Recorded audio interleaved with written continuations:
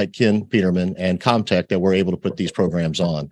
I also want to thank Major General Kim Kreider of Alara Nova for their support. I want to thank the AFA, the NSSA, National Cybersecurity Center, NCC, the Space Foundation, and a whole host of other organizations that helped put this program on together. And it's really been a true collaboration, and it's an honor to work with all of these great people.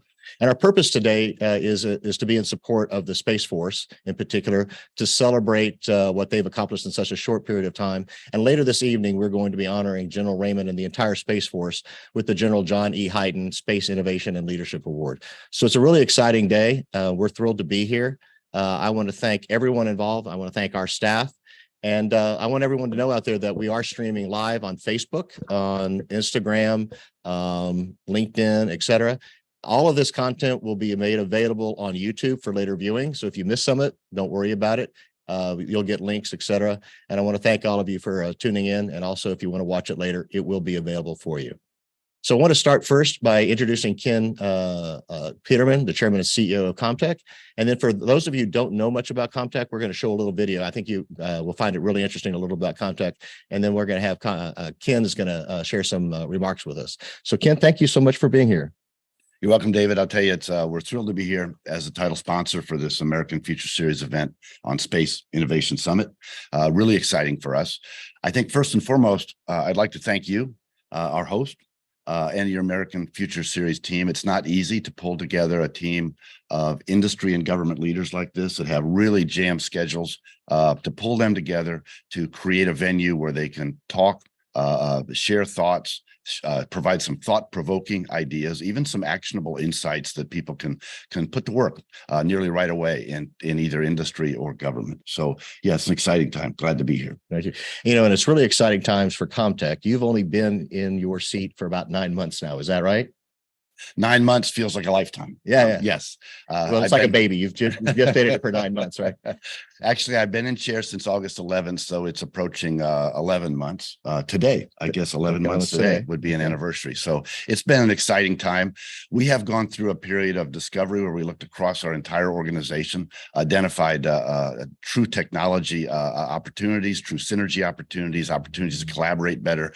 And we brought the organization together in this first 11 months in really an amazing way. There's a lot of energy and enthusiasm across our organization, and we're finding ways to deliver more comprehensive customer value to our customers than ever before as one Comtech, which is what we call ourselves, because we were nearly 14 different independent siloed businesses operating, serving customers, serving our nation, serving commercial customers in a variety of different ways. But we've come together now as one Comtech, and man, I'll tell you what, the power of the individual pieces are way more than the sum of the parts. It's a very exciting time for us. Well, you were incredibly successful at Viasat and every other business you've been involved in.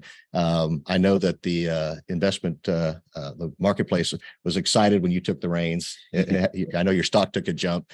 People know great leadership. You are a great leader. People rally behind you, and you've been put together a great team. You've built on the foundation that you had.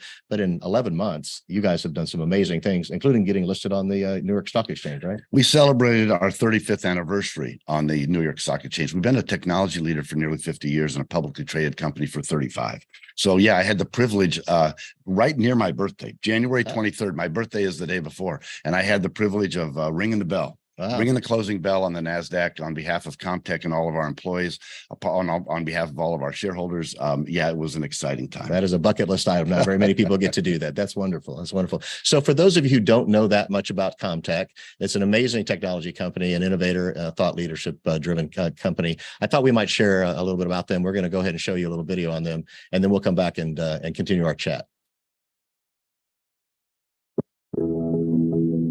Today's world is driven by access to technology and information. We rely on it for everything, from doctor visits and education to military operations and emergency services. Connectivity sits at the heart of it all. But a large amount of the global population remains unconnected, putting them at major economic and social disadvantage. Comtech has made it our mission to solve the toughest technology and networking challenges in the world, democratizing access to smart connectivity, delivering meaningful insights, and empowering a truly connected planet. With more than 50 years of proven technology leadership across global satellite, space, terrestrial, and wireless markets, Comtech enables ubiquitous, smart-enabled connectivity anywhere, anytime, creating new opportunities for industries, businesses, communities, governments, and individuals. Leading the effort to revolutionize satellite and space connectivity, Comtech connects global communities through integrated software-defined satellite communications technologies, virtualized multi-orbit solutions, and multimodality services. We also have our feet on the ground as one of the most trusted terrestrial and wireless technology providers in the market, delivering precise location-based services and next-generation 911 solutions with cloud-native networking capabilities. Comtech is leading the convergence of satellite, space, terrestrial, and cellular technologies to enable unified hybrid network infrastructures based on open standards and delivered through the cloud to connect the unconnected, bridge the digital divide, and deliver access to the latest services, technologies, and insights when and where they matter most. Comtech allows individuals to thrive, businesses to get work done anywhere, anytime, entrepreneurs to take advantage of new market opportunities, government agencies to provide essential technology-driven services to citizens, and first responders to anticipate, coordinate, and respond faster to emergencies. Smart-enabled, insightful connectivity from Comtech helps you enhance productivity and collaboration, optimize operations and create new ecosystems, visualize the supply chain, improve customer experience, and open the door to new possibilities. Fulfilling humanity's destiny requires seamless, smart-enabled connectivity. Only Comtech has the experience, innovation, and vision to build connections around the world that set ideas free. Learn more at comtech.com.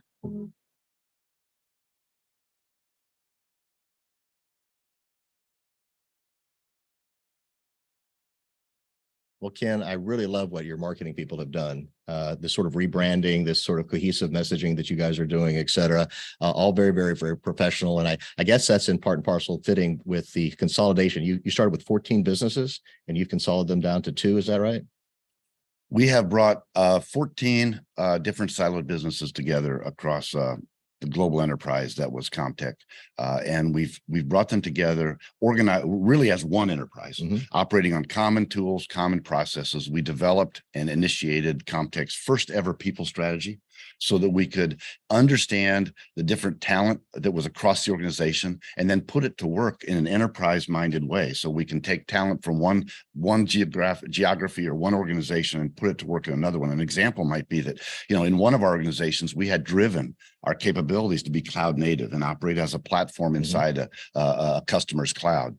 And our other customers in other parts of the business, in other technology sectors, were calling for that same thing. So we're able to take experienced engineers and that have done this before and then do it again for other customers in other market segments, moving between terrestrial and satellite communications. In fact, that's really one of the reasons we did this. We're market driven and market led. So we watch the technology inflections and the market dynamics that are going on around us. One of the things we're seeing is multiple convergences in our markets. We're seeing the convergence of hybrid connectivity from a space perspective.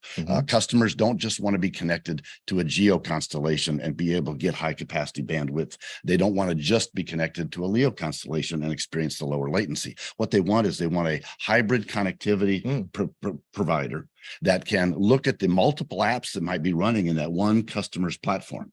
Somebody in the living room might be watching a movie that is best served by a geosynchronous satellite. Somebody in another room might be doing online gaming that requires low latency. So what customers have been calling for is a convergence of LEO, MEO, and GEO satellite connectivity, and to bring that together to provide an optimal customer experience. Brilliant. So we organize our business that way to accommodate that. We also see the convergence of space and terrestrial. You're seeing now with deals like Apple working with Globalstar, with T-Mobile working with SpaceX. You're seeing your cell phone or your mobile phone, your mobile device that has traditionally had 3 connectivity channels, a Bluetooth, a Wi-Fi, and a cellular. We're seeing now that they have a fourth connectivity option, and that is connectivity over a LEO satellite. Initially, just text messages in an emergency case, but if you're hiking in the forest, in the mountains, if you're out fishing maybe 10 or 15 miles off the coast, you don't have connectivity any other way. So this gives you connectivity that's available now all the time with that fourth channel. So we're seeing the convergence of satellite and terrestrial networks. We're also seeing convergences in other domains. So what we did is we brought our businesses together so that we could serve customers, exploit these technology inflection points in order to serve customers in a more comprehensive way. One of the other things, and I talked briefly a minute ago about our people strategy. We launched our first ever people strategy, and that brought a focus on our people, our talent pipeline, and the professional development opportunities for our people. The other thing, we did the same thing in the technology domain. We launched a platform we call Evoke, which is a technology incubator, a technology accelerator. Maybe a better way to even say it is it's an innovation foundry. So we brought all the technologies from across our enterprise together, put them in a common venue, virtually primarily, okay?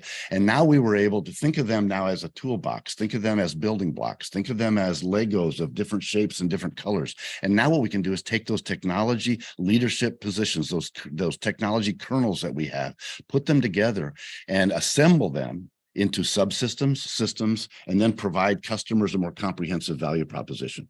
Okay. And as customers call for a converged solution between satellite and terrestrial, Comtech's really one of the only companies in our markets that we see that has technology credentials that go back 50 years in both terrestrial location-based services as well as satellite connectivity. So that's a unique opportunity for us.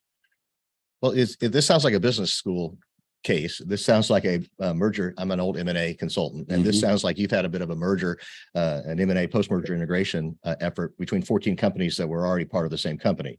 And you've leveraged all the best practices, et cetera, capabilities, and tried to make that a much more cohesive business. And that's got to be very promising, not only for the value that you create, but also the bottom line. It is, because I'll tell you, when you bring 14 siloed businesses together, number one, you get the benefit of the synergy and the collaboration that you weren't getting before, but you also identify redundancy, you identify ways to be more agile and to accelerate decision-making. You identify ways to reduce cost. Okay. For example, without speaking about the individual use cases, okay, if you had facilities or factories that were operating at less than 100% capacity, you have the opportunity to bring that together, okay, and now operate at higher capacity, higher utilization. You can bring centers of excellence together that come across the organization. So we're doing that. We're in the middle of that. So I would say the first 10 months or so was a period of exploration and discovery.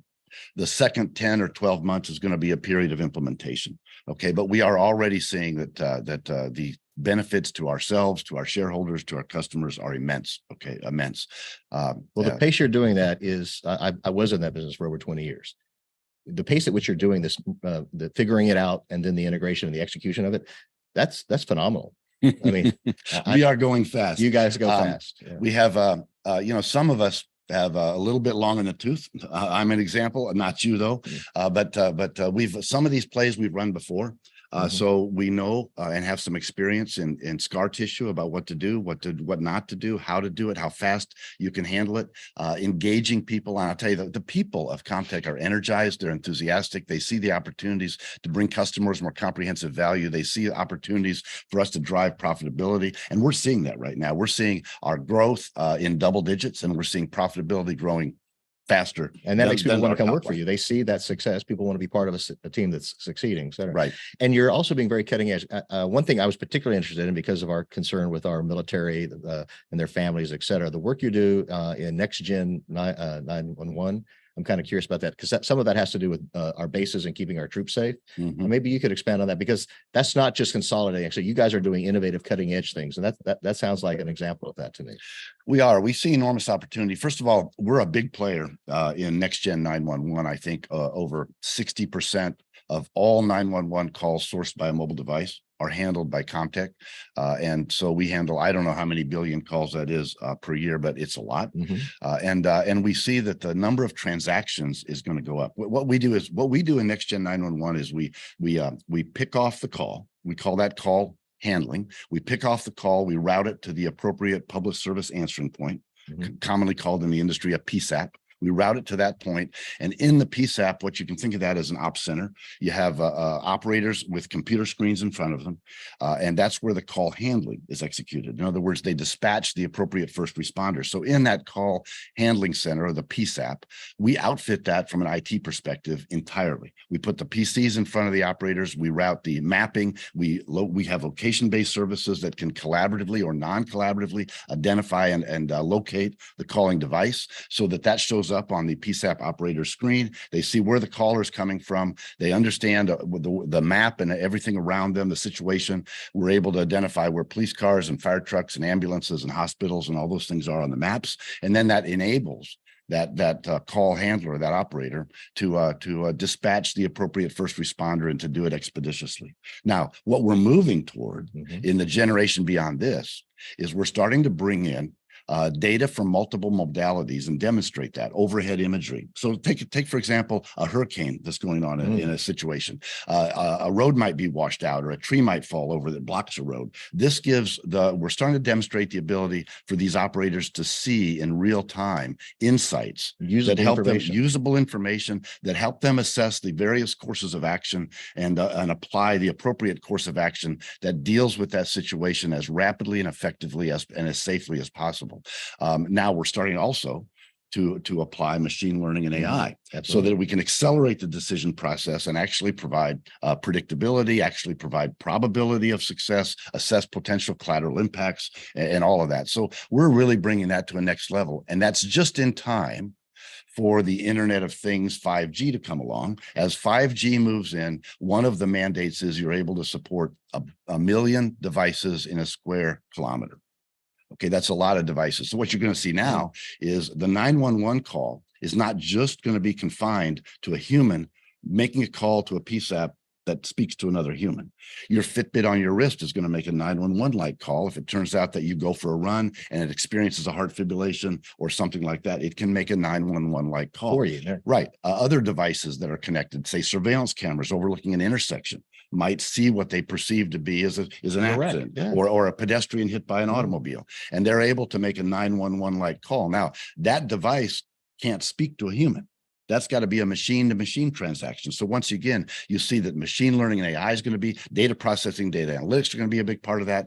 You're going to see cybersecurity be a big part of that. And so we have in our Evoke Innovation Foundry, we brought all of our technologies together. We held workshops with our customers. We shared with our customers the more comprehensive value proposition that we could bring forward. Okay. And then our customers would say, well, what about this? Can you apply this? Can you apply other technologies to enhance the value proposition more? Essentially upselling themselves in the desire for additional capability. That enabled us to bring on technology partners into our Evoke Innovation Foundry, technology partners like Descartes Labs, like Arna Networks, like Circle, like Wishness from a distributed ledger, a blockchain security technology perspective. And those partners are able to bring immediate uplift. In other words, this isn't a long R&D program where it takes us years and millions of dollars to invest. We're able to bring that technology to bear rapidly to enhance those customer value propositions. That's right. That's brilliant. And so that's the way, that's the reason, that's one of the fundamental drivers behind us driving our growth at double-digit rate.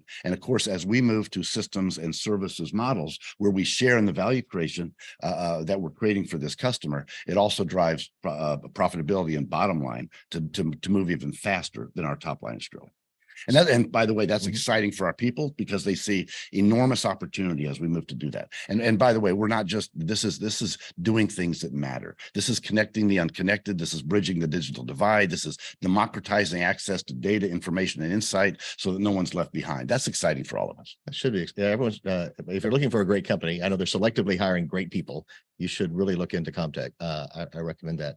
But this is really the purpose of the America's Future series. It's not just to say, gosh, golly, it's important. We should innovate. I think we all agree we need to innovate, move faster, collaborate more, et cetera. We want to showcase living examples of organizations that are doing that and help to connect them to create an ecosystem. And that is what Comtech's about. So like their EFO program for the outside world, that's what they're doing with America's Future Series. They're helping us connect. We have dozens and dozens of thought leaders, top companies, et cetera. We're having a VIP reception this evening, which you could talk a little bit about, but that's the purpose. And I can't thank you enough. You enable us to do our mission, which is to help organizations like yours connect with others and to move the ball forward. It's exciting to be a catalyst. It's exciting to be one of the driving forces behind bringing leaders and thought leaders together and creating conversations that are thought-provoking, creating conversations that create and result in insight. We have a fantastic lineup today. Maybe I'll get to it. Yeah. We're going to start with Major General Kim Kreider, Colonel William Wolf, Steve Jocks. They're going to talk about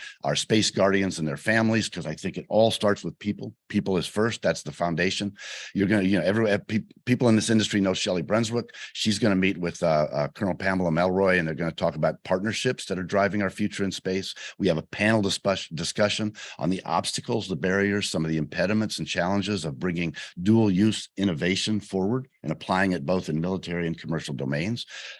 And then our own Nicole Robinson, Comtech's Chief Growth Officer, she's going to join Major General retired Clint Crozier of Amazon Web Services, David Fields of SES, and Andre Pinar of C5 Capital. They're going to talk about investments in the space economy, investments in new space, and some of the challenges and opportunities that help all of us understand that better. Okay. Congressman Pete Sessions, he's going to have a fireside chat with Lieutenant General John Shaw. That's going to be exciting. I think Congressman Sessions is always an interesting and thought-provoking fireside chat leader, because he asks really interesting questions. And I know that we're all looking forward to hearing from John Shaw. So then we have Lieutenant General retired Harry Radke, Sam Visner of Aerospace, Calypso AI founder and CEO Neil Sabrani. They're going to talk about protecting critical space infrastructure, cyber, and AI in space. My friend and our own Jenny Poizon, the president and CEO of Business Acquisition Consulting, she's going to host a discussion with Cordell de la Pena of the U.S. Space Force on space acquisitions and innovation. That's that's a very challenging topic. Then we move on. Our own Daniel Gazinski, our Comtech's Chief Strategy Officer, he's going to host a discussion with Major General John Olson, Dr. John Olson. I've interviewed John Olson 2 or 3 times in American Future Series. He's a good friend. I meet with him regularly, and I'll tell you that he is a very thought-provoking technologist that is really he's deep and broad. He's a Renaissance man. Yeah. And then we finish, of course, with it's my pleasure and my honor to speak with General John Hyten to discuss the future of our airmen and guardians. Once again, bookending. We begin by talking about the people, okay, the guardians and the airmen, and we finish with the same thing with General John Hyten. So very interesting day planned, and I'm looking forward to being a part of it, being a listener, being in the audience, and learning from it. That's wonderful. Thank you. Thank you much for doing this. I think we've got a few minutes. We're going to take a little break here, and we're going to set up for our first interview that Ken just talked about. But we're going to start that at 10 o'clock. We'll take a little bit of a break, and we'll be back at 10 a.m. Eastern time.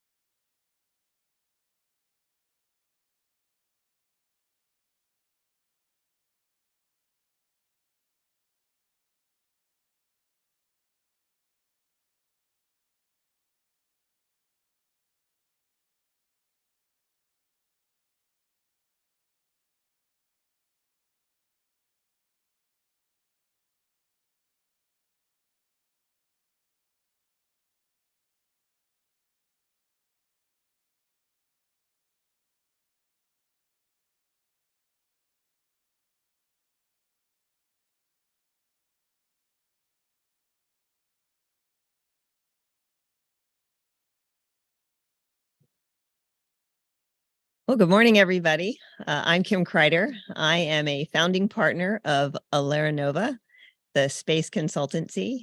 We help companies and countries and organizations and agencies advance space capabilities to advance national security space. And it really is my pleasure to be here today with a phenomenal group of panel members to talk to you about this idea of one team, one fight, support to our Space Force guardians and their families. The panel members that we have here with us today, each of them come with a passion for supporting space and supporting our Space Force guardians and their families in each of the areas where they serve. So we're going to get into it. We're going to have a really great discussion today with this group. Let me take a minute to introduce our panel members to you. So Lieutenant General retired Bruce Orville Wright is the president of the Air and Space Forces Association. He's held senior leadership positions in both the Department of Defense and defense industry, focused on responsive integration of advanced technologies into weapon systems and direct focus on warfighter requirements. He served as the vice president, cyber and S&T Lockheed Martin Government Affairs from 2008 to 2017. And has more than 34 years in the Air Force to support warfighters. He's a career fighter pilot with extensive experience in the U.S. intelligence community. He flew 65 F-16 combat missions and was awarded the Distinguished Flying Cross during Operation Desert Storm. Thank you for joining us, Orville. Great to be here. Bill Hippie Wolf, right next to me here, is a retired Air Force colonel and the president and chief executive officer of the Space Force Association. Bill is also the CEO of Wolf Consulting Group. The Wolf Consulting Group provides strategic advisory services in space and multi-domain operations. Bill served over 24 years in the Air Force, retiring in 2018. He's a career space and nuclear officer in high-impact operations, staff leadership, technical program management, with peerless depth and breadth of experience in advanced space programs and joint all-domain command and control. Bill is also a graduate of the United States Air Force Weapons School. Thank you, Kim. Thanks for joining us. And then in the middle here of our panel, we have Steve Jakes, Executive Director and founder of the National Security Space Association. He brings to his role decades of experience in and intimate knowledge of the national security, space, and intelligence communities. A retired Air Force officer, Steve supported DoD and intelligence community space programs, served as the Secretary of the Air Force's Congressional Liaison for Space and S&T programs and policies, and served as the Secretary of Defense's Legislative Liaison for Intelligence, Space, and Airborne Reconnaissance policies and programs. Steve is currently a managing partner at Velos, where he routinely interacts with space and intelligence leadership in the executive branch, industry, and Congress. And in 2004, Steve co-founded the United States Geospatial Intelligence Foundation. Thanks so much for joining us. Thank you, Kim. Glad to be here. All right. So such a phenomenal group of panel members that we have. And we're all here today to recognize Space Force guardians and their families.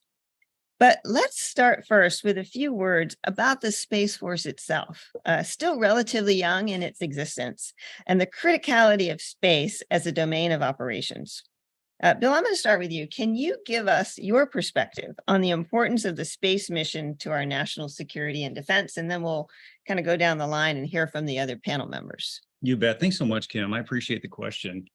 And, I really appreciate David at America's Future Series for bringing this panel together and having the opportunity to speak on this panel with my esteemed colleagues, Bruce from AFA and Steve from NSSA. And really, it bodes to why this domain is so important. There's organizations here that are fighting with all they've got to ensure that the Americans, like-minded nations, and of course, our guardians and joint service members understand the criticality of the Space Force and the space superiority mission it's responsible for. But it's not just about a geographic operational campaign, because we can talk about that at length. It's really about how the Space Commons informs all instruments of national power. Mm-hmm. And I don't think there's ever been a time in recent history where we've asked a single service to really have the ability to consecutively and continuously reach across all of those instruments and be responsible for those instruments of national power. And we can look at any of them, but I'll start with just the economy. You know, from 2010 to 2024 today, it's doubled from 248 billion to over 480 billion. And by 2030, the economy is going to be $1 trillion. So I think there are adversaries out there that are going to try to limit the US's ability to help lead in that space economy. And we can't lead from that space economy unless we have freedom of action in the space domain. And that's what our guardians are doing today, is ensuring that without question, and nobody wants a war that starts or extends into space. We understand that completely. But we have to be prepared as a nation to ensure those capability and resources are available to our guardians, and then be able to ensure that we have that freedom of action in the space domain, not just with the Space Force and U.S. Space Command, but to all of our geographic combatant commands. So I commend General Saltzman for his decision to ensure that there are service components now being represented at the different geographic combatant commands. It is so critical. So again, the economy and military underpins all of that. And so when we have industry that's trying to get into space and using that innovative technology that they're using, they must assure that the military is there to support them, to ensure that freedom of action. So it's so critical. And I'm sure Orville and Steve can talk about what their perspective is, but such a unique opportunity, and it's an exciting time to be in the space domain. So absolutely. Thank you. No, thank you so much for those remarks. Those are really great to set the stage on where we want to go with this. A vital and precious domain that we absolutely have to protect, because so much of our other instruments of power, as you point out, depend upon that. And we'll talk a little bit more about collaboration in doing so here in a minute. Steve, you, I'm sure, have an interesting perspective on this as well. Space Force Guardians, Space Force organizes and trains and equips Guardians to be able to conduct operations into, through, and from that domain. And we know that many of these Guardians go and serve inside the intelligence community entities as well, which is where you spend a lot of your time. So talk to us about your perspective on the Space Force and the criticality of what space brings to our nation. Well, I wanted to echo Bill's sentiments about what a privilege it is to be here with you all today. This is a great thing. I really appreciate the folks putting this event on. To me, it's really a real simple discussion. Our way of life in many ways relies on space systems that are out there. And those space systems do so many things. Our daily use of our iPhones are driven by GPS, for example, and so many things. So the quality of our life is dependent upon protecting those systems and those systems being there. But our national security relies upon space systems, both the Title X DoD systems as well as the intelligence community systems. Our eyes and ears from space need to be on every second of every day. There are bad actors out there, we know, and we just need to know what is going on everywhere. And so the combination of these systems protect the quality of our life and the established world's life as well. And we need to always make sure they're always there. It also informs our decision makers where there are problems and what to do about them from a security policy perspective, from a coalition perspective. Look at Ukraine, for example. It's being used actively right now in times of conflict. It's also, when we do have strong systems coming from our nation and our allies from space, it serves as a good deterrent for other folks from a policy perspective as well. So it just kind of goes without saying, whether it's in peace or it's in conflict, these systems are absolutely critical to our way of life around them. Absolutely. Thank you so much. So Orville. Yes, ma'am. Give us your perspective on the criticality of space missions, space operations, space capabilities, and the impact that it has on our national security defense. Well, I think, as we know, the Air and Space Forces Association is very focused on supporting the Secretary of the Air Force and his one team, one fight approach to respond to meet national security strategy, national defense strategy requirements. And as the nation invests, as Congress invests in the best possible national security posture, I think AFA aligns very well with what Bill and Steve have talked about here. And again, it's an honor to be with you all. And Kim, thanks for your leadership. And Dave, thanks for putting this together.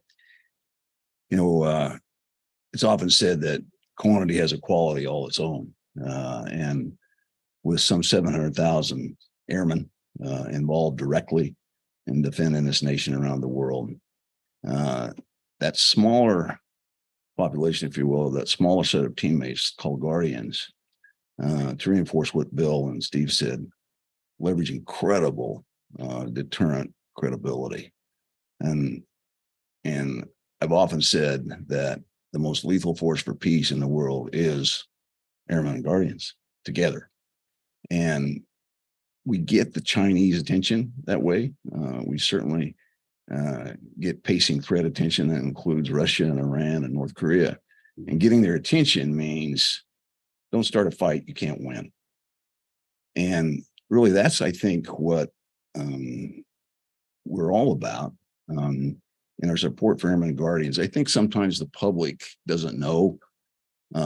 And for all of us, our job is to educate the public, including elected officials. The public doesn't know because they haven't met or they're not directly involved in what's going on from Vandenberg Space Force Station to Patrick Space Force Base. Vandenberg Space Force Base, certainly Nellis Air Force Base, where Bill went to school, and inside the NRO, inside the intelligence community. These are incredible, capable defenders of our Constitution, all held up their right hand to support and defend the Constitution of the United States against all enemies, foreign and domestic.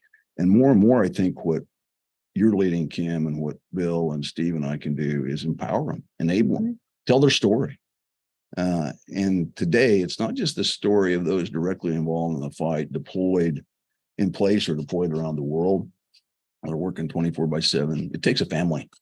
It takes all of us supporting about 1% of the entire citizenry of the United States of America, who defend all the rest of us, ensure safety and opportunity for all the rest of us. So I love hearing Bill talk about, the reality of the dependency we have on space, and the economy connected to space. Steve, with all his experience in watching the bad guys of not turning every threat into a target. And the good news is all three of us can talk about a force, relatively small population of Airmen and Guardians and their families who are very, very capable of doing that, from the employment of conventional weapons to nuclear weapons, and all that tied to a space force, space capabilities, military space capabilities that leverage commercial space capabilities, again, to be to defend this great nation. Yeah, absolutely.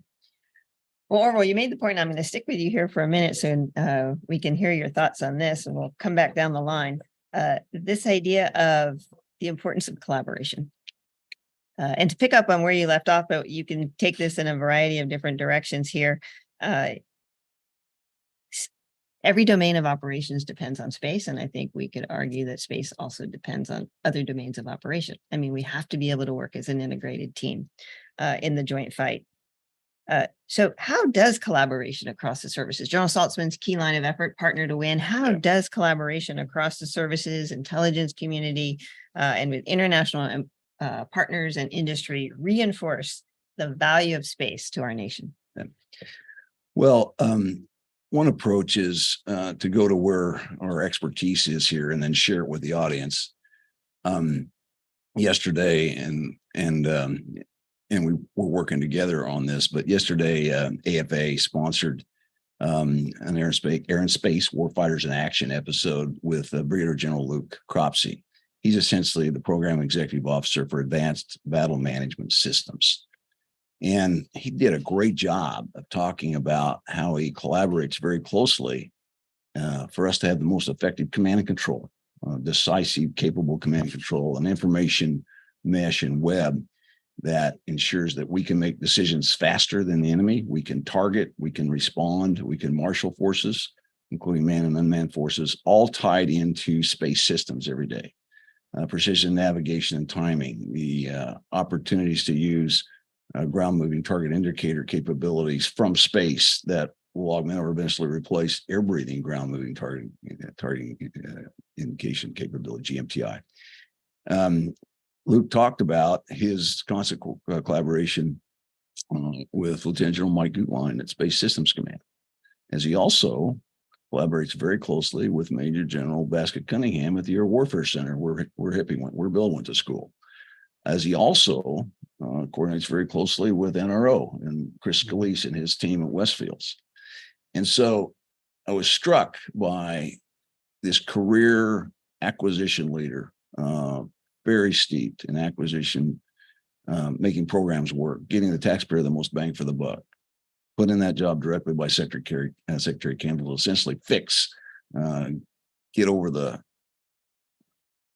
bridge, if you will, on making ABMS real and turning lightning bolts into real information that makes our airmen guardians decisive in combat. But I was struck by Luke's as an official. He wants to do everything possible to make sure the bad guys are absolutely defensive and don't ever want to start a fight they can't win again. So I'd use that as an example. The phenomenal, women and men that are out there leading this fight. In this case, partnering directly with industry every day, where across the board we have credible industry partners that can bring in advanced technology and then do it more responsibly. Yeah, absolutely. Yeah. So the importance of partnering with industry and partnering, from an acquisition standpoint with operations, because you can't really fulfill the needs of those operators unless you're actively partnering with them across the board. Steve, your thoughts on collaboration and what it means for space? Wow. General Wright has some really good points. Echo, sir. Frankly, this is such a critical topic, Kim. I mean, in large part, that's the reason why NSSA was formed in the first place. We live in a complicated world. We are a democracy. We are a nation of laws. In our space business, we have different segments of law that dictate how we do space. We have a Title 10 authority and we have a Title 50 authority, which we all deal with on a daily basis. And different people salute to different bosses, it seems like. At the end of the day, we all salute the president. But it's complicated and it's essential. The example with General Gutwein, as you mentioned, Orville, is a personification of that background in both the DoD world and the IC world, to where that kind of collaboration is essential. It truly is. And so to our point, what we try to do on the NSSA side is work with the totality of this community. And it starts at the White House. It starts with the NSC, OMB, clearly all around the Pentagon, up and down the food chain, the commands as well. And clearly in Congress, it's complicated over there as well. There are 6 committees we deal with, not 4. We deal with the intelligence communities in the House and Senate. You have to. We do the best we can to help them to collaborate amongst themselves as well.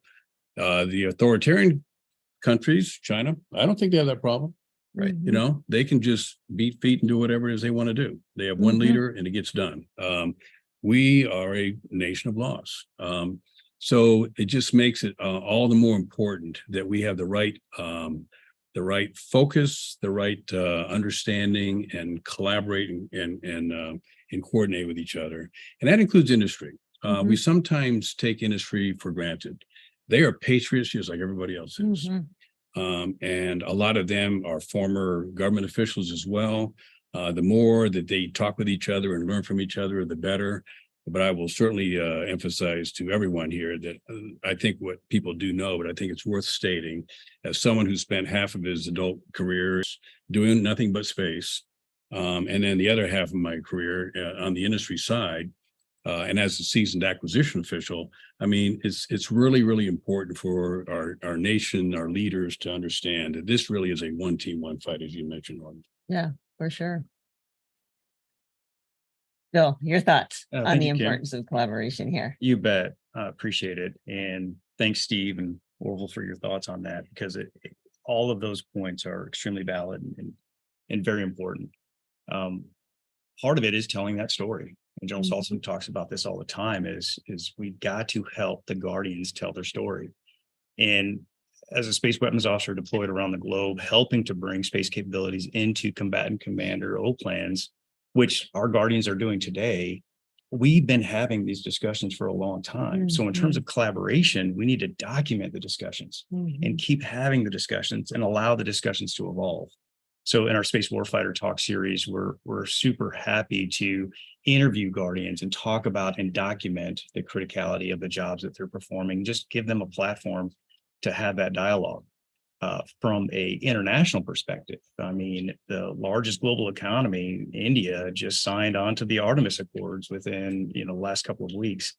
And that should serve as a model for what we need to do in terms of collaboration. Now, many nations can't support us militarily. We understand that. But from a civil international perspective, there are like-minded nations out there that share our values with regard to responsible activities in space. And so we need to highlight that education and those stories and those capabilities. We're really happy to partner with Japan ISIC and host a quad series event next week to talk about what the other nations are doing in support of space superiority mission and that responsibility. And I think there's opportunity, and I think some Space Force leaders have talked about this in the past, is I think it's time we start talking about a world space organization where multiple like-minded countries come together and start having collaborative discussions, documented collaborative discussions to talk about what this actually looks like. And I think the three organizations represented here today, plus many others who are thinking about this, help to represent those discussions. In terms of industry, oh my goodness. I mean, you both hit it, and we can't stop talking about the innovation that's taking place in industry. What we have to be cognizant of is not slowing down those innovative technologies that are happening. I mean, even right now, what space has allowed us to do in manufacturing is we are now manufacturing microchips in space using technology that, when delivered back down here, and resources actually, not based on silicone, but other resources, that when delivered improve our processing capability 30 times, not 30%, 30 times capacity. So again, that type of technology and what industry relies on, and what we have to be careful of again is we can't just assume that freedom of action is always going to be there. And we must presume that there are adversary countries that want to take that capability away. Yeah. And so we have to work with all the sectors. Absolutely. I think we're going to hear a lot from industry today. We're really going to hear about some of this really cool innovation that's going on out there that's continuing to grow. And I think you highlighted and reinforced a point that Steve made, which is really critical. This idea that collaboration is so critical, yet it's challenging. Bringing groups together, different perspectives in our democratic society, to your point, Steve, is complicated and it can be messy. But it's the source of innovation, right? It is the source of innovation and our power, where we can really pull those different perspectives, those different ideas together, and bring forward the best capabilities for our Guardians and for the space needs of our nation. And we want to continue to do that. I love the idea of a World Space Organization. That's great. Really thinking about how do we bring all of our global partners together, like-minded spacefaring nations. There are so many of them. To come together and really drive home on what we can do to continue to enhance international security space that we all so rely upon. We've been doing space for a long time. I think, we stood up the Space Force 3 years ago, but we've been doing space now for, goodness gracious, some 60 odd years, right? Our nation has been actively engaged in space. So there's a lot that we can be proud of. There's a lot of foundation there, but there's a lot to come. And now with the stand up of the Space Force and the establishment of Space Force Guardians, we want to continue to advance these critical missions and these critical capabilities. But it doesn't come without some amount of challenge. And sometimes those challenges bear right down onto our Guardians and their families. So I'd like to hear a little bit about your perspectives, panel, on the challenges that you see for our Space Force, for our Space Force guardians and their families. And Bill, let's just come back to you and we'll come back up the line. Okay, thank you, ma'am. I tell you, I think General Saltzman, our chief, said it best, and that is our biggest challenge right now is complacency. And he said it at the Space Symposium not too long ago in his keynote address, where we can't rely on the processes that we've done in the past to ensure protection for the future. We can't rely on antiquated technology to do what we know needs to be done, that our guardians need to do to ensure space superiority for our global commons. And even General Shaw at one of the Mitchell Institute talks last week talked about how we can't do things the way we've done them in the past. We have to shake the paradigm of complacency to ensure that our guardians have that innovative technology that they need to accomplish their mission. I know General Whiting just put out his Space Operations Command Strategy document. So a lot of people now are looking at his lines of effort, which he lays out very specifically, and it very clearly articulates what the Guardians need to do their job. And I know General Burt is working on the operational test and training infrastructure, and General Saltzman talks about it, is the reason why we don't understand the criticality of space domain is because we've not had to fight battles. We can't refer back to a battle that's happened in space like we can in every other domain, and we can visualize it and take lessons learned from that battle. Now, we've had space skirmishes, as we know, with direct send ASAT weapons, very irresponsible use of technology. But now we have to focus on the Guardians and make sure they have that technological advantage without question, so that they can accomplish that mission of space superiority for our allies and partners. Yeah, and really kind of dealing with that challenge of complacency and having the capabilities that allow them to experience the domain, to understand the threats in that domain that are constantly out there and continue to emerge. And how do you combat those in a way that's realistic? Right. Using technology and innovation. We're going to hear more about that today, so that they can, in fact, address, and overcome any complacency that might hinder, their ability to stay at the edge of their seat. Right. Steve, what are your thoughts on how we're going to get after this? So many thoughts. What are the challenges? So many thoughts that our Guardians face. I'll try to keep it kind of short. First of all, we should feel comfortable that we can win the fight now. We are this 60 years of investment plus dating back to the end of the Eisenhower administration, as you mentioned, Kim, is where we come from. Corona started and lots of fantastic investments that sometimes we don't think about this or talk about it, but 60 years of investment has ballooned into a fantastic commercial enterprises out there based upon all the taxpayer dollars that have invested in it for so long. And we think back to the Rumsfeld Commission of over 20 years ago, getting back to some of Bill's points, they warned the country that space is not just a peaceful domain. It's not a peaceful sanctuary. It is a military environment. And we all need to be prepared for a Pearl Harbor in space and be ready to confront that and make sure that never happens. We need to have an organization to make that happen. And that's what then, before he became Secretary Rumsfeld, the commission advocated. 9/11 kind of got in the way, but the thread never went away.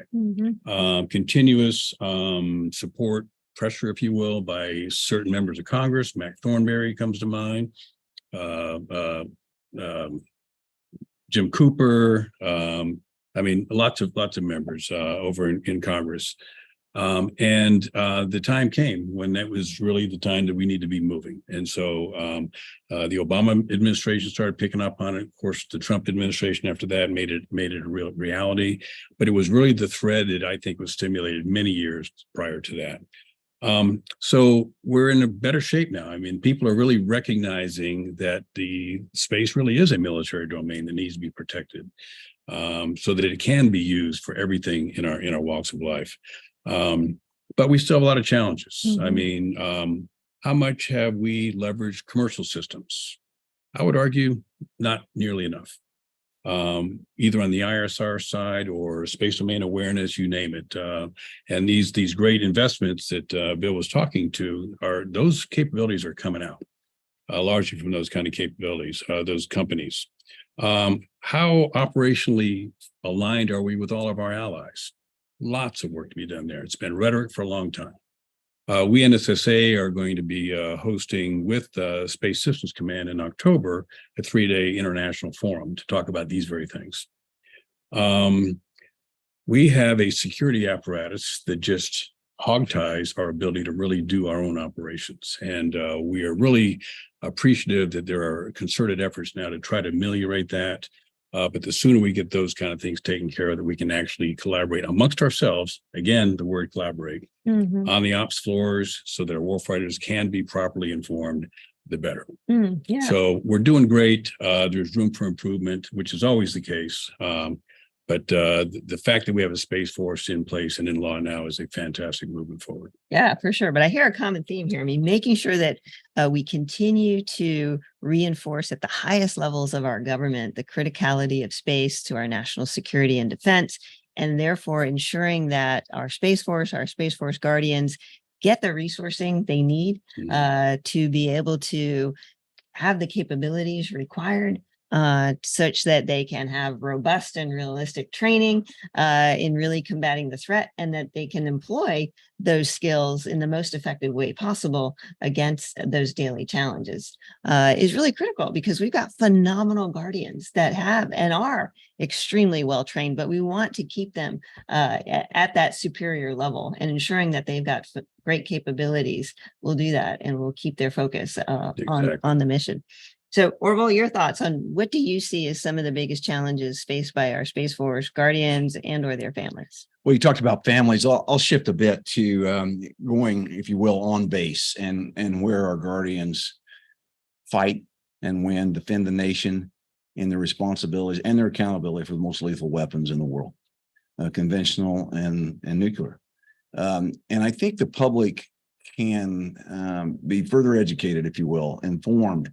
And certainly that includes our elected leaders, that this relatively small group of highly professional men and women,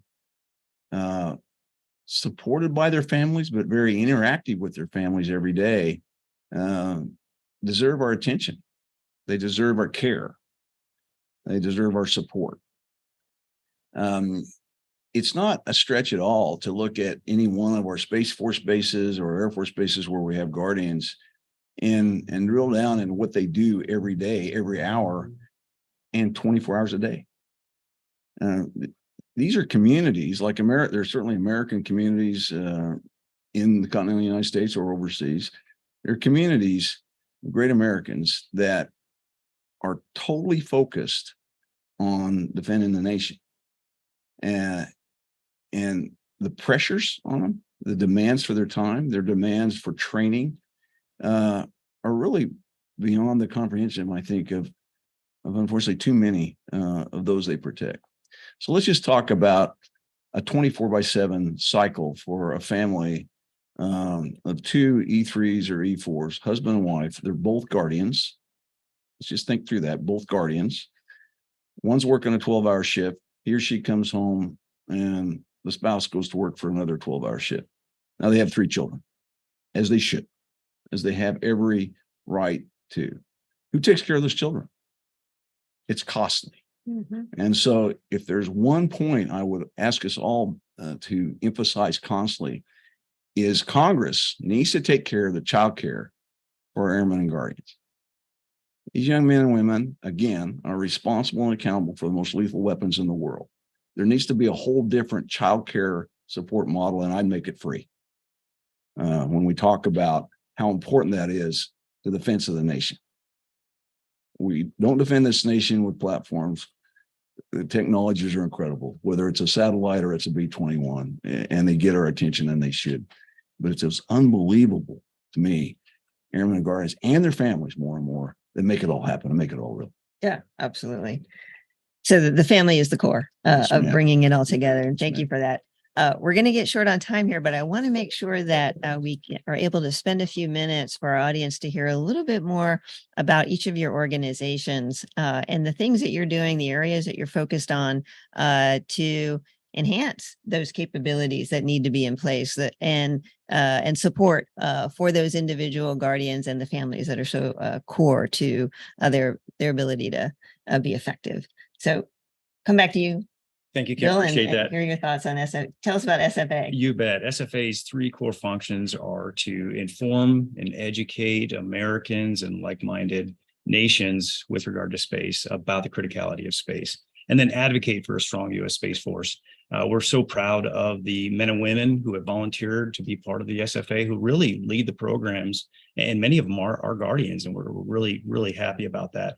So one thing is workforce development. We've got a terrible problem in this country, and we need to allow people to start their space careers as young as possible. So we partner with the Space Force Cadet Corps to get those younger kids who are excited about space but don't know necessarily how to onboard into the space domain and work with them to get them excited. And then we've created Global Space University to start a certification program so that we can start to extrapolate space professionalism and get that across the nation and even around the globe. So we've had over 600 graduates of Global Space University with certified Space Professional 1 certifications.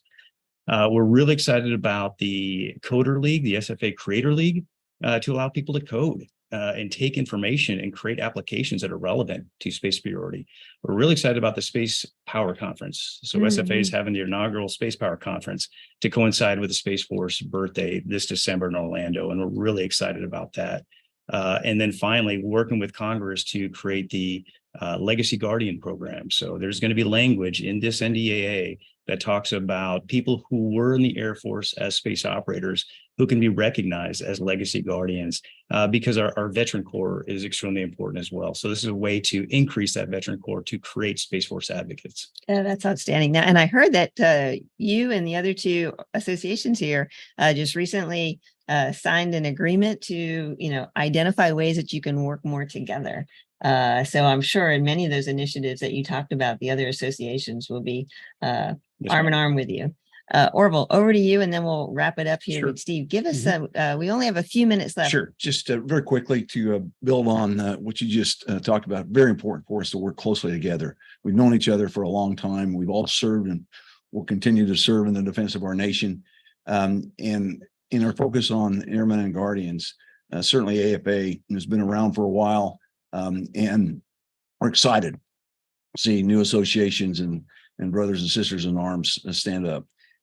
For AFA, our mission remains the same: support dominant airmen and guardians. But that's a significant change in a 76-year old association. By the way, Hap Arnold, as he came out of World War II, leading the Army Air Corps, his first focus for what would be RAND was to develop a study on a world circling spaceship, and that was 1946. So AFA's been in this business for a while, but we've shifted significantly in our mission and our focus to support airmen and guardians.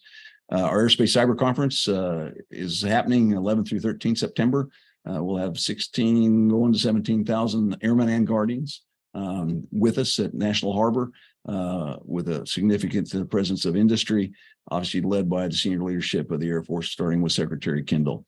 And that certainly is what AFA is all about, to support our airmen and guardians, starting with Secretary Kendall to those that are just entering the fight, airmen and guardians. And then we're planning for our Warfare Symposium the end of February back in Aurora, and success last year, and in a great part of the country, if you will, to invite our airmen and guardians, including the Space Operations Command, SpaceCom, to be there with us, guardians and airmen together, in professional military education opportunity, both in the fall at Airspace Cyber and then in the spring at the Warfare Symposium.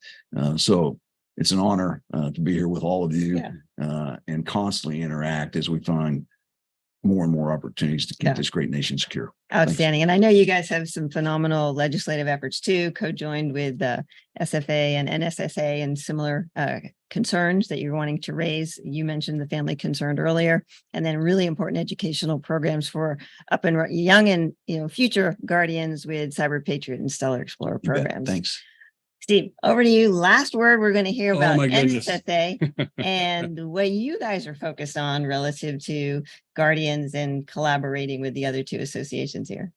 Well, we were formed to support the totality of our enterprise out here, for sure. Very definitely, it's about the guardians, the uniformed guardians and the civilian guardians. They do their work everywhere, and we absolutely support them. We just did a forum in Colorado Springs dedicated to workforce development of our guardians. It was a fantastic event.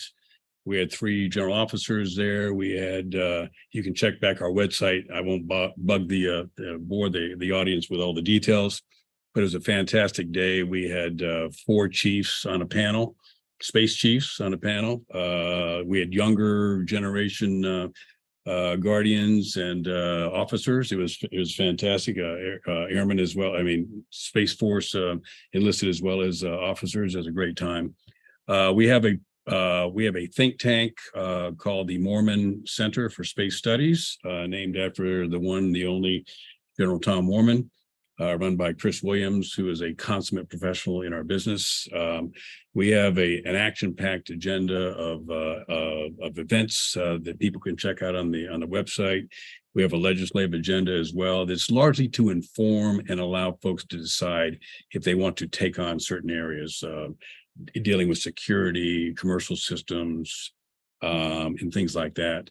But largely, we're out there working to get members and staff taking on the issues that we think are out there. So we're in this whole thing for the long haul. We're delighted to be working together with our colleagues here in both of these sister organizations, brother organizations, and just delighted to be here. And thank you for everything you've done, and to the folks here, Dave, and everybody for making this thing happen. You bet. Absolutely.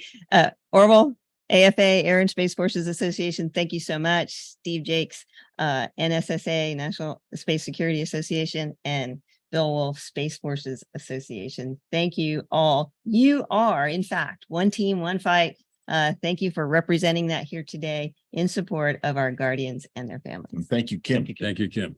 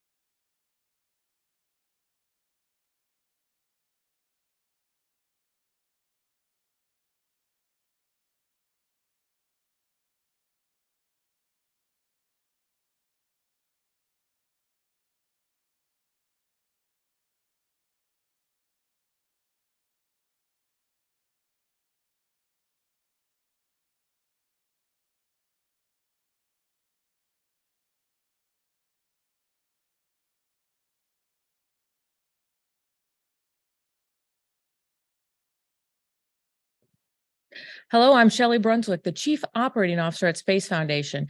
And today we're going to have an amazing fireside chat with Ms. Pam Melroy, the Deputy Administrator at NASA. And we're going to talk about partnerships in the space ecosystem.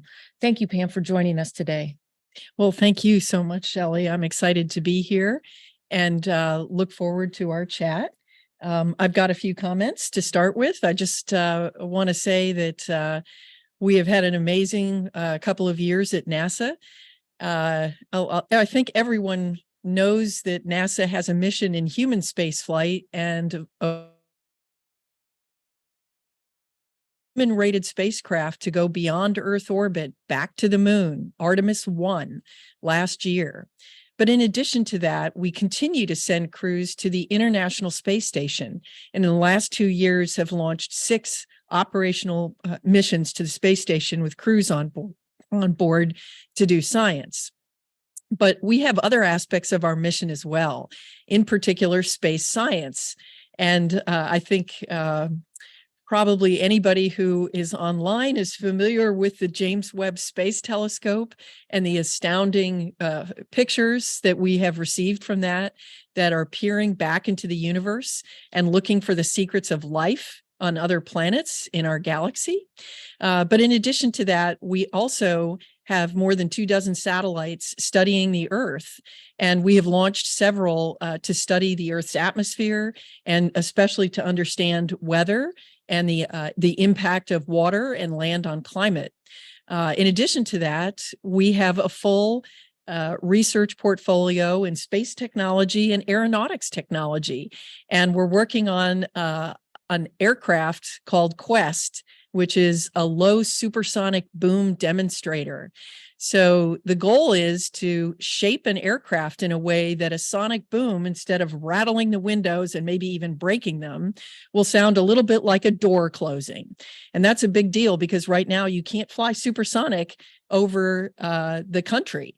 It's because of the damage that it can cause. So if we can show how to do this, we can help the next generation of commercial aircraft fly supersonic. And I think all of us would love a trip across country in half the time that it takes today. So we have a very, very full list of things that we have been working on with more to come. One of the things that we're really proud of is the economic impact that NASA has. We impact about $71 billion of economic output in the United States, including 340,000 jobs across multiple industries that support the development of space and civil space. And we're very, very proud of that. We think that that is a critical aspect of one of the jobs that we have. We are here to advance science, but we're also here to impact terrestrially, benefit humanity and national posture in science and technology and economic output, and of course, to inspire the next generation in STEM. We do have some big challenges ahead of us, though. Some very exciting things are yet to come. In fact, just tomorrow, will mark the 1-year anniversary of the release of the first image from the James Webb Space Telescope. And so tomorrow, we're going to have another eye-popping day where we will release some really amazing images. But later this year, we'll be returning a sample from an asteroid. We are working to reduce emissions on airliners by up to 30%. We're preparing to go back to the moon in preparation to send humans out into the solar system, with the next destination being Mars. So this is an amazing mission that we have. But for the theme to today, we really do this all in partnership with industry, with academia, with nonprofits, and with our international partners. Wonderful African proverb that says, if you want to go fast, go alone. If you want to go far, go together. And we are committed to going all the way in partnership with others. So we're excited to be here to talk about that. Fantastic. Well, we're going to talk about many of the things that you just shared. We're going to unpack them a little bit. At Space Foundation, we're a U.S. nonprofit that advocates for the space industry. And what we like to focus on is returning to the moon, going on to Mars and beyond, but also how we bring that space technology and innovation back to Earth.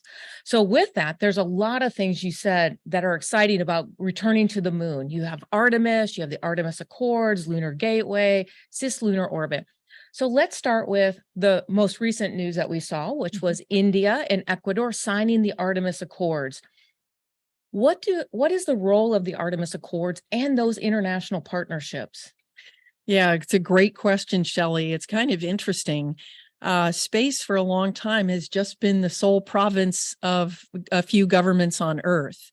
And now what's happening is through investments that NASA has made and others, we have built an amazing commercial space industry that's capable of doing extraordinary things without needing the additional help from the deep government expertise that we have. And so those partnerships are very exciting, and they're also changing the world. And more countries are getting the capability to go to space or beginning to see how space can impact industries in their country, and they're interested in getting involved. So these are two great examples. Recently, Ecuador signed the Artemis Accords, and they're an emerging space nation. They are interested in investing. India signed the Artemis Accords, and they're a mature space nation with launch capability, and they're approaching the ability to be the next country that can launch humans into space. So what are the Artemis Accords? Well, we don't have very much law in outer space. There's the Outer Space Treaty of 1967, a little outdated. But as we go forward, we should have some agreements about how we're going to behave towards each other. Principles like transparency, sharing data, not interfering with each other, and ensuring space is available to all. And those are the principles that are embodied in the Artemis Accords. So we've been working with our partners just to agree on some of those basic principles and what actions we might take going forward. So we are up to 27 countries that have signed the Accords, and that's very important for the future. Fantastic. Well, that ties into Artemis. You know, a couple months ago, you announced the Artemis 2 crew, woman, African-American, our Canadian allies to the north. Where are we with Artemis 2, as well as the Artemis program in general? Right. Artemis, of course, is the twin sister of Apollo, which is very appropriate. I think we're taking the next step.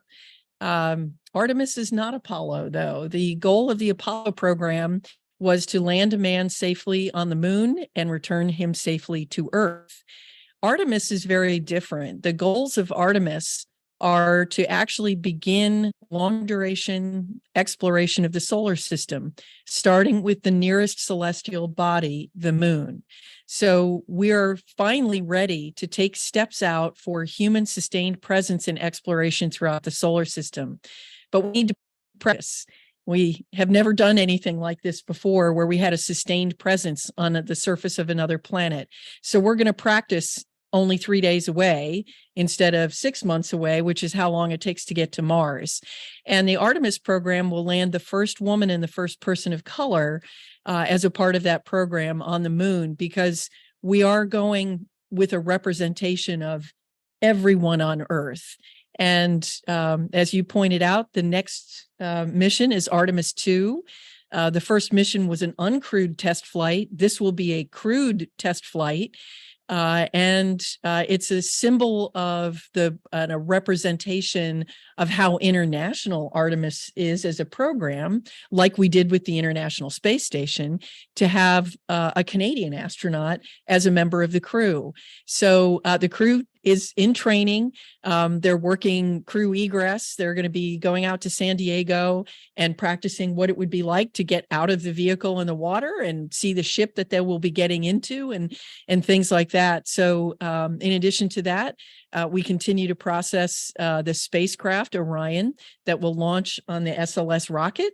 And we're making a lot of progress, and we're excited for Artemis 2, and that will be late next year. Fantastic. So I'm going to stay on the moon because there's another piece of the moon architecture called the Lunar Gateway. What is the Lunar Gateway, and let's tie in. You've talked about Artemis, but these aren't just NASA programs. You have industry partners and academics around the world. We're broadcasting live from the Arizona State University facility right here in Washington, D.C. So tell us about the partnerships that are part of Artemis as well as Lunar Gateway. Right. Well, we have great partnerships, both industry and international for throughout the Artemis program. But Gateway is an orbiting logistics module and also a research facility that we intend to put in orbit around the moon. In quite a unique orbit, actually, around the moon. And it will provide a location for the crew to assemble the logistics that they need to and can get into a lander that will go down to the surface of the moon and then come back up. And then Orion is the spacecraft that will bring them home. So Gateway, we've made great progress on that. We actually just finished the preliminary design review just this spring. Elements of it, we have a propulsion element that's actually going through testing with the largest electric thrusters that have ever been put in space. And then we've been through critical design review on the HALO module, the habitation and logistics module. But we have international partners as well. The Canadians will be contributing a robotic arm to this station around the moon. In addition to that, the Europeans are building an IHAB, a habitation facility that will allow longer duration stays for our crews when they visit Gateway. And in addition to that, Japan is building the environmental system inside the IHAB. So this is truly an international effort, very reminiscent of what we have done with the International Space Station. Fantastic. So one of the questions that came up at Space Symposium that Space Foundation puts on every April in Colorado Springs and other space conferences is cislunar orbit. What does it look like? Mm-hmm. Who are the participants? And what is NASA's role in a cislunar economy? Well, I'll take a step back for a moment and talk about, I mentioned about the growth of commercial space. So what we're seeing is a massive impact in low Earth orbit. We see companies that are putting up constellations, communications constellations that enable internet access and other forms of communication around the world. We're also seeing interest. There are 4 companies that NASA has partnered with that are interested in building commercial low Earth orbit destinations. That's commercial space stations in low Earth orbit, which we hope will be ready in about 5 or 6 years. And that's amazing. There's so many things happening in low Earth orbit. So the question is, how is this going to extend out as we push out? Is industry coming with us? They absolutely are. As you pointed out earlier, we have industry partners as well. Northrop Grumman is helping us with the Gateway, as well as Aerojet Rocketdyne. But in addition to that, we are partnered with SpaceX for a lander that will be used on the first landing to the surface of the moon. But we recently signed a contract with Blue Origin to have a second lander, and we will have a competition and see how that works out. And those are very different kinds of partnerships because NASA won't own the lander. The company will own the lander. So we partner in different ways depending on whether there's a commercial model around that. Transportation is a great model. And an example of that is that we know that we want to do a lot of science and technology before we send humans. So we have a commercial lunar payload program, CLIPS, that is basically a service that we will provide payloads, technology, and science demonstrations. And we're working with a couple of companies, including Intuitive Machines, Astrobotic, and Firefly right now, and Draper, who will be landing commercially on the surface of the moon and delivering these payloads. And we hope to see that program start this year. So we think transportation is a great business model. We think communications is going to build. But in addition to that, NASA would like to develop infrastructure that supports our astronauts for longer stays, but that infrastructure can also support new business models and new companies operating around the moon and also on the surface of the moon. So You have nothing going on the moon is what you're telling me and our audience. No, amazing. All the things that are taking place with NASA and the moon. But let's pivot on now. Let's continue that ecosystem and go to Mars. So you have a strategy on moon to Mars, and you briefly said, you know, the moon is a good test ground for moving on to Mars. You just came out with your architecture for that. What does that look like? And again, share with our audience, who are those partners that are included in that going on to Mars? Yeah, we have extraordinary partnerships, both with industry, academia, in particular in the area of science, and our international partners. So we have been consulting with our industry and international partners on the strategy, on what our objectives, what do we have to prove before we're really ready to go to Mars? Because we're not ready to go yet. There's a lot that we need to prepare for. We need to do some technology demonstrations around propulsion systems that are lighter and more effective. Nuclear propulsion is likely to be the propulsion source that will take us on to Mars because it's a much longer trip. So we're partnering both with the Department of Defense, and also other government agencies, but also with industry as well on developing nuclear propulsion and nuclear power sources. That's really important because the further out in the solar system you get, the further away you are from the sun. And so solar power is less effective. So we really need to be looking at some of these low mass, but very highly powerful systems. So the intent is actually to practice on the moon, but we recognize that new technologies are emerging so fast. We want to have an evolving architecture. So once a year, we're going to take a snapshot and say, anything new, anything changed? Do we have a new international partner? Do we have a new industry partner that is bringing something new to the table? And so we have capabilities that we know we have to have, and we've mapped those out, and everyone agrees those are the things we need to have. And what's great about that for our partners especially is they have the opportunity to look ahead and see those areas where we don't have a capability yet. And that's where their opportunity is to partner with us, either industry or international partnerships.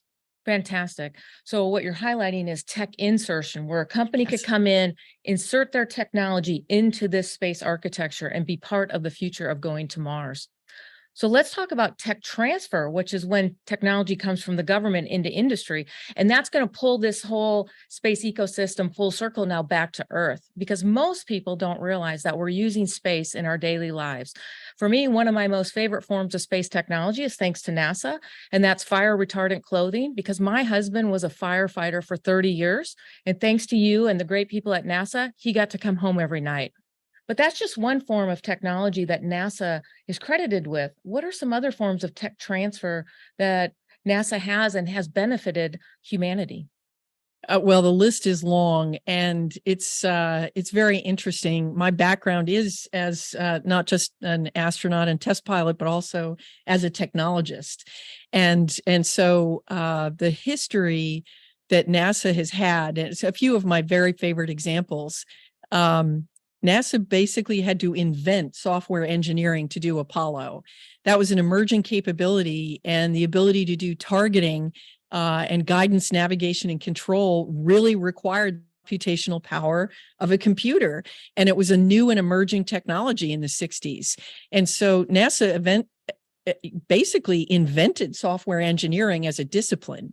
And of course, what that led to is that capability in the next decade and the decade after that laid the foundations for the development of the internet, because we had that strong computer science ecosystem. One of my other favorite ones that's a great example of how it benefits outside just the space industry or what you're doing is inside your phone. The camera is on a little chip, and that was developed by NASA to have cameras that could look back at the Earth and study it for scientific purposes. And they needed a very small, lightweight camera. And rather than a big lens, they invented basically this camera on a chip. And now, of course, think of all the business models that count on having cell phone cameras, right? It's built into so many apps and so many other capabilities. really what we found is when we focus on solving problems that benefit the humans in space, that spins off. Another great example of that is telemedicine, food safety, both areas that were basically invented by NASA.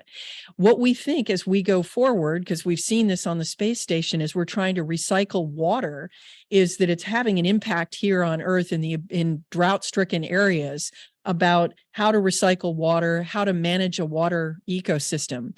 So the list goes on, but when you think about keeping people alive in a very harsh environment, that has a lot of applications here on Earth.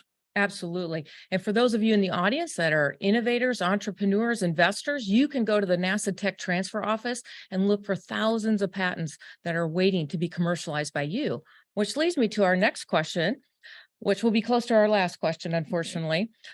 What are the career opportunities? You've talked about science and space and rocket engineering, but there's also like investors and entrepreneurs. So where do you see the future of the workforce for the space industry going? Absolutely. It's actually an incredible ecosystem. So certainly there is the business aspect that you mentioned. There is a huge appetite in space investment for people who understand it or appreciate the impacts of having global access to data, around the world. But in addition to that, as I previously mentioned also, space law is an emerging field. The other thing I'd like to highlight is we're building more and more spacecraft and more autonomous systems. We need a skilled workforce, not just STEM graduates with an engineering degree, but people who have certifications and have gone to a community college or a vocational school. And it's fascinating work building a satellite. We have technicians wearing Google Glass and laying out the insides of a satellite over and over again. It's really interesting and fun work. And so there's a lot of capabilities in every possible aspect that you can imagine. Personally, I'm pretty excited about those who tell the story and do the art. I think that's something that we really need more of. Fantastic. So there's a lot of opportunities, high school graduates to PhDs and everything in between. So our last question is really going to focus on the diversity of your career. We have an amazing audience that's also diverse. We have some young students watching today. What are some of the lessons that you've learned in your career that could help them find their way into the space industry? Wow. I think the most important thing is just if you're interested, you should talk to people, ask questions, get out there. Watching an event like this can teach you so much about what opportunities are out there. But in my career, one of the things that I think is incredibly important, space is complicated. And as a result, it's really important that you have access to a lot of different opinions about things. When you're doing something hard and doing something for the first time, getting a lot of advice is a really good idea. So that's one of the core principles that we have at NASA, is to listen to each other. It's really essential. It's important to our safety culture, but it's also important when you're trying to do something no one has ever done before. But the personal lesson that I've taken from that is you have to know when to listen and when to act. And so listening to advice is great. And then you got to do something about it. So do something. Absolutely.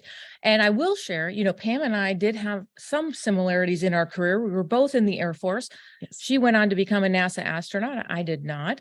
But we did meet through Women in Aerospace. And what I want to highlight is if you're listening today and you're interested in being part of the space industry, there are amazing organizations that you can participate in, not only in your local area, but also globally. Space Generation Advisory Council, Women in Aerospace, United Nations Office of Outer Space Affairs has a Space for Youth and a Space for Women program.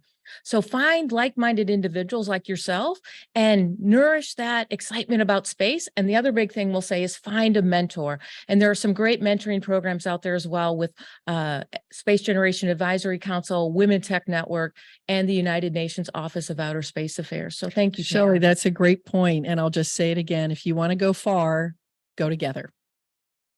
Well, as we wrap up, Pam, did we miss anything that you'd like to highlight today? I'm just excited to see this next generation. I was inspired by Apollo, and I hope that you are inspired by Artemis. And I hope to see a tidal wave around the earth of students who are interested in getting involved in space. Fantastic. Well, I'm Shelley Brunswick, and this is Pam Melroy, and we look forward to seeing you around the galaxy.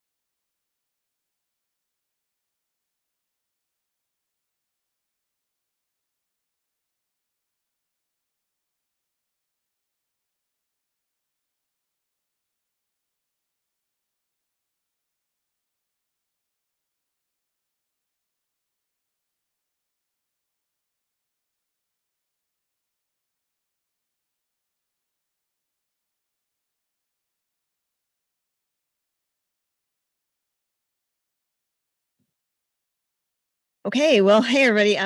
So we're back here for a few minutes to chat with Greg Autry from Arizona State University. Arizona State University has kindly offered to be our venue host here today. I'm sitting in a studio here at the ASU location here in Washington, D.C., which is just fabulous, Greg. It's really a fabulous location. So while we have a few minutes, tell us a little bit about ASU's program for space. Sure. Well, first of all, I'm with the Thunderbird School of Global Management, which is an institution that, if you don't know, was founded in 1946 by Army Air Corps officers who came back after the war and realized the U.S. really needed to have an engagement in global business. And I'm excited that Thunderbird has stepped up to be the first organization to put together a accredited degree program in space management, basically our executive master's in space policy. Leadership in business is a first, and it's one of the many things that ASU is doing broadly in the space domain. They're really heavily dedicated to that. Our president, Michael Crow, is a kind of visionary in space. I'm excited about that. And I do have to brag, our facilities here in DC are great. Our Thunderbird Global headquarters in Phoenix is amazing. And we've got a beautiful building in downtown LA, which is kind of the epicenter of commercial space as well. So we provide a one-year executive program for future space leaders, basically. So we're looking for mid-career or later career professionals who might be getting an MBA. Why not instead get a global master's focused on space? You're going to get all the things you would normally get, say, in an MBA, which is finance, marketing, data analytics, strategy, but you're going to get them taught in the space context. You're going to get a policy course that Kevin O'Connell, who directed the Office of Space Commerce, teaches. You're going to get a finance course taught by Steve Shen, who's the deputy CFO at NASA and was the acting CFO when I was the nominee there. So excited about the program. Our first cohort graduated in December. I'm super excited to say that General Damon Feltman was our valedictorian, another Air Force professional, and we're launching our second cohort at the end of August. There's actually still a little bit of time. If somebody wants to join the program, they can reach out to me or go to the Thunderbird website and sign up. Oh, that's really amazing. Yeah, knowing Damon, I'm not surprised that he was the valedictorian. He's amazing. And our whole cohort did a really great piece of work for the Space Force, a report that he helped lead that's going to be published in New Space Journal shortly. Oh, that's wonderful. Now, is this a virtual program? No, it is a in-person, because we feel that the networking and time that you spend with people is as important as the information we pass on. And it's pretty amazing to see where we go. We go to the Cape, we go to Kennedy Space Center, we tour, cool. Delta 45, and we go see the Space Force facilities and the Blue Origin facilities and the ULA facilities and SpaceX and everybody that's out there. We tour the Cape. We do a week in LA and we visit a lot of the commercial companies out there physically. And then we do a week here in DC. So we think that's important. So it's 3 5-day residentials, LA, Florida, and DC. 8 weekends in Phoenix and 8 weekends online. Oh, that doesn't sound bad at all. No, sounds like a lot of fun. It is designed for working people, but it is intense. Awesome. Well, wonderful. All right. Well, thank you so much. Thanks for being here, and thanks for hosting. All right. Thank you. Thanks, Greg.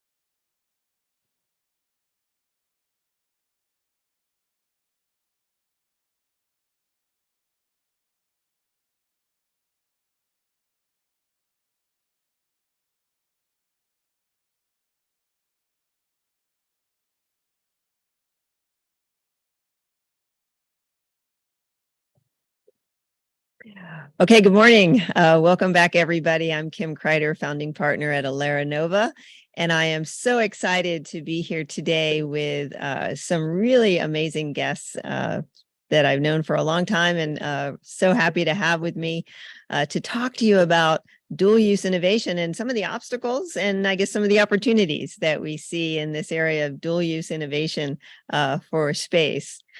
Joining me today, we have Melanie Strickland. Melanie is the co-founder and CEO of Slingshot Aerospace.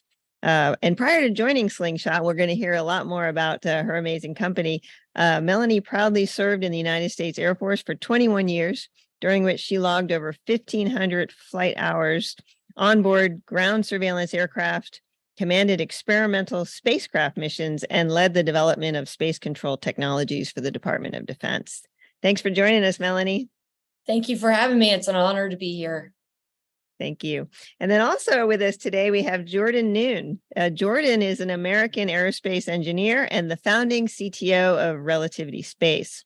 He's now a general partner at Embedded Ventures, which he co-founded in 2020 with Jenna Bryant. Thanks so much for joining us, Jordan. Thanks, Kim. I'm happy to be here. And it was great seeing Greg right before this. He was one of my early professors in college and a longtime mentor. Oh, fantastic. All right. Well, Jordan, let's start with you. Excuse me. I mentioned Embedded Ventures, an organization that you started in 2020. Talk to us a little bit about this. Why did you start Embedded Ventures, and what was your going-in thesis that prompted you, coming out of Relativity Space, to jump into the investor pool with regards to dual-use innovation for space? Yeah, we started Embedded in 2020. I'd been Chief Technology Officer of Relativity for about 5 years before then. We started Relativity back in 2015.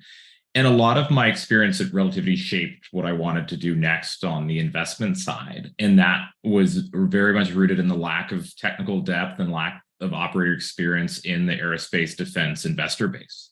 It's something where when we started Relativity and doing launch, there were so few investors that were even willing to look at launch at that time. You know, fast forward to 2020, when launches mature, commercial launch is becoming an everyday thing, commercial landings becoming an everyday thing. But there's so few investors that'll even stretch from understanding launch, which was starting to become mature, into looking at what happens next as launch costs come down. How does the ecosystem transform? How does the Pentagon play in? How does the rest of the US government and international governments play in? And that's something that, you know, from our perspective, took a lot of firsthand experience in order to evaluate those companies well, especially to evaluate them early before the market was really looking at them. So we took myself, Jenna's background on operator side, combined that together into Embedded Ventures. We invest in national security, space technologies, split between space infrastructure, advanced manufacturing, and digital engineering, just kind of software for the hardware design side. And have been exploring that since starting. Outstanding. Thank you, Jordan, for that background. Melanie, so you started Slingshot Aerospace, which has really been a phenomenal startup success in its own right, and gets at many of the areas that Jordan touched on as being so critical to our national security space capabilities. Tell us a little bit more about Slingshot and what has been the basis for your success, and where are you now? Yeah, thank you. It has been a journey, a very exciting journey. We started back in 2017, whenever I retired from the Air Force.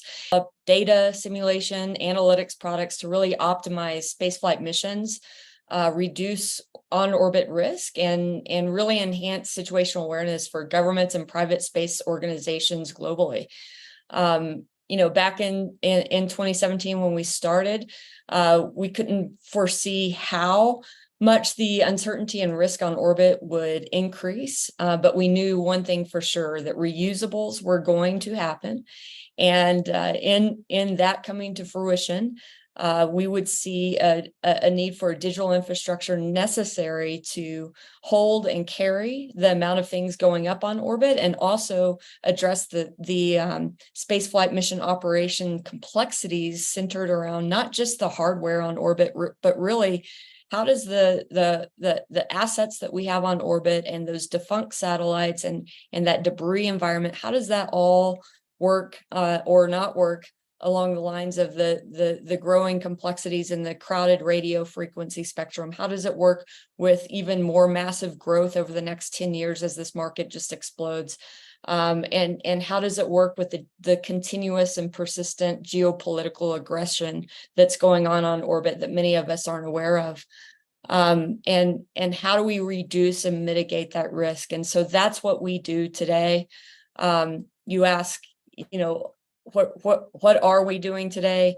What's happening right now? You may or may not know, but almost a year ago, we made two very accretive acquisitions that have really led to a very robust platform that Slingshot Aerospace has on market today. And it's fed by millions of observations from a global sensor network that we acquired from Numerica Space. It's also fed with the most robust satellite and launch database in the world. And that's just what it's fed with, alongside ephemeris data from our freemium product called Slingshot Beacon, which is the world's first space coordination system. So there's a lot going on right now.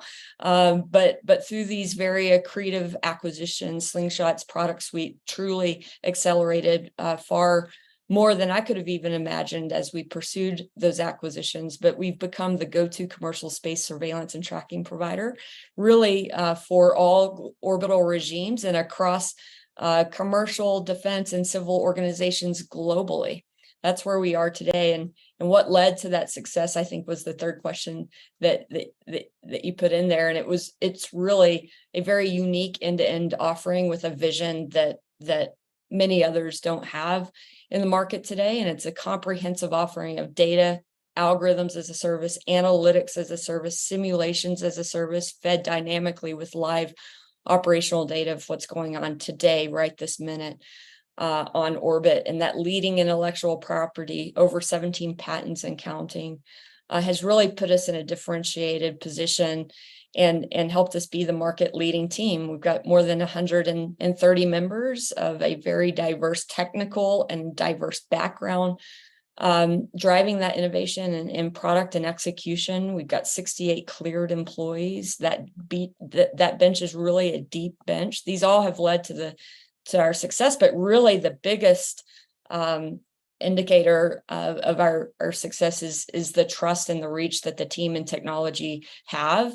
The folks that we put our trust into as a nation trust us with our capability. Our software is really the gold standard for the industry. It's used by the 18th Space Defense Squadron and the National Space Defense Center. We've got deep inroads at the highest levels of the United States space policy making across the White House, NASA, Department of Commerce. The U.S. Space Force, and our team culture has really allowed for that trust to be cultivated. We've got a team of teams, belief system here, and we check our ego at the door every single day and put the customer at the center of everything that we do. And so those are the things that have led to our success. Thanks for all three questions. Yeah, for sure. Well, your success is no surprise based on all of those capabilities that you've pulled together to provide such a critical set of services. I mean, as you mentioned, the infrastructure, the data, the sensing capabilities, the go-to capability for national security space, and also in support of commercial, civil, weather, all the users, all the providers of space in what is increasingly becoming a congested and contested environment. And we really have to understand what's going on out there. You know, having been the prior Chief Technology Innovation Officer for the Space Force before I retired in 2021, I know how critical these needs are, and the value of what you're providing is absolutely important. So thank you. Thank you to your team for the dedicated effort that you're providing and the focus that you have. Thank you, Jordan. You bet. Jordan, let's circle back a little bit based on what we just heard from Slingshot. While Slingshot is providing such phenomenal capabilities that our nation absolutely needs, and again, not just for national security purposes, which are so important and so important to you, I know from an investment standpoint, as you've said, but also for commercial purposes with more commercial interest in space. But yet we see a market out there that has gotten a little bit messy, right? In terms of how investors and innovators are really coming together and what the level of investment is. It's been very high, and now it seems to be, a little tepid, if you will. What do you see is going on here? And what are some of the opportunities and challenges for innovation and the innovation ecosystem in today's market? It's been a messy couple years. And as far as the foundation there, I think a lot of that came from recklessness coming, post-COVID and during the COVID investment era from 2020, 2021. And space is an interesting investment sector because there's a lot of hype. There's a lot of literal kind of smoke and fire. Then that gets people excited, but that excitement can lead towards chasing bad opportunities, essentially, and filtering through those is necessary in order to see the good investments that aren't just the really hyped up ones. And that's something we're all feeling the repercussions of that cycle happening, as so many space companies, especially the ones that went through SPACs in 2020, 2021, early 2022, then we're seeing them crash and burn literally live. And that's something that's really unfortunate to see. There's tons of hard work that went into those companies. And I'd say a lot of investor recklessness there that led towards unsustainable growth, bad business practices, less attention on fundamental cash flow and business growth, and more on this kind of excitement and hype cycle that was never going to be sustainable. I think everyone in the ecosystem knew it was not going to be sustainable. Just no one wanted to say that first. Yeah. And that leads us to a spot today where, a lot of the investment, on a private side, the venture capital side, it depends on an expectation of what is the exit outcome. How much can a company exit for? Because that drives expectations for where the growth investors entering, where the mid-stage investors entering, where the early stage investors entering. And it sets a precedent for price across the entire ecosystem. And when there isn't an expectation on exit outcome, there aren't companies IPOing or SPACing today. There's not a significant amount. Then it puts uncertainty on everyone as far as, do we just wait until there's a new standard, a new precedent there? But it's unknown on how much time that'll take. Yeah. Do you see an opportunity ahead? Absolutely. There are still good opportunities. There's still good companies. It takes a lot of work to find and filter through those. And they're often not, the hyped up most, companies that are raising at, insanely high valuations that aren't sustainable. That's where we rely on our team to dig through and find those companies that aren't being chased by everyone. Because sometimes those are good companies, and sometimes they're just the ones with the best kind of smoke and mirrors out there. But it's finding good companies with good sustainable growth, the attention on cash flows and customers. Slingshot's a great example of that, as far as one that has, a real growing customer base that is resulting with a better and better business every day. And we've been working with the Slingshot team since 2021 or so now. Yeah, for sure.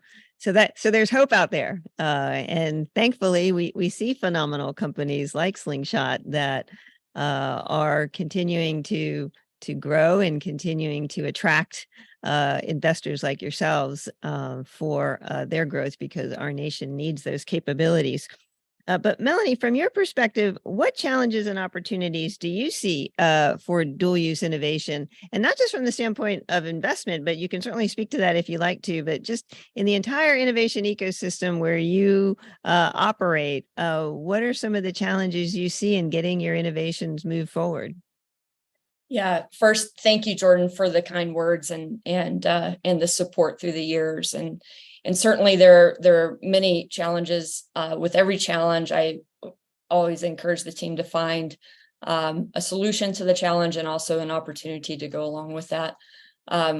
So as far as the challenges, first and foremost, I think one of the biggest challenges we all face is that China and Russia and other smaller nations have really strategically sought to gain asymmetric advantage, modernizing everything in their militaries and their commercial entities. And a lot of times those things are mixed. They've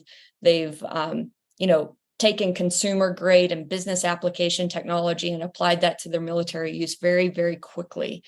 Their spending has been really concentrated on software effectiveness, autonomy, AI, all of those things.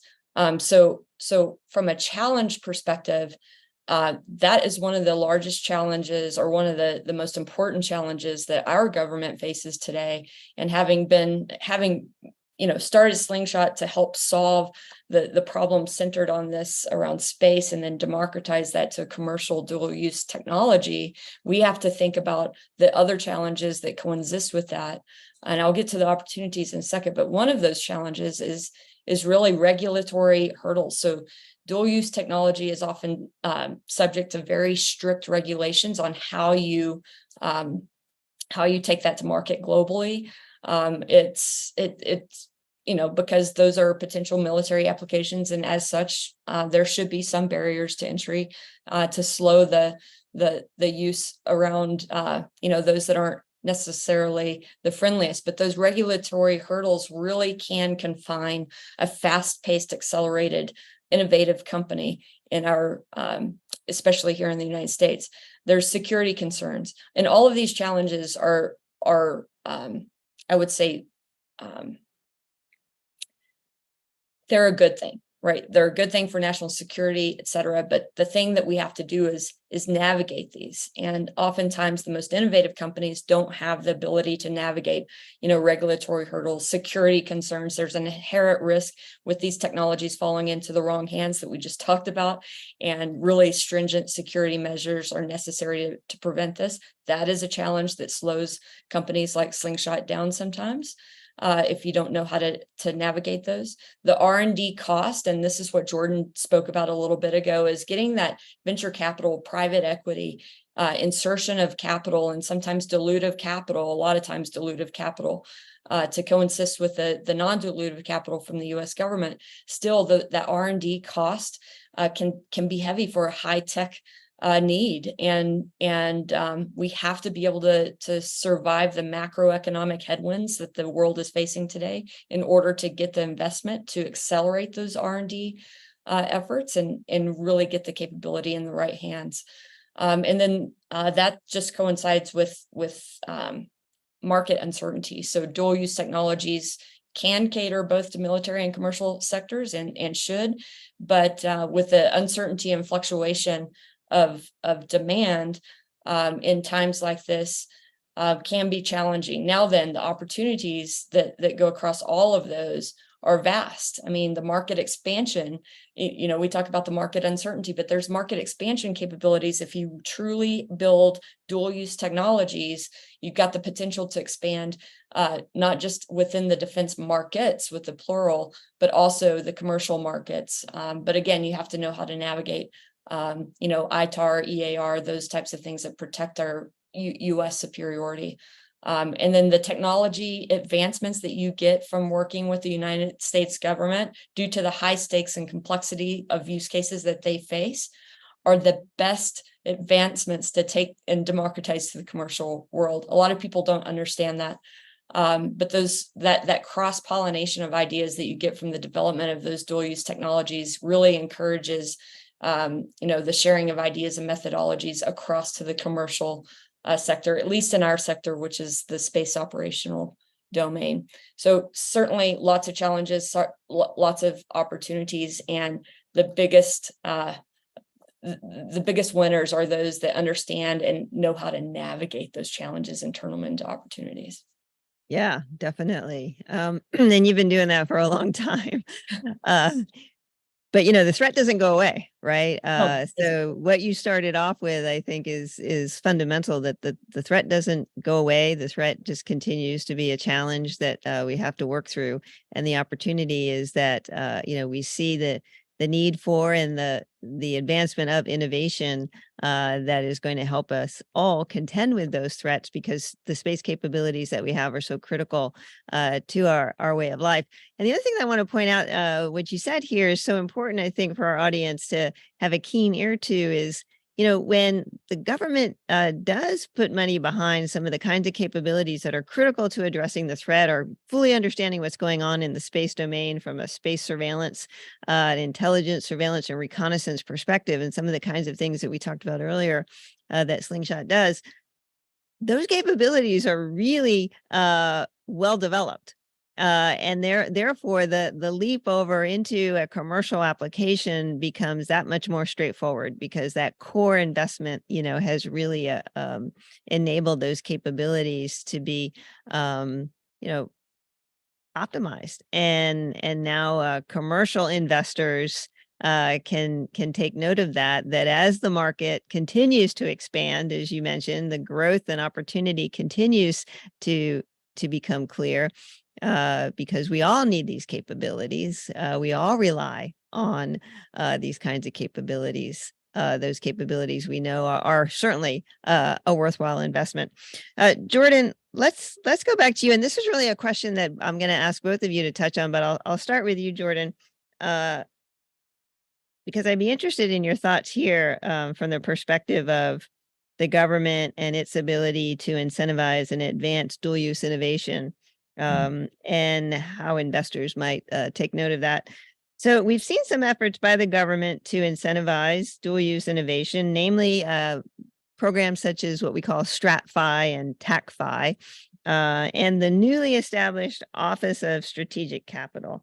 What do you think of these efforts, and are they well positioned to encourage innovation and investment?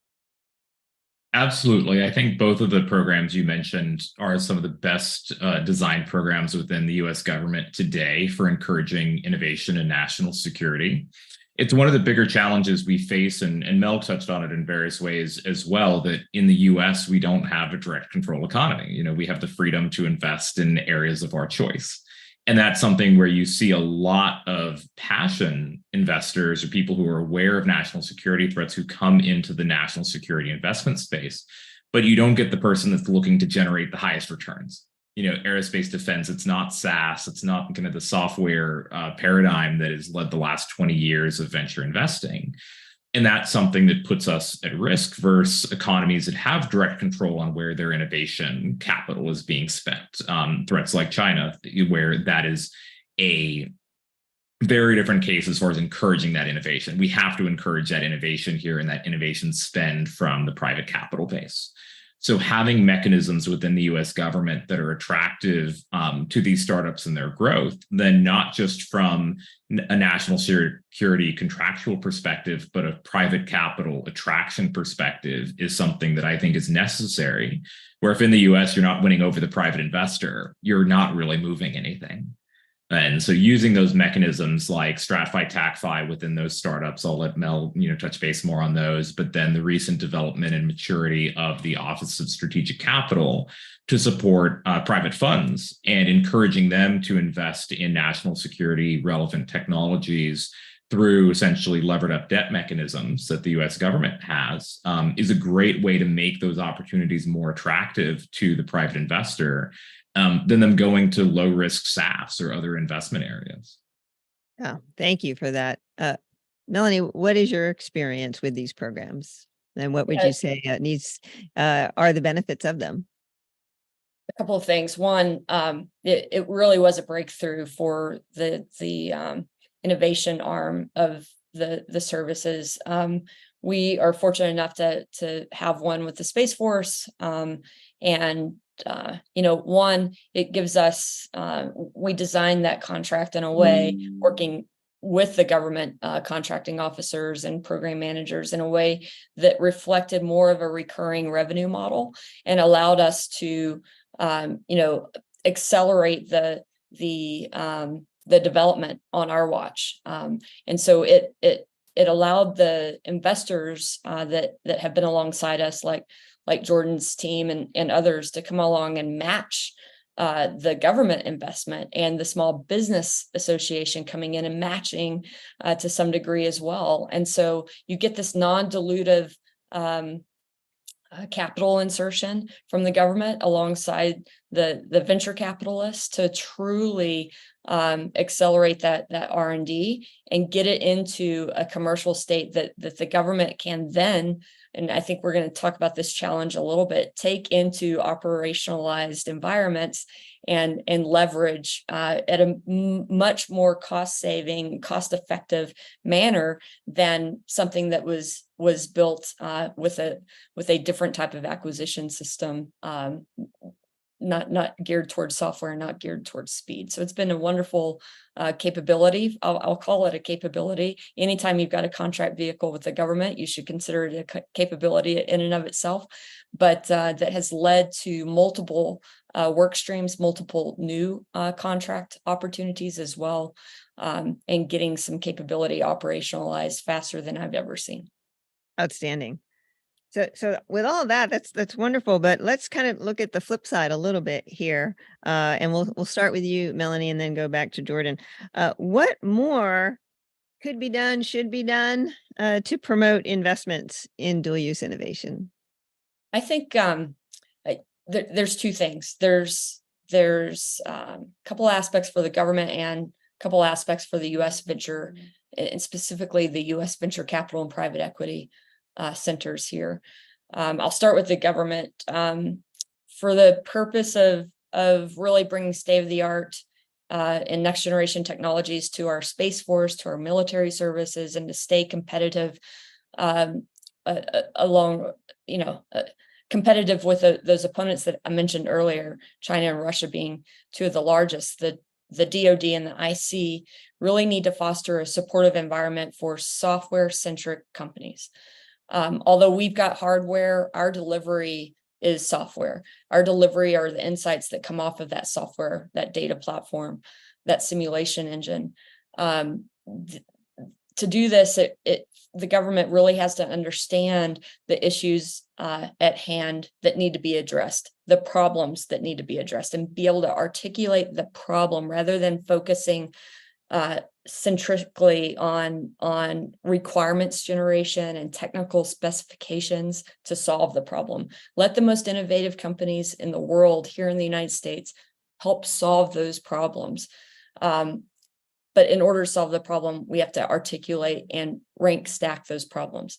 And then the software first approach will be integral to the future of the space operating domain and to the other services' biggest issues. Regarding the government's approach, we also need to expand beyond the R&D aspects. So these programs are wonderful: StratFi, TACFi, DIU, OTAs through SPEC. I could go on and on and on.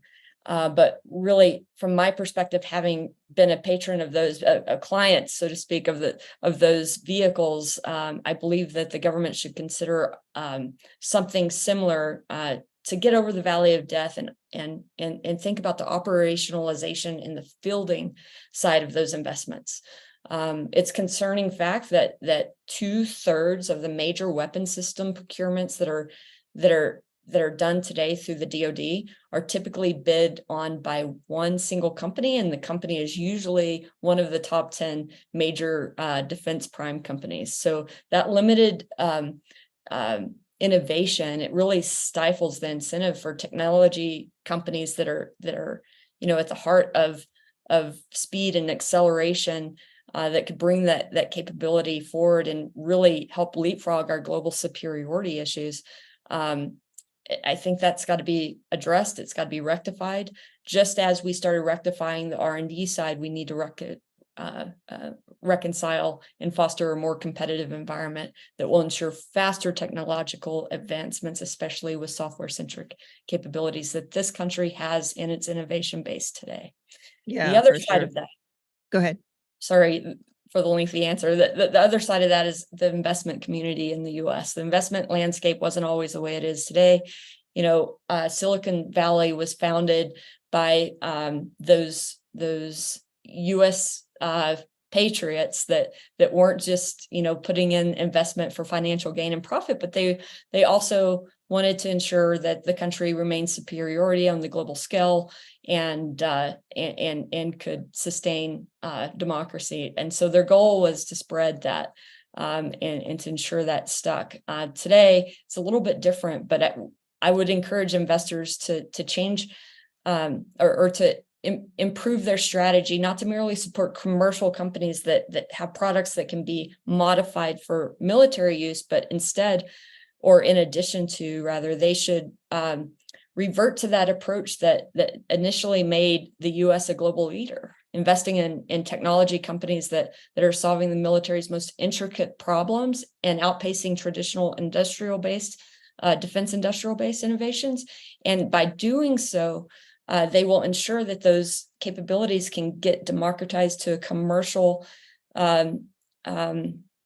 market advancement faster and better than the opposite. And so I think that we can bring cutting edge technology to our Space Force and armed services much faster if both the investment community and the government work more with incentive structures that allow for smaller companies, startups, the innovation accelerators of this nation to come forward and be incentivized to do business with the government. Absolutely. Thank you so much for that rich answer. Investment community and government working hand in hand to bring these most critical capabilities all the way through, as you mentioned, through transition into operationalization and the critical importance of that in solving our nation's biggest challenges. Jordan, what are your thoughts on that? And on that and any other things that you think more could be done to enhance dual use innovation? That was a great comprehensive answer by Mel as far as the disconnect after the R&D phase within the Pentagon. I'd say that's our biggest challenge to highlight, and Mel covered many of the points on it, where you see companies that they get a phase 1, a phase 2, a strat-fi, a TAC-fi maybe before that. And that has all been very well developed and matured. There's still the challenges in there, but compared to where it was, 10, 20 years ago, there's significant startup exposure within those programs. So then huge win for everyone involved. But then there's a question of what happens next. Then when you start transitioning out of R&D within the Pentagon and you start looking at procurement, like the tie between those two groups is surprisingly high within the Pentagon.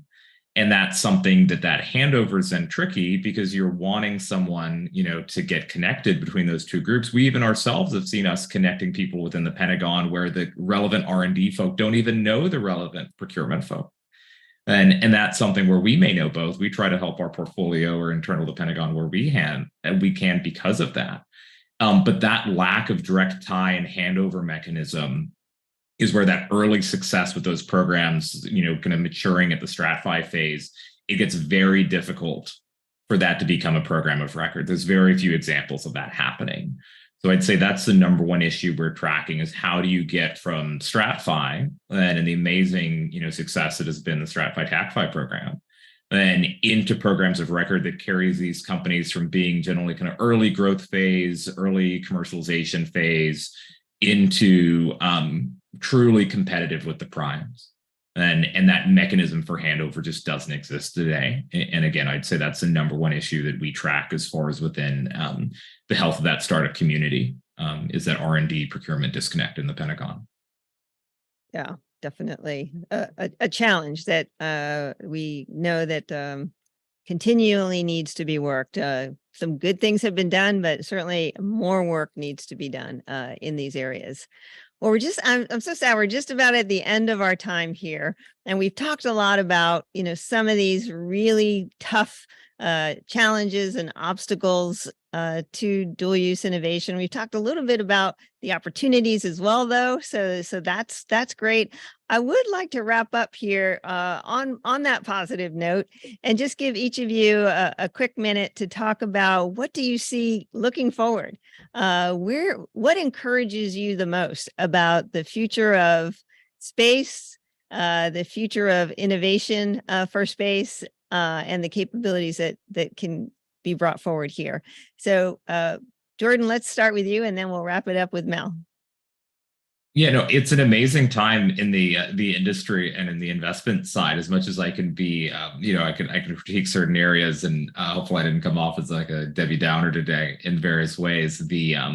It's amazing founders building amazing companies and innovating, and then similarly, there's amazing champions within the Pentagon, within the U.S. government, that are trying to get everything moving forward and doing well at it. It's taken time, but again, you look back 10, 20 years, the ecosystem's completely different on interactions between U.S. government and startups, completely different on commercial capabilities that are being provided into the defense sector. And that's something that keeps us motivated, that it's still a day-to-day, challenge and uphill battle on the investment side, on the fundraising side, on the startup operations side. There's nothing in the ecosystem that's, terribly easy right now.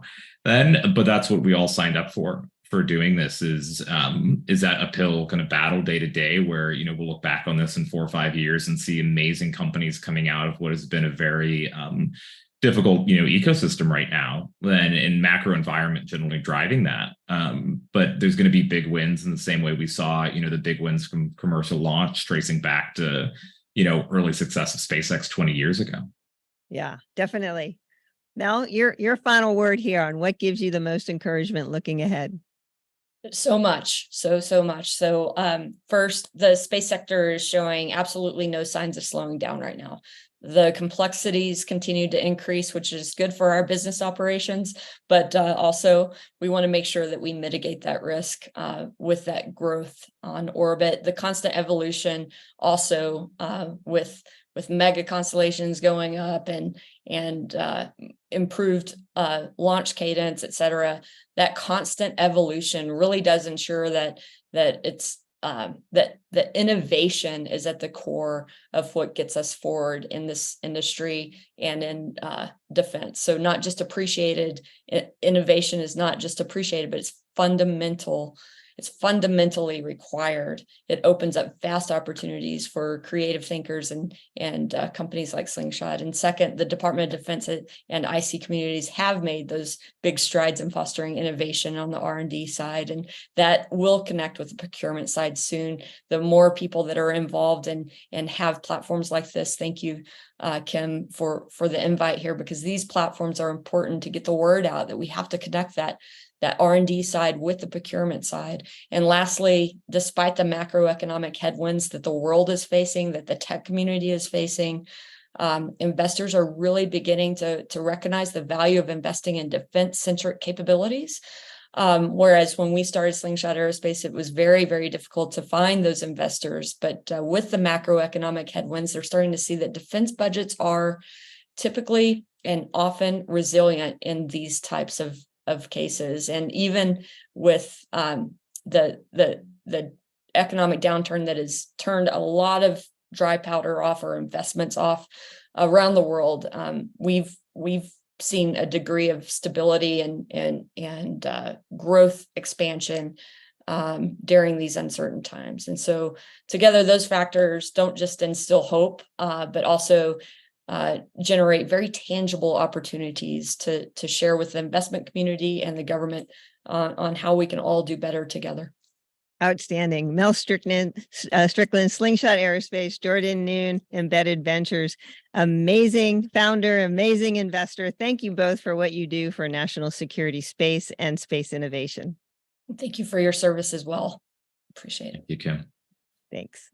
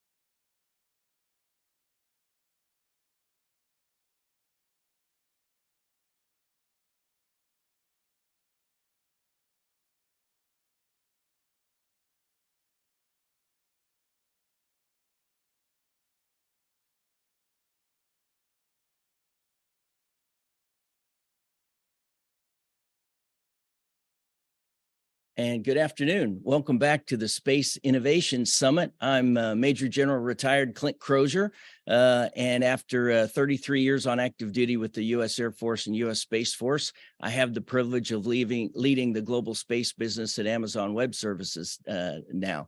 And so I'm very happy to be joined by a couple of my esteemed colleagues, and we're going to have a panel on discussing future investment opportunities in space. And what does it mean as we invest in this new space economy?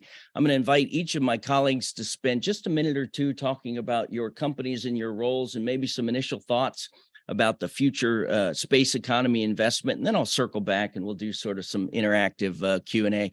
But let me start with my friend here, Nicole Robinson. Nicole is Chief Growth Officer at Comtech, and we appreciate Comtech as a key sponsor of this forum today, by the way. So Nicole, welcome, and thank you for joining us today. Yeah, thank you so much. We're really excited to be here. It's a dynamic topic of investing in the space economy.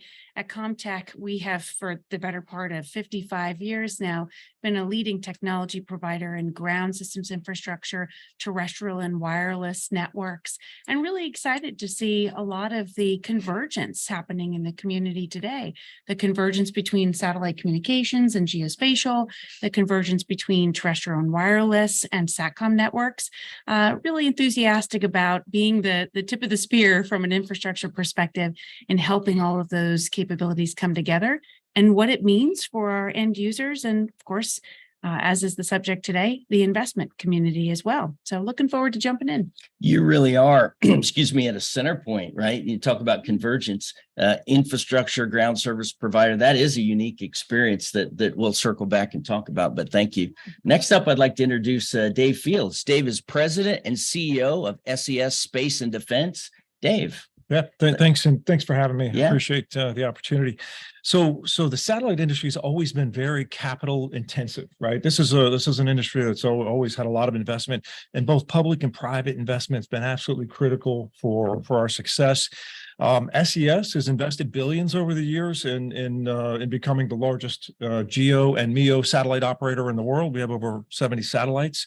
However, the world is changing. Our world is changing. This industry is changing significantly. There's a whole new level of investment that's going on that can't be ignored, and it's true disruption to our industry. So it's an exciting time to be a part of the industry.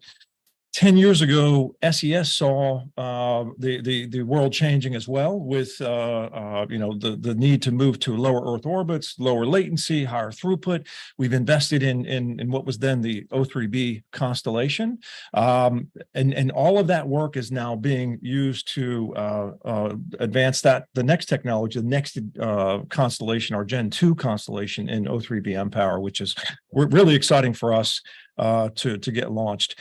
But the investments go way beyond the launch vehicles and the satellites. It's really, how do we drive value for our customers, for our partners, for investors, and through innovation and technology and also infrastructure. But really, the other part of the investment right now is really in consolidation of the industry. We're seeing that, man. Yeah, in both horizontal and vertical integration. So we're very cognizant of that, because in order to gain the scale that you need to compete in this market, consolidation will continue to happen in the market. So that actually happened in 2022 when SES bought the DRS Global Enterprise Solutions business, which allow us to be more vertically integrated in the government market. But at the end of the day, it's about why. Why do you need to invest? Why are we doing this? And for us, really, we as SES, we're making these investments because we say we like to do the extraordinary things in space to provide amazing capabilities on Earth. We've done that for 40 years. We're going to continue to do that for another 40. So thanks for having me. Yeah, well, you're very welcome. And you tee up some interesting things already too, just as we jumped in. You talked about the need for embracing change. And I'll tell you from my perspective, both somebody who's been on the government side of space, both military and commercial space for a long time, and now on the commercial space side, boy, embracing change is not always easy, but we are living in such an innovative time of technology change and revolution. Those of us that don't embrace change and drive it forward will be carried along in the wave, I think. And so that's really important. And I'll circle back. I'll ask you a couple of things about that too. And then last, but certainly not least, I have my friend Andre Pinar. Andre is president and CEO of C5 Capital. And we know some companies and work with some companies mutually in your role there. But Andre, welcome. Thank you for being with us today. Opening comments, please. General, thank you for the opportunity to be part of this great and seasoned panel.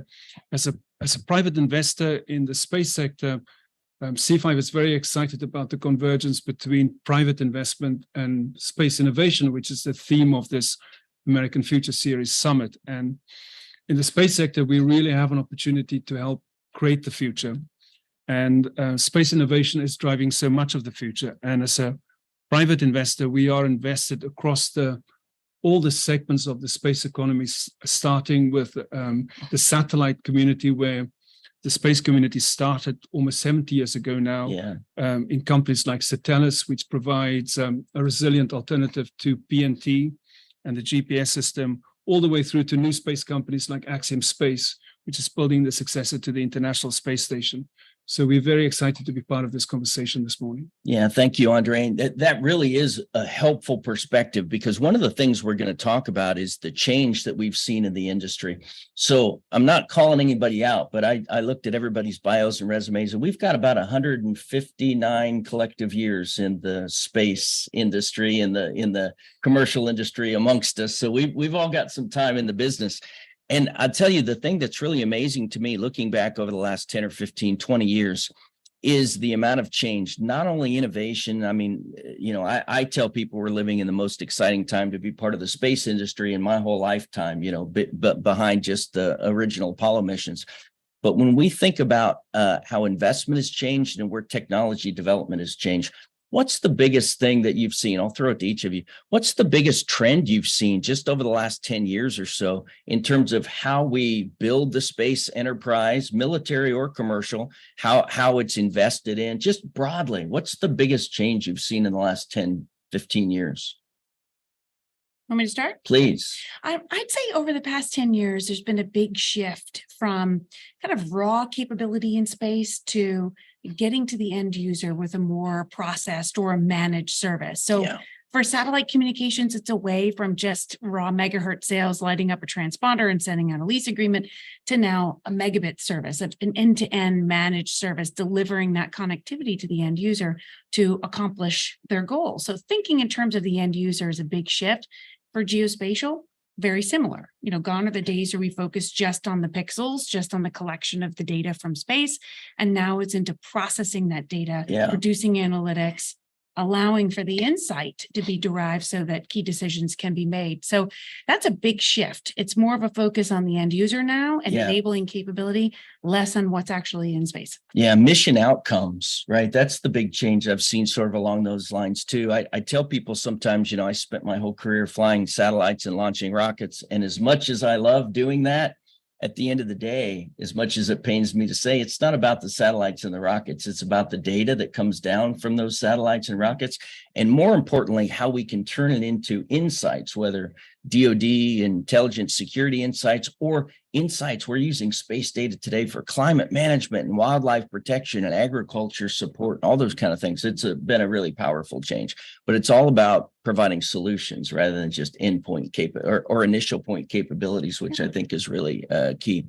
Andre, on the investment side, 15 years ago, I would say there weren't really a lot of investment opportunities in commercial space or even in space that supports military and national defense. How have you seen that change in the last 10 years or so? Yes, space has been the domain of governments. And then with the listing of companies like Iridium, with whom we partnered in Satellus, it's become the domain of capital markets and have now moved on and opened up to the private sector and to private capital, which is a big change. And one of the enablers for private capital to come into the space sector has been the public-private partnership that NASA and NASA's leadership has set out to build. And I think Bill Nelson, the administrator of NASA, speaks very clearly about this, about the fact that NASA is building a partnership with the private sector, both in the US, but also with US allies. And I think that's the second part to the opening up of the space sector for investment, is the fact that the US is leading through NASA the democratization of space and really opening up access to space to medium-sized and small nations, developing countries who previously have not had access to space. And a good example of that is Axiom Space, which has had a series of missions to the International Space Station with astronauts from countries that would otherwise not have had access to that club. Yeah. And I think we're just at the beginning of the democratization of space, and the remarks that have been made about focusing on the end user, I think is very much part of that process. Yeah, agreed. The commercialization, NASA, I think we would all agree, has really led the way, because my whole career, space was the domain of large, well-funded governments, right? As you said. And NASA really changed that paradigm when it started letting commercial contracts like the CLPS contract, Commercial Lunar Payload Services, and commercializing parts of and ultimately the International Space Station. Powerful change. So I think NASA deserves a lot of credit for that. And to your point, what I've seen is it's opened up an entire new part of the economy, right? Commercial space economy. And even on the defense side, General Raymond, who I know we're going to see and honor a little bit later this evening, has talked about buying what he can in terms of commercial space capability and only building that which they need for specific DoD purposes. And that's a fundamental change. Dave, how have you seen the fundamental change in either how we acquire or invest to provide space capabilities over the last 10, 15, 20 years? What's the biggest observation on your side? Yeah, I think that's a good point. It's the approach is different now for governments, U.S. government in particular, but I'll say governments across the world, because this is not a unique problem to the U.S. Things like the procurement cycles, but mainly the approach. You put out an architecture and you say, this is what I want to achieve. These are the things I want to do. Now, what are my options to make that happen? And I think it's important that now they're looking at commercial as an opportunity. From an SES point of view, what we look at is we have a platform to operate a number of things, whether it's space relay for NASA, which we have a contract to do that, but it could be hosted payloads, it could be sensors as a service, or it could be a constellation within a constellation, right? So you have a sovereign capability that can be used for your needs, and it meets your needs. It's not just providing an unsecured kind of open system out there where you build on. I mean, this is purpose-built platforms for governments. So we're excited about that. We're excited about them continuing, the U.S. government and others continuing to look at commercial as a viable opportunity, an option for building their platforms in the future, rather than just having a true government-owned, operated sovereign capability. We can get a similar sovereign capability through commercial. Yeah, and clearly that's been the big realization of the government. Again, I grew up in that environment where the government would try to hold on to everything,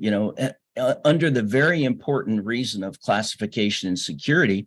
But two things have happened. One is it's become so expensive to continue to build out the kind of capabilities that we need, and the government has realized the innovation and the capability is there in the commercial market. The other piece is we've been able to satisfy government customers that we can meet security requirements, right? Across all of our companies, we're meeting security requirements. And I will tell you, even, back 10 years ago when AWS, Amazon Web Services, opened up our first top secret commercial cloud offering, that was a game changer for the rest of the industry. But we have to continue to earn trust there too, demonstrating that we can meet those requirements of national security. But that's been a powerful partnership, I think. From a cost point of view, which you just mentioned, it's really important that we look at all the cost elements. It's not just the U.S. government who now can use commercial for maybe to reduce their price rather than buying and managing their own. Right. From an operator point of view, it's very important that we look for other alternative ways to fund these satellites moving forward and offer them as a platform for other types of services. So, and then thirdly, you've got countries who in the past could never have afforded their own capabilities. Yeah. And now it becomes within the realm of reality to own a piece of a constellation rather than having to build, launch, and operate your own. I love this subject too, because it's, it kind of started with the government sort of encouraging industry to step up. There was a bit of about 10 to 15 years ago, debunking the myth of what military SATCOM systems can and should do versus what commercial SATCOM systems can and should do. Yeah. So the industry really leaned forward. I mean, with SES, the deployment of GovSat-1, it's a military frequency satellite, private-public partnership with Luxembourg and SES. And that also helped to push the way companies like my company, Comtech, developing WGS certified modems and antenna technology that can operate on GovSat, that can operate on WGS. So it really creates this spirit of resiliency, of redundancy, of having assured access because you can work across military architectures and commercial architectures.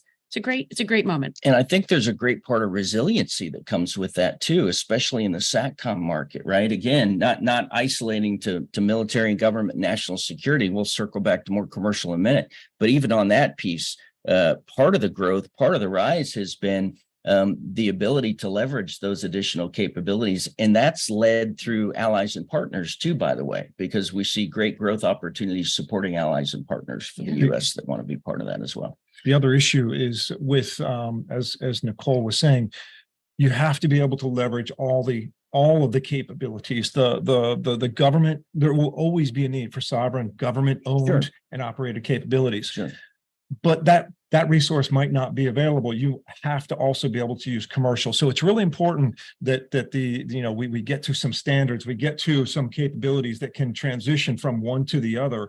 And I think commercial like GovSat-1 is a great example of a government capability, a true government capability, resilient capability. But it's a public and private partnership that made that happen. So it's really important that the applications are going to drive the demand for bandwidth moving forward. It's never going to go backwards, right? We're always going to, the applications will always drive that up. So it's really important that we're always looking at what the next capability is that we can add to the core. It's not about getting rid of any of the core capabilities. It's about adding and augmenting and expanding the capabilities. Yeah, as people ask me, what do I think the future of space looks like? I mean, it's hard to have a crystal ball, but one of the things I tell them is whether it's geospatial data, whether it's satellite communications capabilities, we will never use space less than we do today, right? That's one thing I can guarantee, right? We're not going back. We will never use space, geospatial, space-based capability less as a world than we do today. So that's a certainty. So some really good observations sort of in what's changed over the last 20 years. And I think all for the good, right? The health of the commercial economy, the global economy, to the benefit of the military and national security who have their costs now less and have increased capabilities. And by the way, I should point out that we're also seeing some of the greatest innovation come out of the commercial sector today.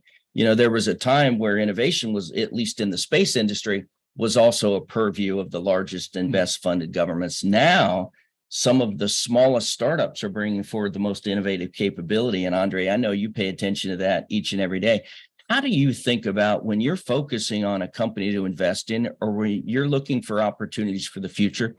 How do you think about innovation and technology together as you make a decision about what to fund and what not to fund? So we look at 10 segments across the space economy, each of which we track and which we follow. Of course, the most spectacular segment is the launch section, with SpaceX being the leader, and the pioneering work that SpaceX and Elon Musk have done around reusable rockets and reducing the cost of payloads have been transformative for the space. Some 100x, by the way. I mean, I've seen studies, depending on the data you look at, 100 times reduction in the cost to launch in the last 30 years, by the way. And it's really been one of the main innovations that are opening up the space sector and opening up new possibilities in the space sector. But it's also been transformative for investing in space, given the success of SpaceX as a privately owned company that has a valuation in the range of $150 billion at the moment. It's also one of the developments that for the first time made money for entrepreneurs and founders in the space sector because of the size of the well-regulated secondary market in SpaceX, where folks who were part of the company are allowed by the management and the leadership to sell some of the shares and get a return on the time and the know-how they've invested in the business. So all in all, that's been transformative. But although the launch sector is very exciting and it's always spectacular to look at a launch and a re-landing of a reusable rocket, there are many other segments in the space sector that's really exciting. We've talked about geospatial and the role that the satellite industry continues to play in the developing of the geospatial sector. But in addition to that, there are satellite manufacturing. There are all sizes of satellites that are being manufactured. Yeah. There's, of course, the whole question of energy in space and in-orbit refueling. This whole question of managing space debris. At a terrestrial level, there's the expansion and investment of ground infrastructure, networks and spaceports, ground stations, and then of course the most valuable and the most exciting and the fastest growing part of the space sector remains to be data and value-added analytics. And now we have so many exciting new initiatives around the application of artificial intelligence in space. Yeah. Wow, you gave us a lot to think about there, and some really interesting observations. When we think about new space and we think about opportunities to invest in new space, when you start thinking about the new LEO economy that's going to emerge, right? And Axiom is going to replace the International Space Station. Blue Origin is building a commercial space station. There are other organizations that are out there in that business, and we're seeing the concepts of an entire LEO economy are being developed right now. Asteroid mining, on-orbit satellite servicing, Dave, that's something that we never got to do, right, in our career. Once you launched a satellite, you were done, whatever happened to it. But the idea that you could go up and do repairs or refueling, that's just extraordinary. And then when you start to think about in-space manufacturing, maybe we don't need to launch everything from the Earth. Maybe we start to produce some things in orbit. As we think about all of that, what are your overall thoughts about where there are big opportunities for investment in the commercial space or military space market going forward? Against all that backdrop, where do you think are the biggest growth opportunities? All of you. Yeah, I think there's an interesting, you talked about data processing and analytics and AI, ML, and kind of that space. I actually think that's a really interesting moment for investment, and just to kind of double click on it a little bit, because when we talked about the convergence of different sectors within space and satellite, like SATCOM and geospatial, the way that you're relating that information between the two communities more is particularly integrated than ever before. Yeah. And Dave talked about data relay that SES is doing for NASA now. And this is, a concept of how do you leverage a geospatial asset at LEO, and instead of bringing that data back to the ground, sending it over a MEO or a LEO constellation for access to those, ground stations that are persistently staring. And where do you do that processing and analytics and deliver that insight to the edge for a customer? So I think there's a really exciting moment there when you think about optical connection between those constellations. You think of RF connection, the different ways of accelerating the transport of that data, the delivery of that data to the ground for processing and for analytics. And next generation, how do you do that processing and analytics from space? If it's about hosting algorithms and running those analytics before it comes back down to the ground, what does that do for speed? What does that do for decision makers to make oftentimes what's life-saving decisions? Yeah, that's a really interesting piece of the future that so many space organizations or companies are thinking about. And the on-orbit space capability, I'd remiss if I didn't say, at AWS, we partnered with Axiom Space, and we launched an edge computing device into orbit on AX-1 and then put it on the International Space Station. And we've been running experiments about what does on-orbit compute look like? Yeah. What does it allow you to do? And, it's incredible. Even thinking about to run a genomic sequencing experiment could take, an hour to run the experiment, and given the limited bandwidth and pipes, up to 12 to 18 hours to download the data. So you're really getting one experiment a day, not limited by the ability to do experiment in space, which is the expensive part. It's limited by the ability to bring data down. So when you think about what does on-orbit compute capability look like and what does it do for you, boy, it opens all sorts of interesting things for the future. And so it was exciting to be able to do that. Dave. Yeah, I was gonna add on to what Nicole said, and that is, in terms of the future of SATCOM and whether it's commercial or military, I don't think it really matters. It's really a convergence of all IT capabilities together. Your company, focuses on cloud computing, and yet you're, heavily into space. It's that convergence where I see the real value. How do we, we talk about multi-orbit, multi-frequency kind of capabilities. How do you tie all of that together and make it seamless for an individual operator, user out there in the field to use this capability? That's to me is the holy grail of what we need to get to. Is How do we tie it all together? Yeah. Because all the capabilities are out there, but it's the tying it all together, the software capability. Even as SES, we're investing heavily in software to orchestrate geo and MEO capabilities in particular, but it could go beyond that to LEO and terrestrial capabilities. So I think that orchestration is really going to be fundamental moving forward. Yeah, the orchestration piece is really interesting. I mean, I think Nirvana for a long time, those of us that have been in the space industry for a while, we built the space industry in a very stovepipe way. One satellite system could talk to one ground station and didn't really share data anywhere else outside that sort of closed sphere. And we did it for a number of reasons. But then as the space industry started to grow, we kind of looked at our cell phones, and Nirvana was, hey, when I travel internationally, when I get off the airplane, my cell phone just works. I don't know what tower I'm connected or anything else, but I know it always works. And so SES really led the way in terms of geo MEO integration, right? So congratulations for that. And I love the vision you've described, that's just a starting point. Where do you see us going? What do we need to be doing in the future, both in terms of concepts of operation and the investment to go with it? What's your thought there is how we integrate all that? Yeah, I'll temper the enthusiasm just a little bit, and because everyone wants to compare the SATCOM industry to the cell phone industry, the reality is, the cell phone industry, they build a billion handsets a year, right? Yeah. We're orders of magnitude away from that. That part's right? certainly different. So the value, the costs are different and all of that. So, but that is the holy grail. That's Nirvana, to get to a point where I'm an operator, for example, and I drop my terminal on the ground and hit go, and I don't even know which satellite it goes to. I don't know which orbit it goes to. It doesn't matter. That's all I all know of our is, users is when I turn it on, does it work for me? Yeah. And that's what, where we're getting to a point where software can help us manage that, right? Whether they should not know what orbit they're in. It should not matter. All I know is now I have connectivity back to my cloud, to whatever it is I need. That's the most important thing. I think we're certainly from a government point of view, from a private sector point of view, that's where we're all moving towards. We're all investing in that. We're all trying to make that happen. And I don't think we're too far off. Now, the cell phone thing is still that's a few steps out. Yeah. Right. Yeah. But we're getting close. Yeah. So what do you think for each of you? So so again, I go back to my military days, and so joint all domain command and control, all domain awareness and capability, integrated capability, every sensor connected to every shooter. And then when you think about the commercial market, right?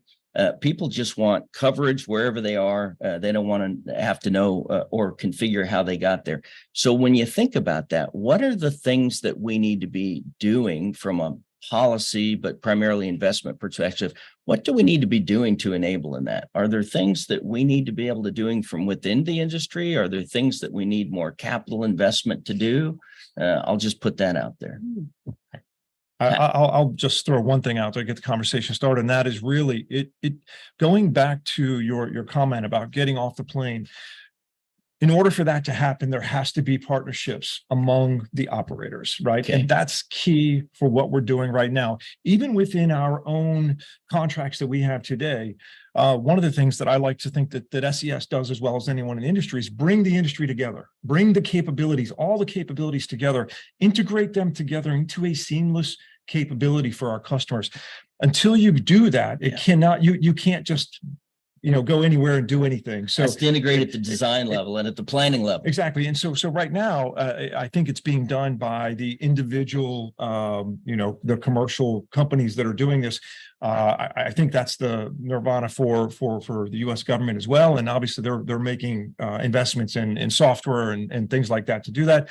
It's going to require things like AI and ML to get us there, right? To optimize that capability. So there's a lot of investment opportunities there moving forward. Oh, I think you're pulling on so many great threads here. I mean, this concept of orchestration and satellite network optimization, that's true for every constellation, whether it's SATCOM, so you're looking at ways of really optimizing the number of customers per carrier, or if it's for geospatial, you're looking for a way of optimizing a network of multiple modalities so that you're assuring collection for a customer when they need visibility of what's changing in a particular locale.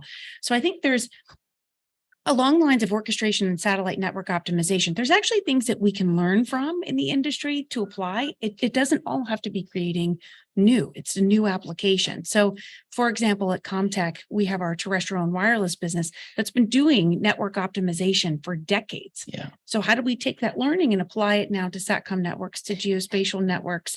I think it's a really interesting moment, and conversations like these help industry to think a little bit more about how can we leverage the experience we have to apply it to new markets. Yeah, that is so powerful as you think about the infrastructure, because again, been in the space business a long time, and there was a common frustration for a long time that when we built a new system, we focused on the satellite piece, the shiny piece in space, and the ground system was often lacking or didn't have the integration capabilities.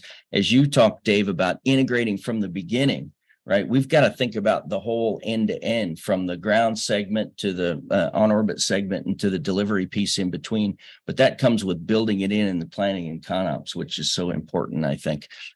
Nicole, I'd like to ask you another question, just changing venues just a little bit. You were in the SATCOM industry 14 or so years, I think, with SES, great company. And then you moved in the last couple of years, you've been focused on geospatial capability and now infrastructure.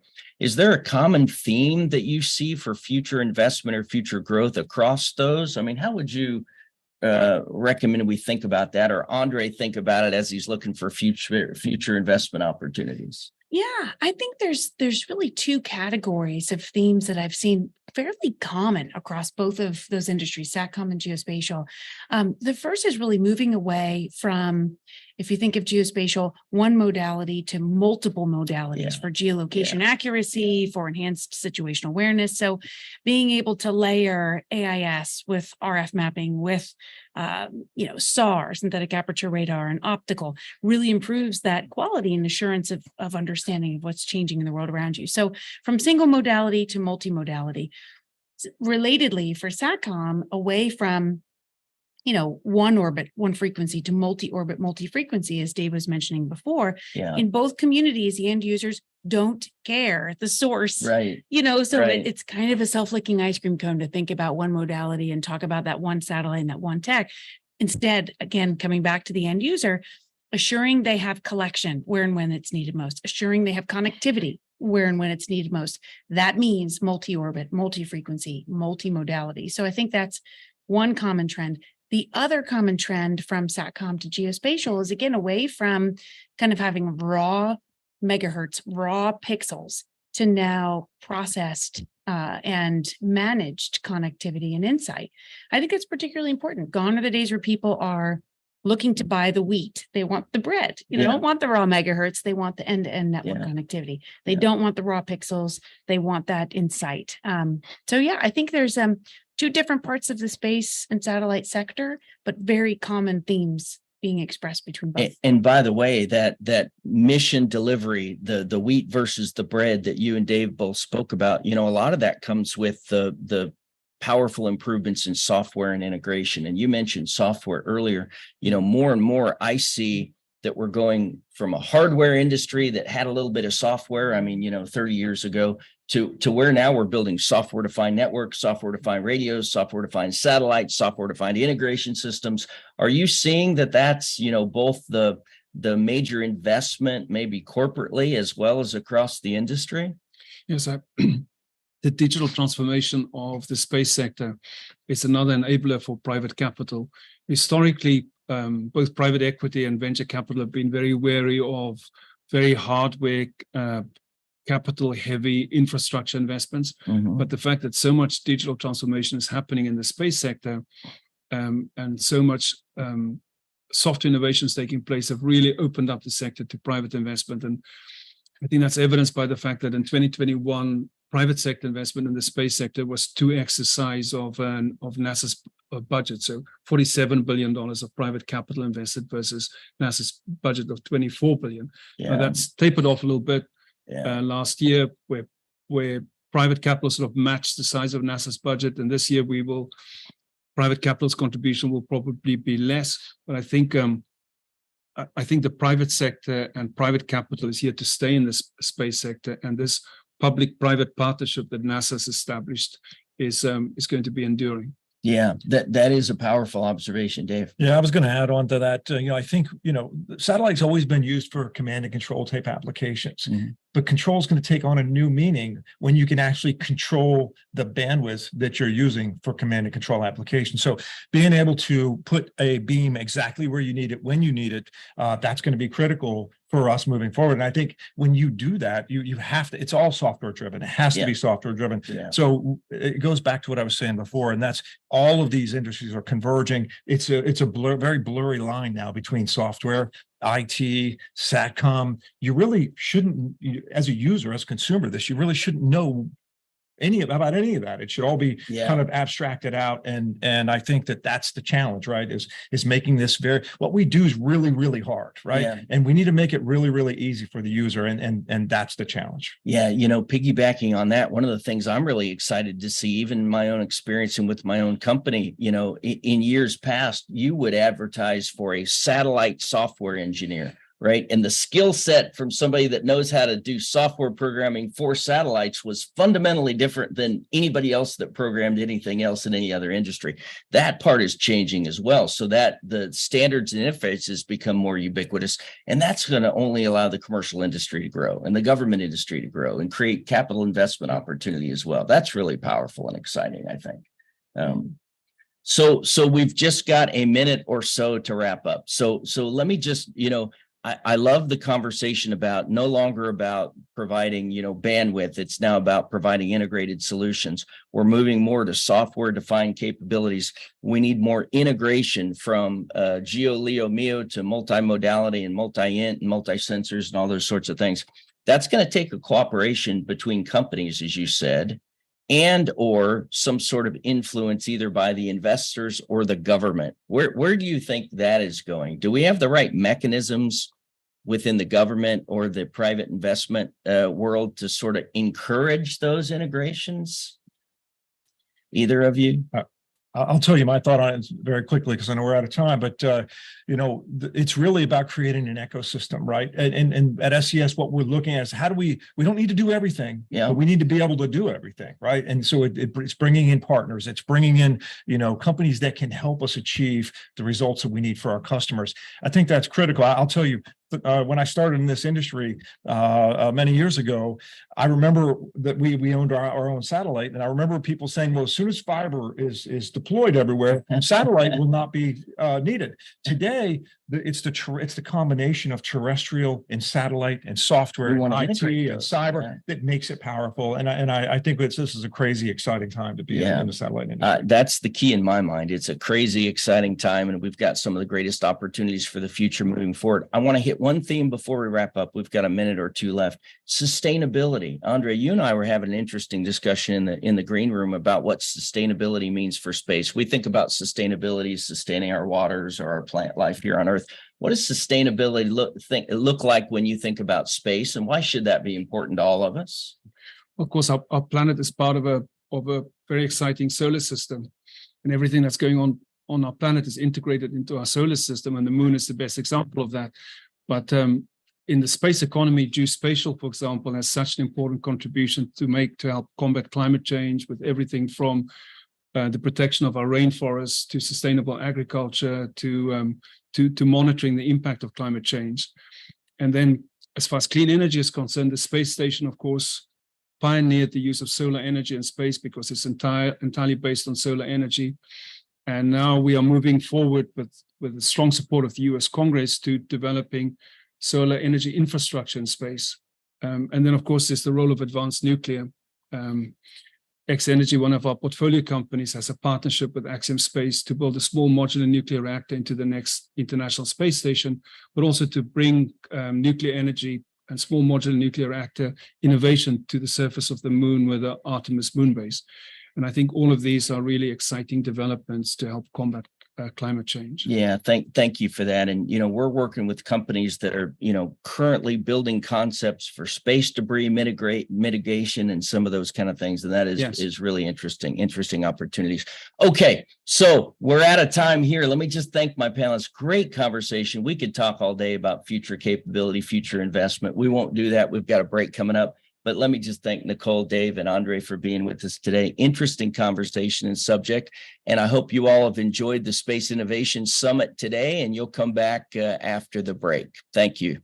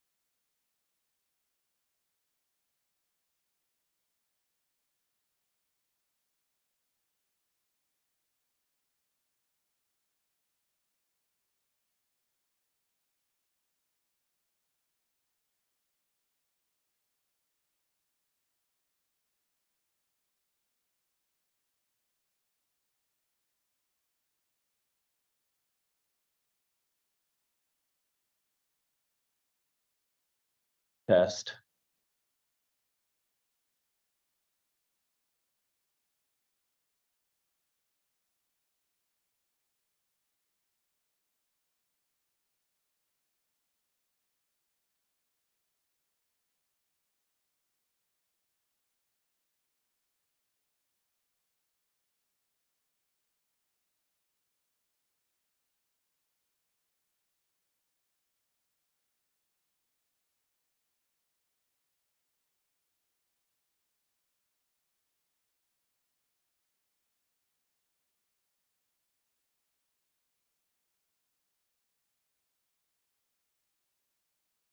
Welcome back, everyone. Hi, I'm David Hamilton, founder and chairman of America's Future Series. And I have to say, this has been a great day so far. I'm just really impressed with all the conversations.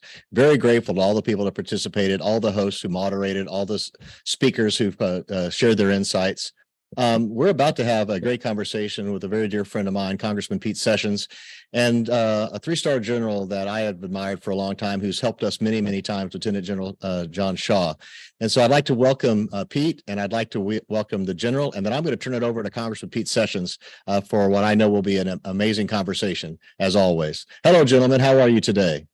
Thank you very much. What a delight it is to join each of you.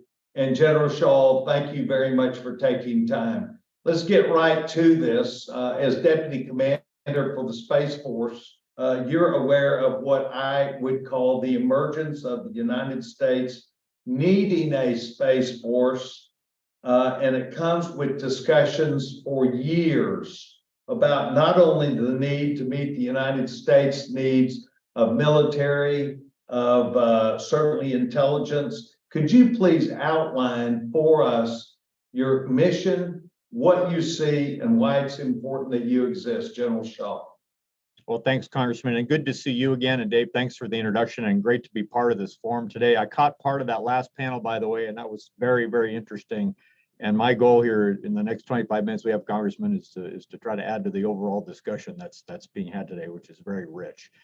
And I'll start by saying I think at no time before today has space been a greater vital interest to our nation than it is today. And it will be more so tomorrow than today, and more so the day after that than tomorrow. And that is in many, many conceivable ways. Our society is dependent on space in ways that it's in so many ways today that's greater than it's ever been before. In the way that we run our financial systems, the way that we understand the environment, the way that we operate and can navigate is all reliant on space tremendously. Our economy, therefore, is also reliant on space. It is actually a vital engine that drives our economic development and growth today, and it will continue to be so in the future. And from as you allude to, a national security and intelligence perspective, space has been vital from the very beginning of the space age back in the late 1950s, early 1960s, has continued to grow. And our joint warfighters in all the terrestrial domains are more dependent on space today than they were yesterday, and they'll be more dependent tomorrow than they are on space today. And then overshadowing all of that, Congressman, is we are under threat in the domain today in ways that we were not in earlier parts of the space ages. And that is why you now have a United States Space Force as a service and a United States Space Command, where I work as the Senior Space Force Officer, to protect and defend our capabilities in space and to ensure that those capabilities continue to be provided to those joint warfighters in those terrestrial domains, to the intelligence community, to our national leadership. And I tell you, both of these organizations stood up in 2019, the Space Command in August of 2019 by direction of the President, and Space Force in December 2019 due to a congressional act. And that was none too soon as we look back. You know, at the time, there were some questions about that. I think a lot of those questions have been answered. It's a good thing we did it 4 years ago. We've got a 4-year head start against the threats and the needs that we have in that domain. And these organizations have both grown to meet the needs of that threat and be equal to the task. General Shaw, what you've talked about is the desire, and you're glad we are there. In fact, every day, we could figure out that you can see things that could not be seen, not even at 60,000 feet from a screaming F-35. And you can see things because you can watch it and you can track it and you can see it sequentially. You can develop maps, you can develop all these things. Our adversaries are also evidently on the other side of what we're doing. And it is they who have driven to have to get better, to have to stay ahead, to have to stay up late and to prepare ourselves. There's this issue of AI, artificial intelligence, and that is gathering together data and information. And while we have lots of aircraft up that are gathering information and data, what is AI going to ultimately mean to you? I say ultimately, what will it mean to you in the Space Force of the gathering of the data real time to have us be prepared? Yeah, Congressman, I'm many of the audience heard me say it. I'm fond of saying that space and cyber are BFFs. You can't separate the two. Space is relying on cyber, cyber is relying on space, and each of those domains depends on the technological forefront of the other. And AI is exactly one of those. There's at least 3 ways that I think we will be using artificial intelligence in the future from a U.S. Space Force and Space Command perspective. The first I'd say is space domain awareness. So, it turns out when you just look at just the Earth-Moon system and try to understand what's happening in that system, you have what I call a tyranny of volume. Our colleague out at the commander of Indo-Pacific Command likes to talk about a tyranny of distance in the Pacific. And yes, that's a daunting task. When you compare it to the volume of space that we need to observe and understand what's going on just in the Earth-Moon system, it's even more daunting. It becomes a classic, what we used to call a big data problem, but it's even more than that today. We need to use every possible form of data available to us, whether that's supplied by our government systems or by our commercial partners or our ally partners or others, to bring that all together, to fuse that and understand what is happening in our domain, and then apply that some predictive analytics to give an idea of what's going to happen in the near future, and we can be ready for that. And that is a large task within our domain. You can take that same problem looking up that I described, and I think that's what you were talking about, Congressman, and look down and fuse all of that data into a picture of what's going on in the terrestrial spheres, given the high ground opportunity that you have within space to understand what's going on there. So I'd start with just understanding and awareness is one big use of artificial intelligence. Another one will be, as we kind of look ahead to how we'll be operating in the space domain in the future, we're going to have more and more platforms. They're going to proliferate. They'll be smaller, and almost all of them will be autonomous. And we're going to need some sort of machine learning and artificial intelligence as part of that enterprise so they can know what they're doing. We won't be able to think that we can control that all by humans in real time, especially as they get further and further from the planet, and even the speed of light starts to be a common concern for us. We're going to need them to be really, really smart platforms to do their jobs well. And so those requirements, again, will leverage artificial intelligence in a large way.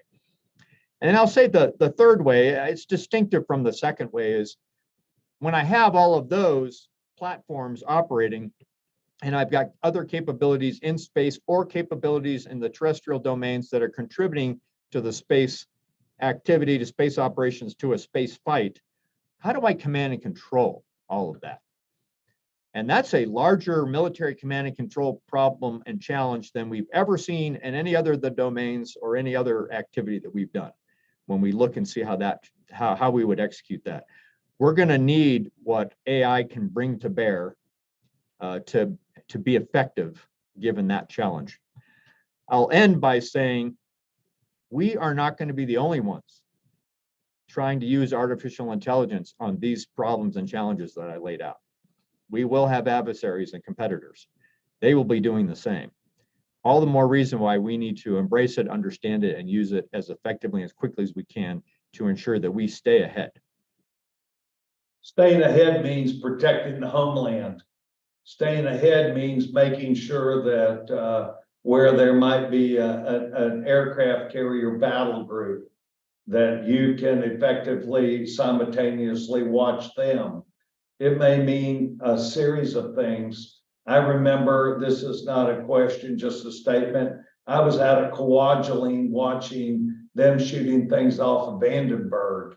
And this is an entirely different world that we live in. So you're a Falcon, 1990, United States Air Force graduate. What are the kind of people we need now that you would be seeking in their careers to want to come to the Space Force? Congressman, sometimes you'll hear an answer to that question that says we need people with STEM backgrounds, right? Science, technology, engineering, mathematics. And I'm one of those. I was an astronautical engineer out of that institution that you mentioned. But I actually push back when I hear that and say that we need all disciplines. We need people passionate about whatever they're interested in and apply that to space. And that's what we're going to need. So if you're interested in the legal profession, There is a lot to be done with regard to space law today and tomorrow that we need your help with. If you're interested in political science and international relations and international treaties, we need you because we're going to need international agreements as we continue to do more and more in the space domain, the Earth Moon system and beyond. So I usually try to answer that question by saying, Congressman, what we really need is people passionate about whatever they're interested in and wanting to make that useful in the space environment. So you've got people that are like you that wanted to go to work, care about national security, are excited about our armed forces. You found your way because of your intellect to come where you are. Now you're saying, let's go build the integrity, the intellectual components of the Space Force. Talk to me about outside people who perform duties, look at things. Talk about the robust application of outside vendors. So I've noticed, I've observed in my travels that there's no endeavor in the space domain that doesn't automatically have a national security value to it. That's true to some extent in the land, sea, and air domains, but I think it is more true in the space domain than anywhere else. Any commercial activity, capabilities being provided has a national security value to it. That can be imaging, it can be communications, it can be even scientific understanding of the domain will have national security value to us. So what I say is that we can partner and should partner with anyone to make the space environment more secure, more safe, and more transparent for everyone to use. We are an institution here at America's Future Series of talking about the need to be prepared intellectually from policy. What would you say to the vast number of people who are watching this today, other than the word competition, other than the word staying ahead, other than the word using AI and building for a future, what are the things we need to really understand about competition in the world you're in? What are the things that, in essence, I think you'd say that keep you up at night? I would start by saying, and we can talk a lot about the threat a little bit more if you want here and what we're observing here, Congressman, if you want to ask me a follow-on. But I'll start and lay the foundation by saying, one, I think, error that I see often is the tendency to treat space as special, as different from the other domains, and therefore somehow apart from them and needing separate rules. And I think, as much as when I talked about earlier that we're facing threat in the domain today, and as that is a very sobering reality for many of us, the silver lining in that, and there is one, is that it means that human society is now, space is important to human society, and it is the same as the other domains. There's always been security challenges on the land domain and in the sea domain once economic and national activity proceeded to those domains, and in the air domain, there were always challenges and threats because we will be challenged wherever there's an opportunity for economic growth or a chance to secure our nation. That is now happening in space. So the silver lining there is we've arrived. Space is important to human society. And so I would caution that's the first thing I would say is when you start to think about space, don't treat it as special. Think of it as the other domains. What lessons can we learn from policy, from strategy, from doctrine, from operations, from economics in the other domains? And how do they have a space component to them? Now, that's not to say that space is exactly like the other domains. It is unique, Congressman, and we find that out every single day. The physics is different, the challenges are different, but how humans interact with that domain as with others, I have found is actually largely and should be considered largely similar. So I'd start with that. We shouldn't be surprised that we're facing competition because we see competition in all the other domains because it's important to us, and therefore adversaries are going to try to counter that. But don't treat it special. Think about it in the context of all the other domains, and I think we'll see we're on the right normalizing track for space. General, let me say this from a group of people who want and need to support not only our armed forces and not only policy and not only the benefits that we subscribe to have men and women who will spend their careers to become experts.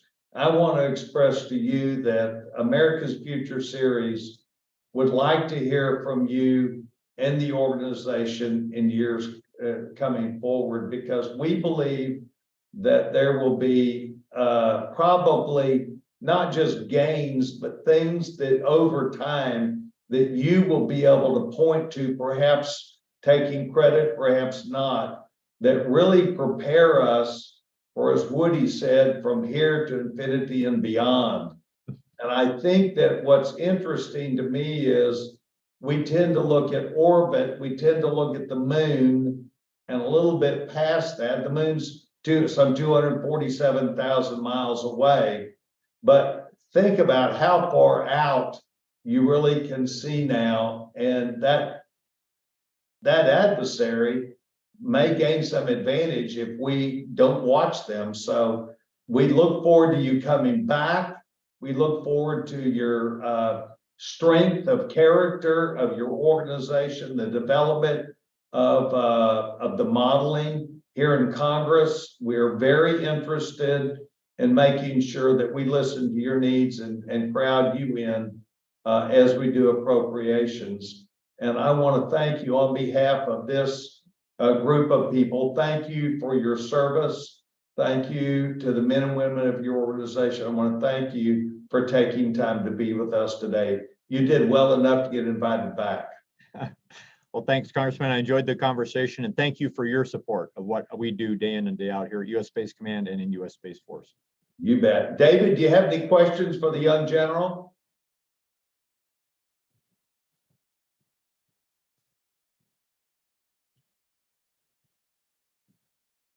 I may have caught David where he was not around where he was supposed to be. We're trying to finish on time and get some time back. General, maybe I'll ask one more question, and that is actually people who come into contact with you with NASA. Describe that relationship then, since we've evidently got an extra minute or so. Dealing with NASA, dealing with those activities. Yeah. So hey, first of all, I'll point out, the Department of Defense has always been a partner with NASA from the very, very beginning, right? We all have seen those images of the Mercury and Gemini and Apollo astronauts being pulled out of the water by naval vessels, right? I mean, we were starting from the very beginning. And in recent decades, we've been very closely partnering with NASA as they've done what was their shuttle missions and flown the International Space Station to give them warnings on any potential collision with a piece of debris. It is U.S. Space Command with U.S. Space Force capabilities that does that for the nation and for NASA. And so we've always been close partners. And we will continue to do that as NASA goes back to the moon. So now we'll be talking not only about what are debris concerns in low Earth orbit where the space station operates, but all the way to the moon. And we'll partner with them in that regard. If I could, Congressman, I'll also say, I think it's absolutely critical that we go back to the moon and that we do it soon. And one of those reasons is that China is going to do it as well. And we need to be there first, and we need to get there fast so that we can extend. Now, because we're going to do Artemis, and NASA is going to go to the moon as an international project with allies and partners. And we need to do that so we can extend the international rule of law that we enjoy in the terrestrial domains out into the Earth-Moon system as a whole and beyond. That would be the fundamental reason why I think we need to do that. We need to just get there first. And then as we work with NASA to do that, we'll be partnering with them for safety, transparency, and security of those operations as they conduct their very exciting project of returning to the moon. Well, what you've now opened up is the discussion about claiming territory, looking at the moon, The way I understand it is we only see one half the moon on a regular basis. My concern would be that competitors trying to get to the moon will not operate under the same rule of law that we do in an international context and as we would in an astro political context. And so that's why I think that is a national imperative for us to realize that that could be laying the foundation for transparency as we grow a space economy, as we heard from the last panel, as opposed to an alternative future where it's more of a Wild West, and it actually is problematic for all of us. Well, that problematic is why you need lawyers also who would be prepared to go to at least some agreement. How many people have the ability, how many nations to get to the moon today? Well, I think if it's to deliver a human presence to the moon, our country is still the only one that's done it and is still in the lead on that, but China is not far behind.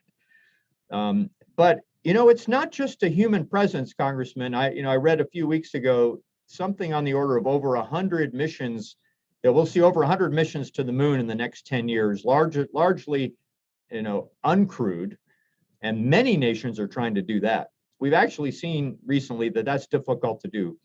India and Israel tried to land some platforms on the moon to do some research. They had some challenges with that. It's not easy, but there are a lot of nations that are probably capable of putting some form of presence on the moon.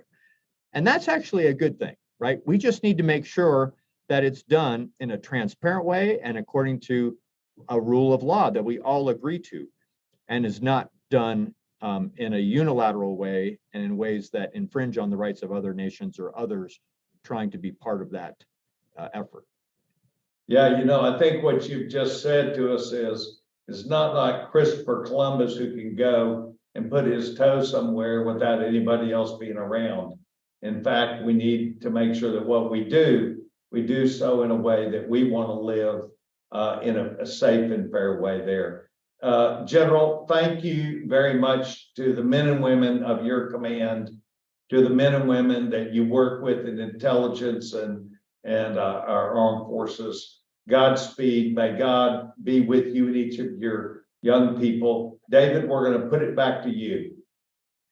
Thank you. Can't thank you enough. A fascinating conversation and an important one.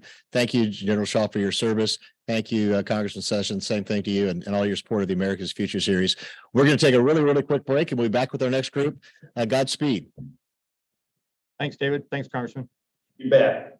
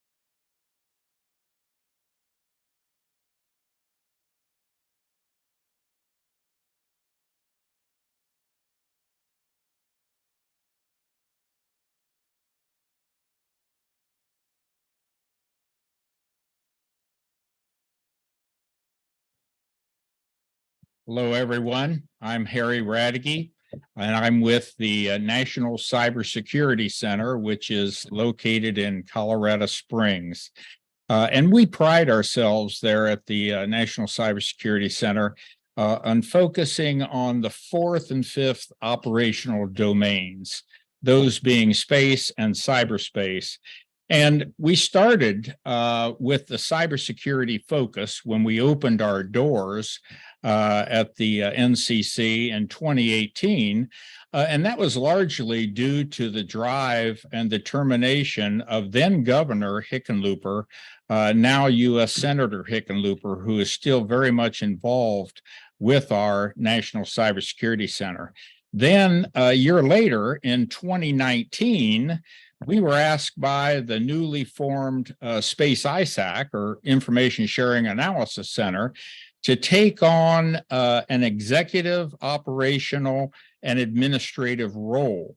The Space ISAC is a 501c6 membership-driven organization, and they needed someone to actually run and operate the Space ISAC operational mission. And so we have that mission.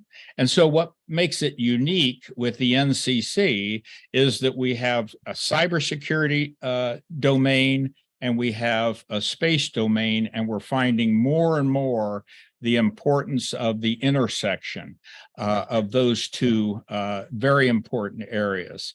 So we've been concentrating on establishing and normalizing cybersecurity and space offerings at the NCC, and now there are other major considerations like artificial intelligence that are becoming a huge factor in almost all things space and cyber. So today, we want to delve with this panel into the intersection points among space, cyber, and artificial intelligence. So in doing so, we're fortunate to have captured, and I say captured because these two gentlemen are very much in demand, running around and running businesses and organizations and big thoughts. But we've captured them in their very busy in all kinds of things: space, cyber, AI, and beyond. They're world-recognized experts, and they're going to help us explore, with this limited time we've got today, some of the various emerging questions that, frankly, are developing in many experts' minds today. So I'll just say, as I introduce them, welcome, Sam, and welcome, Neil. Harry, really looking forward to the conversation. Great. Great to have you here. Thank you, Harry, and I am as well. I'm Sam Visner. I wear a couple of hats. My principal hat is as a tech fellow at the Aerospace Corporation, which is the federally funded research and development center that is focused on support to our nation's space enterprise, engineering, research, development, prototyping new technologies. I also serve as the vice chair of the board of directors of the Space Information Sharing and Analysis Center, which is the principal information sharing conduit between government and the private sector regarding cybersecurity threats, risks, mitigations to our growing national space enterprise. So thank you again, Harry, for inviting me. It's great to have you here. And I'm Neil Sirabrani. I'm the CEO and founder of a company called Calypso AI. At Calypso AI, for the last 4 years, we've been leaders in the field of securing both the underlying data as well as the machine learning models that are powering kind of our current revolution that we're seeing with generative AI, and we're seeing within the kind of broader field of large language models. We do quite a bit of work in the public sector, helping support many, really important national security customers in their application and use of machine learning, as well as on the private sector side of the house, really helping to enable use of machine learning models while providing guardrails along the way. Very excited about the conversation and looking forward to all of the kind of intersections here. Great. Well, it's wonderful, as I said, having these two gentlemen here. And let me just add something about Sam. I've known Sam now for many, many years in many, many dimensions. Most of us knew him for his long duration at MITRE Corporation, and he actually was the director of the National Cybersecurity federally funded Research and Development Center. We often refer to that as FFRDC, and that was sponsored by the National Institute of Science and Technology. So that's just one other piece. Sam also served as a general manager of several cybersecurity businesses. He teaches at Georgetown University today, and he also served as the chief of Signals Intelligence, SIGINT, back at the National Cybersecurity Agency. And let me just say a little bit about Neil too. He's a new friend. We've just met, but I'm looking forward to a rich future with him. But from what Neil said, I was also impressed that according to Gartner and Forrester, Calypso AI, which he's the leader of and the founder of, they are known for developing and delivering AI security solutions. And according to them, they are the leader in that area. So I'm very excited about the two individuals we have today for conducting this rich discussion that we're going to have on these intersections. So I wanted to start off with a question, and Sam, I'll ask you to start. First off, what we're hearing an awful lot throughout the space and cybersecurity areas today is something referred to as cybersecurity in space. It's also being referred to as space cyber. So it seems to be a topic of really growing interest and concern. So Sam, I'll start with you. What are your thoughts about space cyber as it relates to protecting critical space infrastructure? Well, Harry, thanks for giving me such a softball question to start. I appreciate that very much. A long time ago, which is to say maybe 20 years ago, 30 years ago, we didn't really think so much about the convergence of cyberspace and space. Most space systems were standalone. They had their own command and control and telemetry systems. We thought they were fairly secure. Mostly they were. And very little of the nation's infrastructure depended on them. And they didn't depend on our global telecommunications and information technology infrastructure. Now that's changed. There are two meta dependencies that I think are very important to consider here.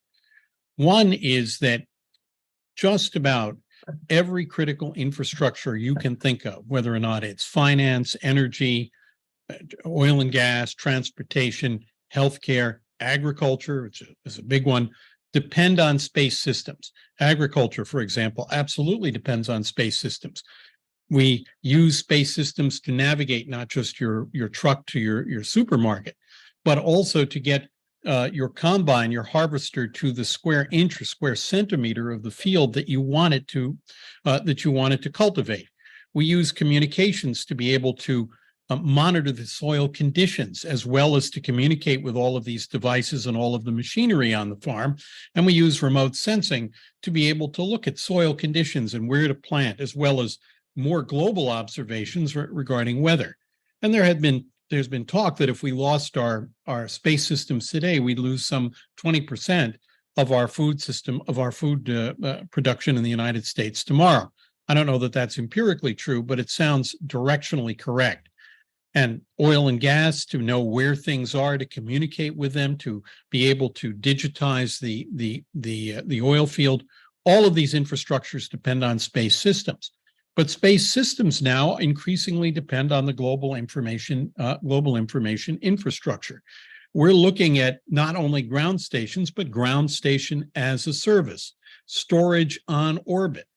We're looking at the dependence of space systems on a global information infrastructure to be able to support everything from additive manufacturing of new parts and launch vehicles which we're now seeing, to be able to manage just the supply chain of things that are up there, to all of the complex systems, telemetry, mission systems, and all of the other systems that are on these space vehicles. And no longer are space vehicles isolated from the global information infrastructure. We're going to be seeing what we call the new hyperscalers. Today, we have companies like Google and Amazon and Microsoft and Alibaba, which are building huge data centers all over the world and the connectivity to support them. In future, those infrastructures will support smart cities with machine learning and artificial intelligence. And the overall network that connects all of this will be these new space-based 5G and beyond 5G networks. So the intersection of space and cyberspace and the need to secure both of them with solutions that work for both of them at the same time has now become an urgent priority for the country. Well said, Sam. And with that groundwork, I'd like to turn it over to Neil now to add some thoughts on, your specialty area is artificial intelligence. How does it fit into this new world that we're calling and new requirement that we're calling space cyber? Yeah, that's a really good question. I think it's incumbent on us to go one step back and talk about, why is AI intrinsically even interesting to us? And the reason for that is really simple. If we think about silicon and we compare silicon to kind of our biologic systems, we don't have any way of being able to constantly and perhaps on an exponential scale progress on the biologic system. We do on the silicon. We have the ability to create machines that are smarter and smarter and smarter and smarter over very, very long periods of time. This is also known in other words as the scaling hypothesis. Essentially, the idea that we'll be able to get to perhaps human-like intelligence, and this is a debated theory, but we'll be able to get to human-like intelligence at some point by just constantly increasing the amount of compute we have available over a sufficiently long enough period of time. The intersection between space and AI is very interesting, and there are a couple of points of intersection. One, the obvious point of intersection is, what percentage of our worldwide telecommunications are carried via space, and the percentage is very high. Then you have your more kind of space-specific concerns. So whether you have potentially artificial intelligence models running at the edge in space, and you have both an opportunity vector as well as a security vector there. Two, you have opportunities as well as risks and threats in the context of how we're receiving and sending signals to our space-based assets. And you have machine learning as an intrinsic part of that. And then three, going a little bit more holistically, you have a new generation of threats that's been developed on the basis of threats to your machine learning system, which are predominantly in the form of the data that underlies those machine learning systems, or in the way that you interact with those machine learning systems. But you also have all of your traditional cyber threats that are only enhanced through the advent of machine learning and in particular large language models, and which are only growing faster. And you're getting into this era of essentially machine on machine cyber warfare, which obviously has quite a bit of intersection with space. Great. Thanks, Neil. Okay. I'm going to turn now to kind of more of a hardcore AI type capture here in question. Frankly, artificial intelligence is capturing the minds, perhaps literally in some cases, of almost everyone these days. And it has become one of the hottest topics throughout the world in every area that I can think of. So Neil, Calypso AI, the firm you founded about 5 years ago, and lead today, is known among many as the leader in security for AI today. So what roles do you see today and perhaps envision for tomorrow for AI in protecting critical space infrastructure? Yeah, that's a really phenomenal question. And what we're really getting down to is, what is the traditional stack we have from a cyber perspective? So your typical organization would have what's known as a security operations center, or a SOC. They would be running some sort of software that takes all of their signals together. So they would be running what's called a SIM. And then they would be running essentially endpoints. So whether it's an endpoint for all of the computer systems they have on their network, whether it's a bidirectional gateway for allowing network traffic into their network or not, or whether it's any number of other kind of cyber-specific tools and technologies that have come about in the last couple of decades. And there are a couple of kind of really big opportunities for AI there. One is to, let the human ask questions in natural language. So for example, if there is an alert of some sort, or there is an incident that someone is investigating, enabling them to be able to ask questions about that incident in human speech and detect patterns, and ultimately allowing the human to move to higher productivity, higher risk alerts, and letting AI take care of all of the noise that exists there today, and serving as that kind of interconnected layer between all of the cyber infrastructure that you have. And perhaps actually even working in the context of the larger kind of large language model or foundation model infrastructure that your organization has developed, where you're going to have a large number of sets of models across your organization. Some of them can be cyber-specific models and fit into the broader enterprise architecture that you have. Neil, that's a great point. And I hadn't thought about it totally in the context that you just made.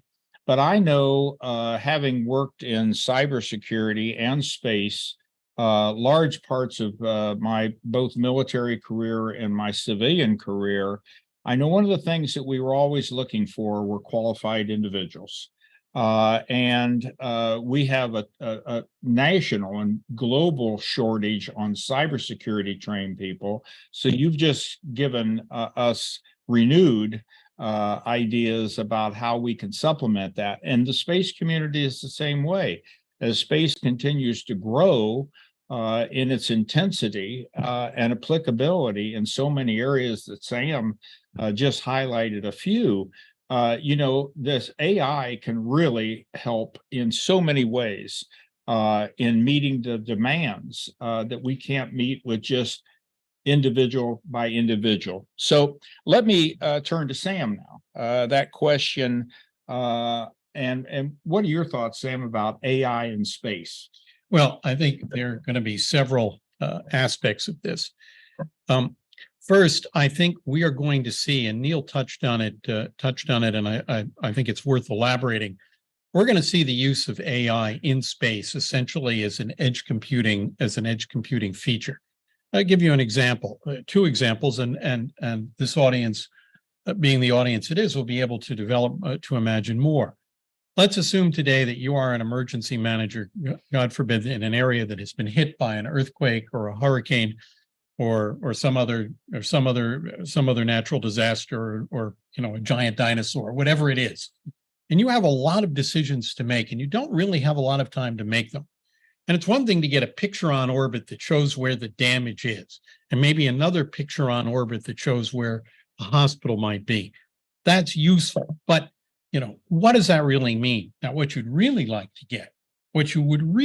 get would be a set of pictures on orbit, along with some AI generated courses of action that says, here is where we think of the most damage. And this is the kind of damage we think has been caused. And these are the estimate of the number of people who've been injured and the kinds of injuries they have. And here are the emergency resources and facilities that may be available. But these are the egress routes that have been blocked, and these are the ones that can be opened. And here is a recommended allocation of these people to these resources and these resources to these people using this route.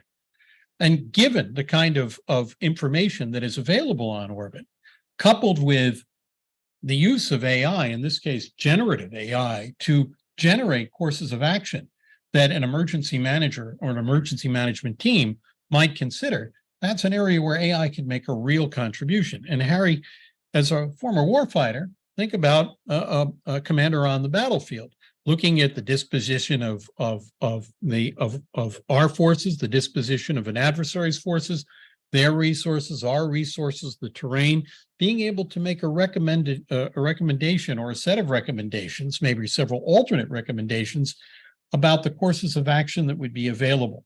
So I think that's going to be an issue. The second issue is the global information infrastructures and global smart infrastructures, smart cities, smart regions that are being enabled, that will be enabled increasingly by these global 5G satellite-based networks. They're going to be very difficult to detect malware and anomalous behavior.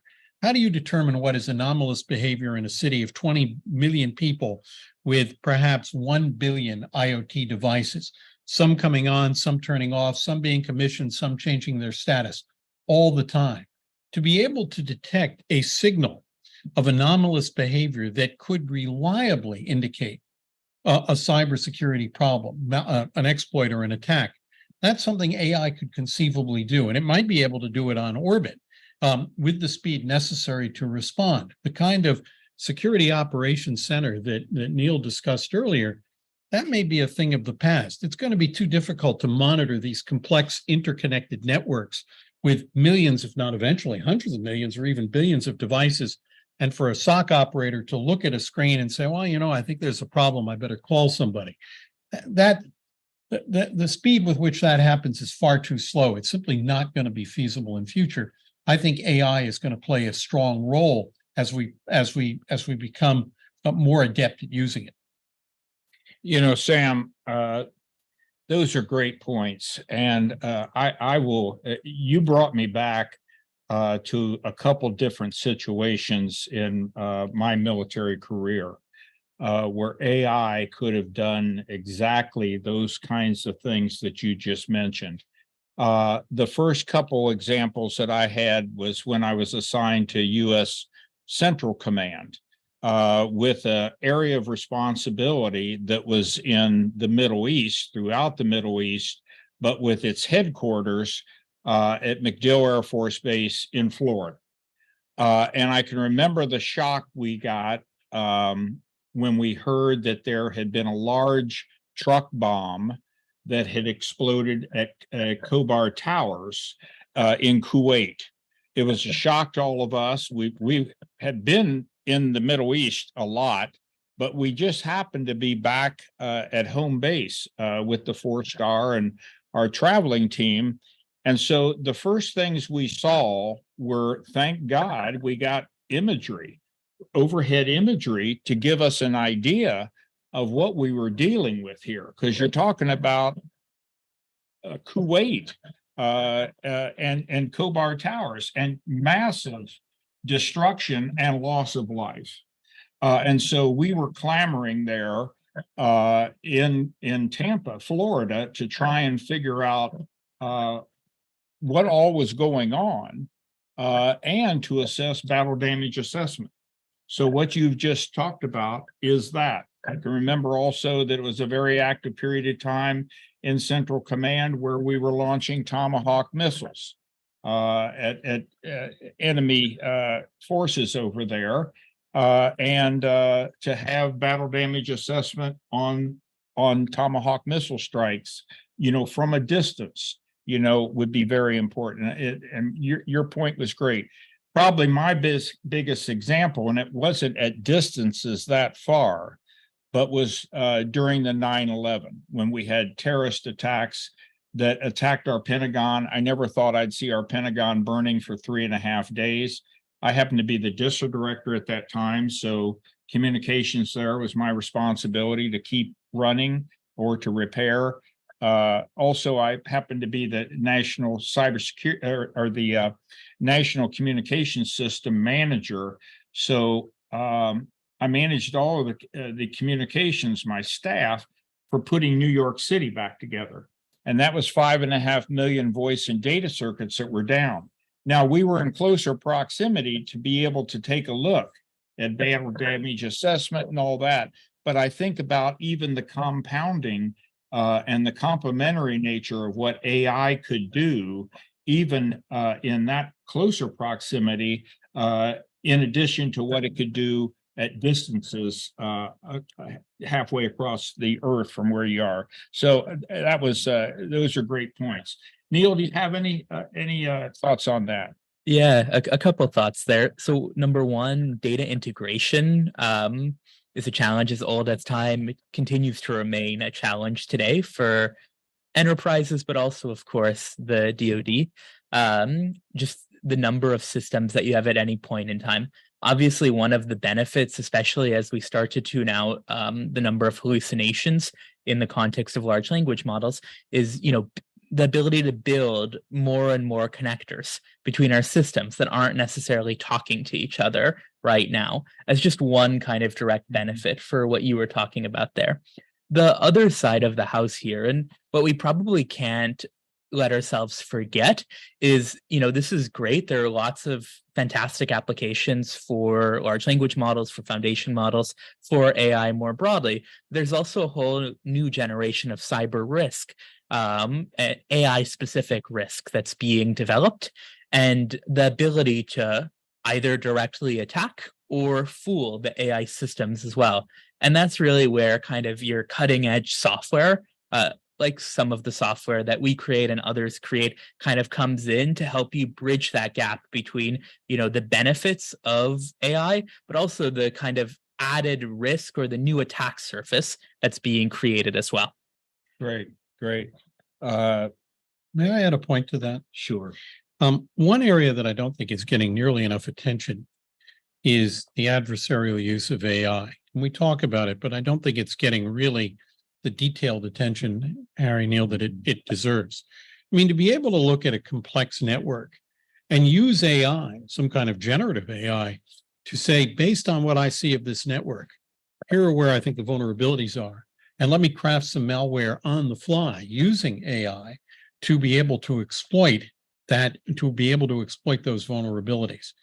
I think to be able to model an adversary's network, to be able to model and understand its vulnerabilities, to be able to understand how it's defended, to be able to detect a vulnerability, to be able to detect or create a point of ingress, and to create on the fly the cyber weapon necessary to exploit that weakness. I think that's something AI ought to be able to do, is likely to be able to do. And we ought to be on the lookout for attempts by adversaries to do so, because I think it's inevitable that this is going to happen. Absolutely, Sam, and that's probably the subject of a whole other areas, the threat, that we would see from AI, because we're talking about lots of great opportunities to help, but also we're going to have, like anything good, somebody's going to turn it into some sort of a weapon or a threat against you, and that's a whole other area.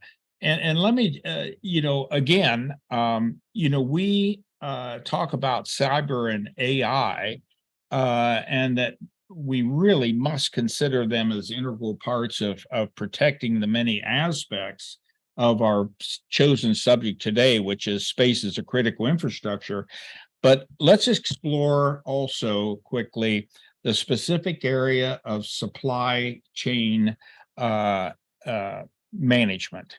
And specifically space supply chains. Are we talking about the data supply chain or the actual infrastructure supply chain? I think it's both hardware and software. Okay. And so I'll tee you up, Sam. I know I know you work in the supply chain, critical aspects of space. So then Neil will get your comments. In fact, I was just communicating with the supply chain risk management group this morning before I came here of the space ISAC. Wow. Well, if you go back some years, and this is with a little hyperbole, but if you were NASA or the Air Force some years ago, you'd say, where'd that part come from? I want to visit the factory. All right, factory, where did you get that bolt? I want to see what company made that bolt. All right, company that made the bolt. I'd like to visit the place where the steel was poured. All right, steel mill. I'd like to go to the mine where you mine the vein of iron ore. You could have a great deal of visibility into the supply chain. And whether or not that case is true, That level of visibility is something that we used to have. We don't have that necessarily anymore. As we put up literally tens of thousands of new satellites, right? 3,300 from Blue Origin, 12,000 from SpaceX, several hundred from OneWeb, over 200 from Maxar, Planet Lab are putting up constellations, Synectic, KSAT, and others. We are seeing a commoditization of the global supply chain that goes into both the hardware and the software associated with space systems. Can we do a better job of understanding, using information technology, the provenance of all of this hardware and software? And conversely, if the IT that is used to control that supply chain is compromised, how do we know that the part we're getting is the part that we're supposed to be getting and from the place where we're supposed to get it? Yesterday, I attended a conference on digital forensics, and I had a very, very interesting meeting with somebody who talked about additive manufacturing, which we're going to use both to make rockets. Relativity Labs has demonstrated they can do that, and we're going to do manufacturing on orbit. Instead of bringing all our supplies up, we will mine space for raw materials and use 3D printing to print the stuff we need for colonization and exploration and other purposes. The software that controls that fabrication is very subtle. Any change in the density or speed by which the filament is laid down to make a part, and that part could be visually perfect and yet fail some calculated percentage of the time. So that is a combination of both the hardware and software elements of the supply chain for space systems that need to be secured. Neil? Yeah, it's a really kind of terrific point that you have there, just around kind of the integrity of the supply chain. You're also getting into kind of the broader factory conversation around just-in-time manufacturing, Kaizen, and some of the kind of globalization concepts that we've developed over the last 50 odd years or so. My domain would be much more in the kind of digital supply chain side of the house. So, let's think about an AI model just as a kind of example here. So if you have a large language model, you have a foundation model. That model has been trained on a staggeringly large part of the openly accessible internet. It has cyber vulnerabilities. It has AI vulnerabilities. It's intrinsically built with a large set of vulnerabilities on the basis of how large it is and what percentage of the internet it contains. Within the context of kind of your more traditional applications of CNNs or SVNs or other types of machine learning, you're using open source libraries for much of what you're doing. You don't necessarily know what the lineage of those open source libraries are, or if there is vulnerabilities, other than trusting the fact that because it's open source, someone else has reviewed it and looked at it. You're then using a data set. That data set may be a data set that you control and have the lineage on, or it may be a data set that you don't control or you don't have the lineage on. And so as you're going through that process of actually building your machine learning model, you're doing so in a way where security isn't necessarily at the heart of the process. And frequently, the folks that are actually building those models aren't necessarily the same folks that are thinking about how to secure the model or thinking about it from kind of a risk-based framework perspective. And so you also have the kind of internal need to collaborate with both the folks with the data science background as well as the folks with the security background. Wow, we're getting at a whole lot of huge subjects here. We're scratching surface on a number of different areas, but I knew that's what was going to happen because that's the universe, if you will, that we work in with those fourth and fifth operational domains. But each of you have touched on this a little bit. There seems to be a compelling need now for a repository of systematically collected and analyzed data on cyber threat activity and other areas of cybersecurity, resiliency, and even recovery. So protecting our space critical infrastructure, which is why we're here talking today, requires data that really is accurate, timely, and pertinent to everything from making policy to making operational decisions on a daily basis. But here's the question. The Cyberspace Solarian Commission recommends creating a Federal Bureau of Statistics to support a broad range of needs, along with public and private sector users. So what are your thoughts on establishing such a federal bureau? Neil, I'll go to you first. Oh man, every time someone talks to me about statistics, I think about Kahneman and Tversky, and the first couple of pages of their book where they talk about asking statisticians intuitive questions about statistics. But to kind of answer the question directly, I certainly think that there is a place for the public-private kind of partnership in the context of reporting and understanding cyber incidents. The closest we probably have today would be VirusTotal, which is an openly available service that's currently run by Google, as well as from a kind of a framework perspective, it might be one of MITRE's frameworks in the form of the MITRE ATT&CK framework or now the MITRE Atlas framework. But I could certainly see the kind of compelling need for stitching it together. Sam? Yeah, I think that's right. Harry, I do agree very much with the Solarium Commission report, and the Armed Forces Communications Electronics Association has issued its own paper, which echoes that recommendation. I think one of the problems that we face is that good empirical data about cyber problems is lacking. And as we become more dependent in our infrastructures on information technology and cyberspace, I mean, we don't depend on cyberspace, Harry. We exist. We reside in cyberspace. That's where we reside now. Our electrical power grid doesn't depend on it. Our transportation system doesn't depend on it. They reside within cyberspace. There is a bill in Congress that would also recommend the development of a cybersecurity of a space systems cybersecurity clearinghouse. I'm hoping that bill will pass. I'd like to see the Space ISAC be given that role. And while I'm at it, let me again foot stomp the need for us to make the long overdue decision to declare our space systems a critical infrastructure sector. They have their own unique infrastructure, unique missions. Not only does everything depend on them, but there are things that they do that no one else does, like remote sensing and GPS, GNSS, navigation and space manufacturing, space exploration, space travel, space colonization. Increasingly, those are going to be important to our national and economic security. So I'm hoping that declaration will be made. And as it's made, the need to be able to accrue and analyze empirically useful data is going to become vital to the success of the mission. Absolutely.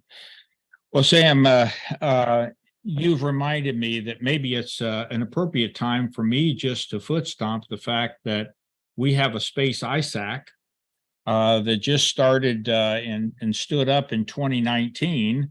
Our first 2 years of running that and looking for members was during the pandemic years, so it wasn't the best time to be socializing something.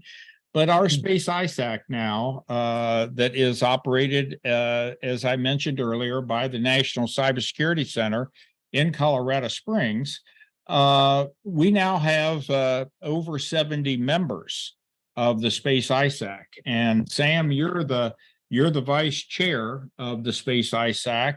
I think you can see, audience, the brilliance that we have that's running Space ISAC. So let me just we have about 2 minutes left, but Sam, you mentioned Congress, and in fact, there's a new report that came out by the U.S. Government Accountability Office, GAO, and they sent that to the Senate Armed Services Committee. And that report found that DoD needs to issue department-wide AI acquisition guidance. And interestingly, I heard just on the news last night that today the U.S. Senate is holding their first classified briefings involving AI. So that's happening not too far from us where we are here in Washington, D.C. now. But there's a number of areas that they might be exploring at that hearing and others. But what are your thoughts on how we should be, how the DoD perhaps should be considering a department-wide AI acquisition strategy? I think it's a very good recommendation that GAO has made. I have a lot of respect for the people who work on these reports at GAO, and I think it's something that probably is overdue. Now, having said that, a lot of systems are built, based on very specific requirements, very specific specifications, and very specific use cases, and these things are built in silos. But now, as we move to unified command and control systems, things like JADC2, where we're trying to be able to unify command, control, communications, intelligence through all of our services, and something that we've demonstrated is useful, looking at the conflict, the war in Ukraine. I think it's time for that kind of guidance. I have another reason for saying this, by the way, and that is the Department of Defense is large and people sometimes think of it as unwieldy, but it can actually be pretty darned effective. It does things no one else can do. And if it does this, it can set an example and standard that other parts of the federal government can emulate. And therefore, I'd support it. Okay, great. Neil, closing comment. Thanks so much, everyone, for having us. Really enjoyed the conversation with both of you, and looking forward to the next one. Great. Thank you. Well, I think we teed up a lot of subjects today. We only scratched the surface, as I mentioned earlier, but I think this is going to be an opportunity for us to continue in areas with the America's Future series at exploring some of these other broad areas that are involved with space, cyber, and now the area that we're getting very much involved with in everything, artificial intelligence. But I want to thank my two friends, Sam and Neil, for being here with me today. I'm honored in your presence and your brilliance, but thank you very much for listening in today. Thanks.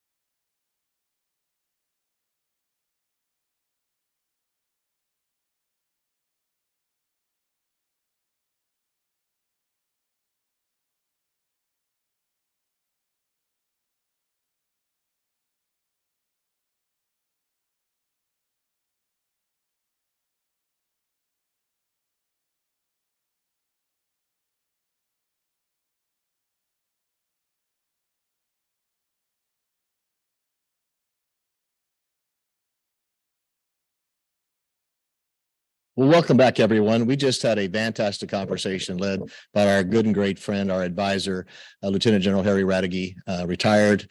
He had a great conversation with Sam Visner and Neil Sarabiani of Calypso. Really enjoyed that. We're going to have another great conversation here, et cetera, in a second on space acquisitions and innovation, which is absolutely critical. It's really one of the things that America's Future Series is really focused on, the need for us to speed up the putting the capabilities of the hands of the warfighter faster. We have two great experts talking about that, Jenny Poisson of BAC and Mr. Cordell de la Pena. So we're going to turn it over to Jenny and Mr. de la Pena. I hope you all enjoy this. I really appreciate AFS for having me and for Comtech for sponsoring such an awesome event. I am really excited about this great opportunity to talk with Mr. de la Pena. Del is a true patriot and has been serving our nation since 1985. He was commissioned as an Air Force officer, retired as a colonel, and then transitioned as a member of the senior executive service. He has a really impressive resume, 23 assignments over the course of 38 years of, again, serving this great nation. And as David mentioned, he's the Program Executive Officer for Military Communications and Position Navigation and Timing, PNT, for Space Systems Command. In this role, he manages and oversees the development, production, delivery, and maintenance of critical and innovative communications and PNT systems worth over $22.3 billion.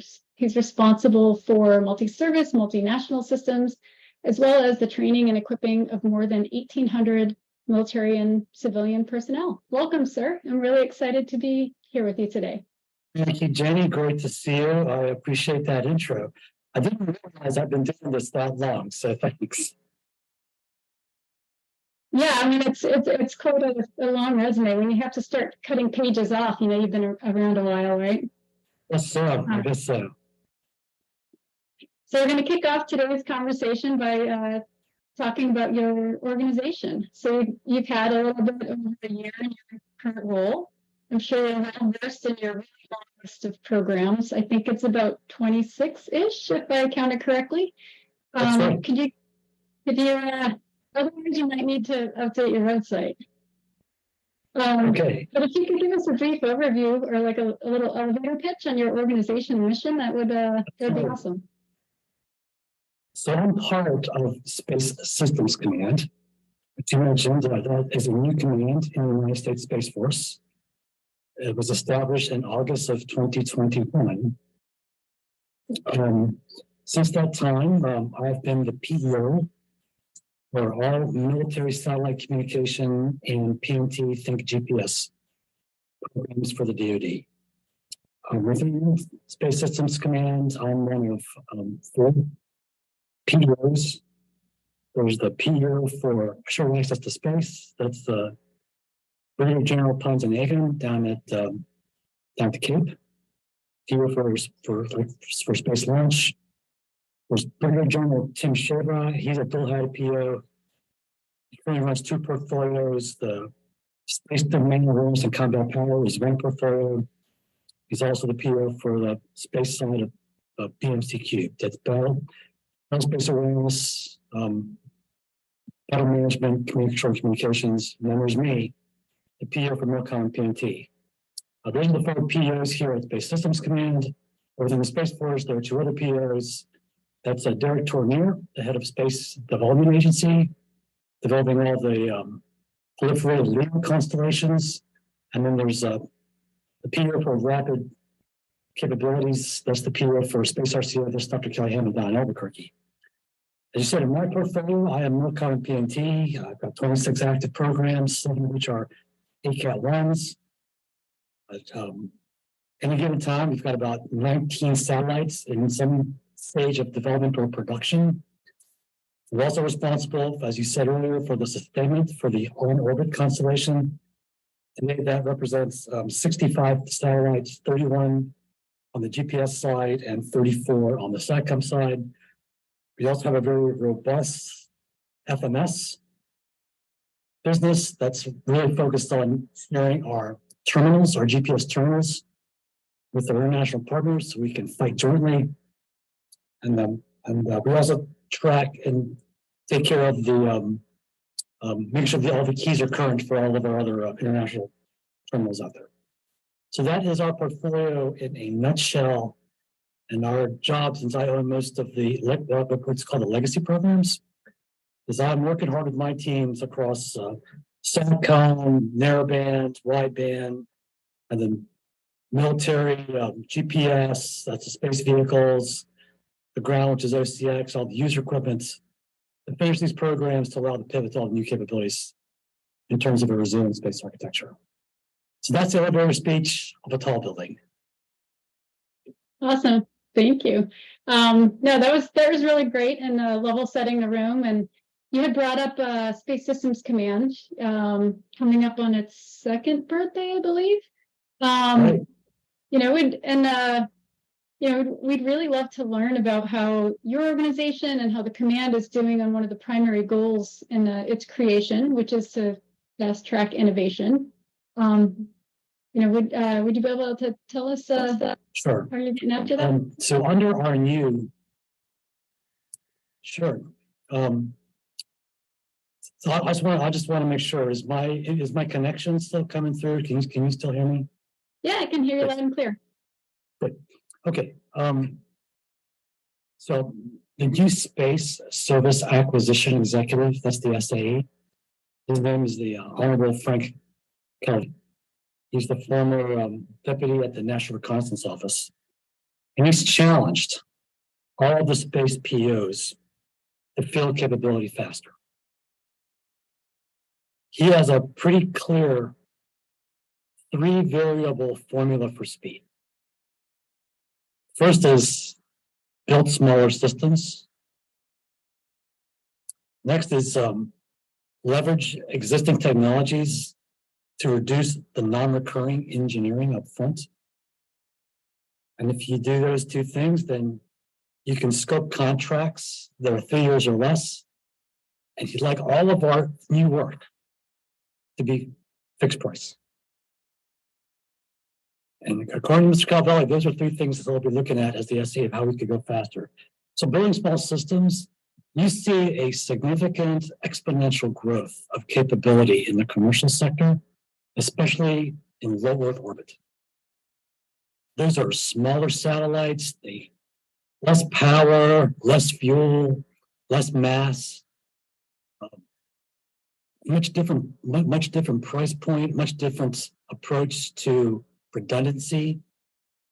So one of the things we're doing as part of our integrated strategy in the future is to augment and bring in diversity in orbitology by augmenting our current capabilities, which are at geostationary, with the commercial and international partner capabilities at lower orbits like LEO.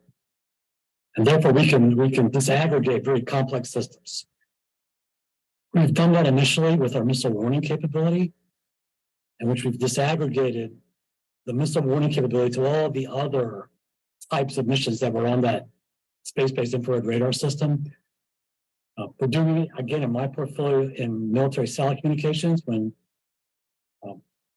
legacy systems, which were the AEHF, Advanced Extremely High Frequency Geostationary Satellites, had both the strategic and tactical missions on one space vehicle.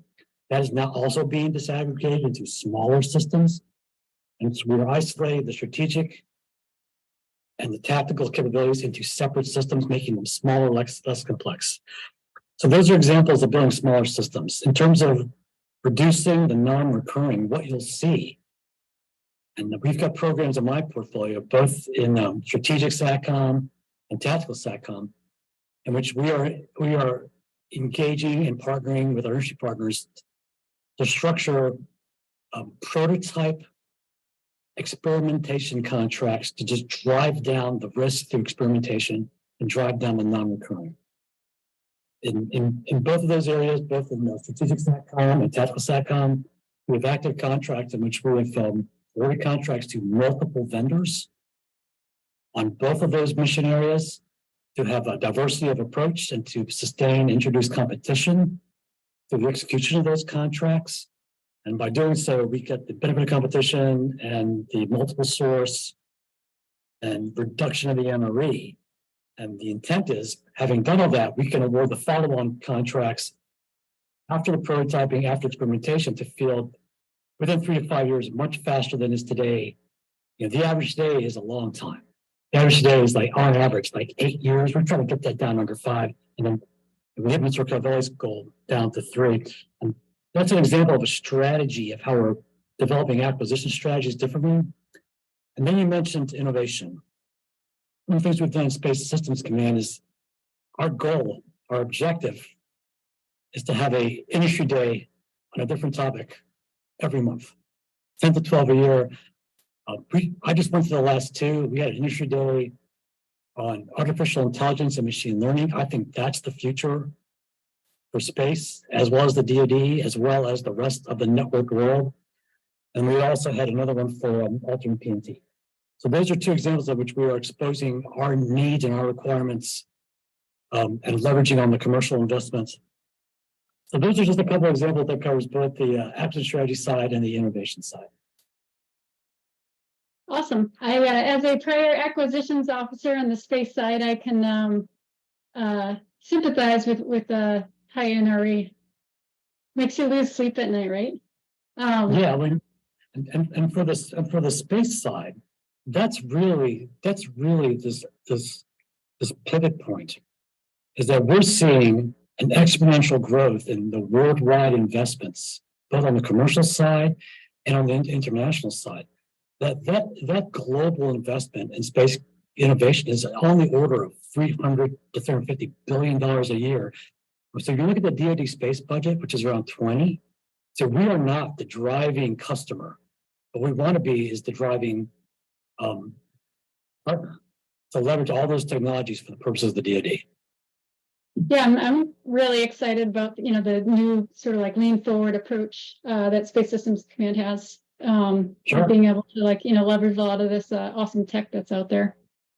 Now you have mentioned some of the industry days that you've hosted recently. I know one of them was the Alt PNT Reverse Industry Day with the focus on looking at alternative sources and integration for PNT information for future GPS architecture. Could you tell us a little bit about that event and what outcomes you're desiring? Sure. So we're using the term Reverse Industry Day for a reason. Now, in the past, when the government held Industry Day, it was a transmit of the government about future requirements, upcoming work, so the industry could plan for future, requests for proposals, requests for bids. We've crafted this Reverse Industry Day so that the majority of that engagement is 25 to 30% is the government communicating, here's what our future requirements might be, here's the environment we're going to face, and then sitting back and talking to industry. And most of that's through one-on-ones, so that industry partners, specific companies, can talk about their corporate ideas, kind of a one-on-one environment, which has been very enlightening. That's why we call those Reverse Industry Days. So my organization, and I attended both days, we hosted a Reverse Industry Day for alternate PNT. What we're seeing is, other countries have watched this country field a worldwide GPS system that is fully integrated with our weapon systems, our commercial travel, our economy. It's a symbol of strength. And other countries have tried to duplicate that. They've built their own GPS system, starting with, Russia built Glasnost, the European Union built Galileo, and China built Beidou.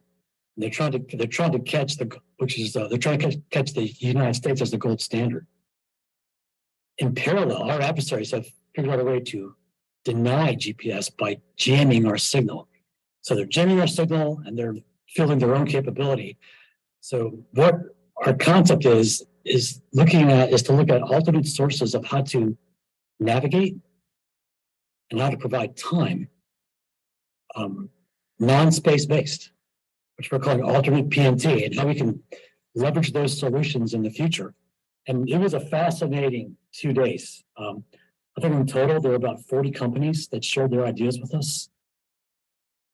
Looking at things like maturing inertial navigation, getting inertial navigation more precise. So there's always been inertial navigation. Think of a compass. Think of the electromagnetic field around the world. There's a certain amount of drift to it.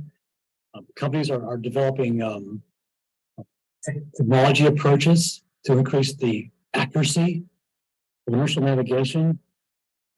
Looking at other types of phenomenology like light and LiDAR, different modalities to measure like laser pulses to establish distance and location.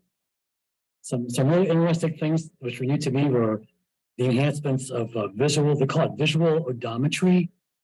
And the example is every once in a while when I'm driving down the road using my personal cell phone as my GPS navigator, and it loses, for some reason, we get behind mountains, you're in a bad terrain, you lose your GPS signal, and it tells you to take your phone and turn on the camera and like scan the area. So that's a way of using that visual augmentation.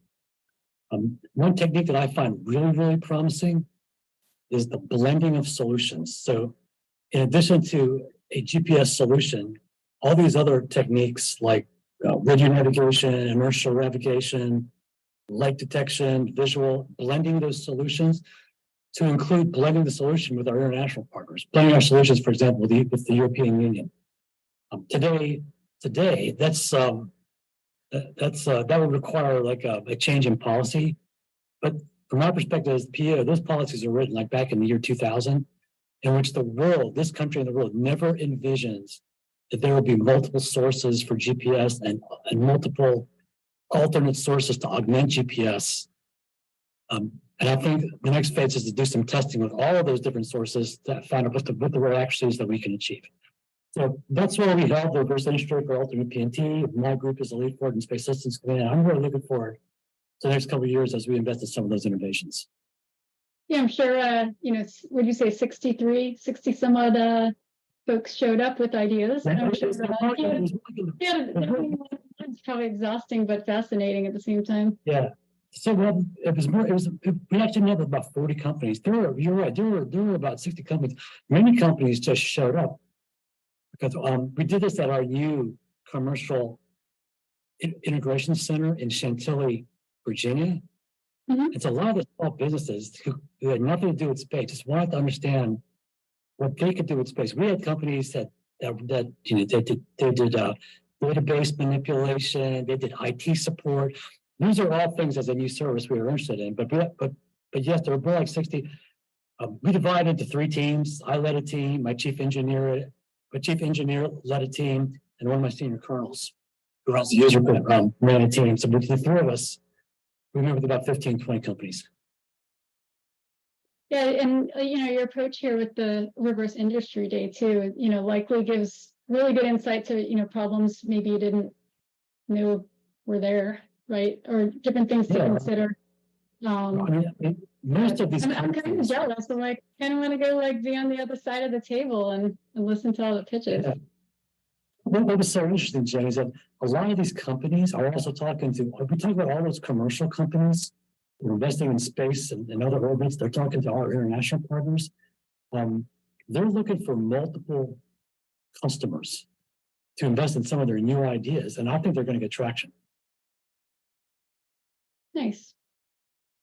That's, a bonus for us, right? For, industry investing their own dollars and, to the benefit of, to national security. Yeah, and to me, from my perspective, we're talking about space here. I think in the future, there are just limitless opportunities for things you can do in space.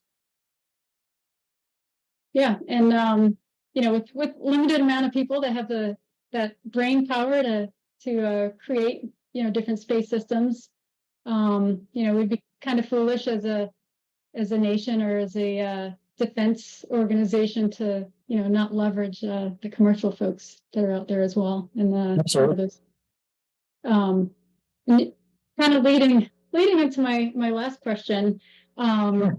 You had mentioned a little bit earlier about leveraging commercial technology to our advantage, right? With space going across national security, civil and commercial sectors. There's been a ton of advancement, especially in the commercial sector over the last decade or so.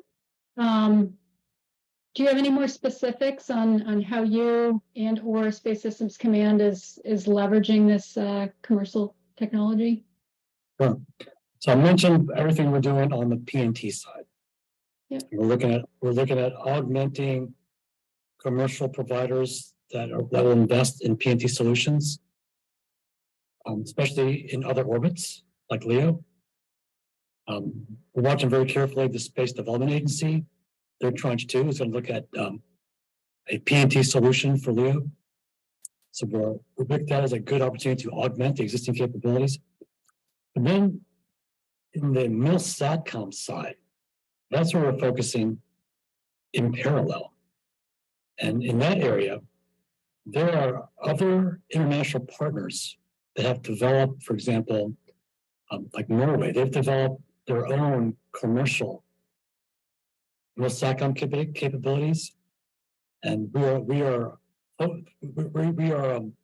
providing some of our military payloads for them to host on their satellites as hosted payloads, and that's example of the EPSR program, the Enhanced Polar System Recap, that provides the DoD MIL-SATCOM communication protected comm over the poles, but we're doing that on a hosted vehicle operated by Space Norway. Other countries that have built their own satellites, like Luxembourg, we have a funded initiative in the FY24 budget request. It's a budget request to leverage that capability and rent and buy their service to augment our capacity on the commercial side. So in my mission area, it's in both phases of just both PNT and in the SATCOM, but in the rest of the Space Force, I see initiatives, for example, in launch, how commercial companies are looking at things like on-orbit replenishment. That's something the Space Force is watching closely. That's out of our Sure Access to Space PO. And then also in space sensing, looking at all the commercial investments for things like weather, for example, fire detection, all the things that an ISR sensor on the commercial side can pick up today. We're also looking at how we can leverage those applications in our remote sensing directorate.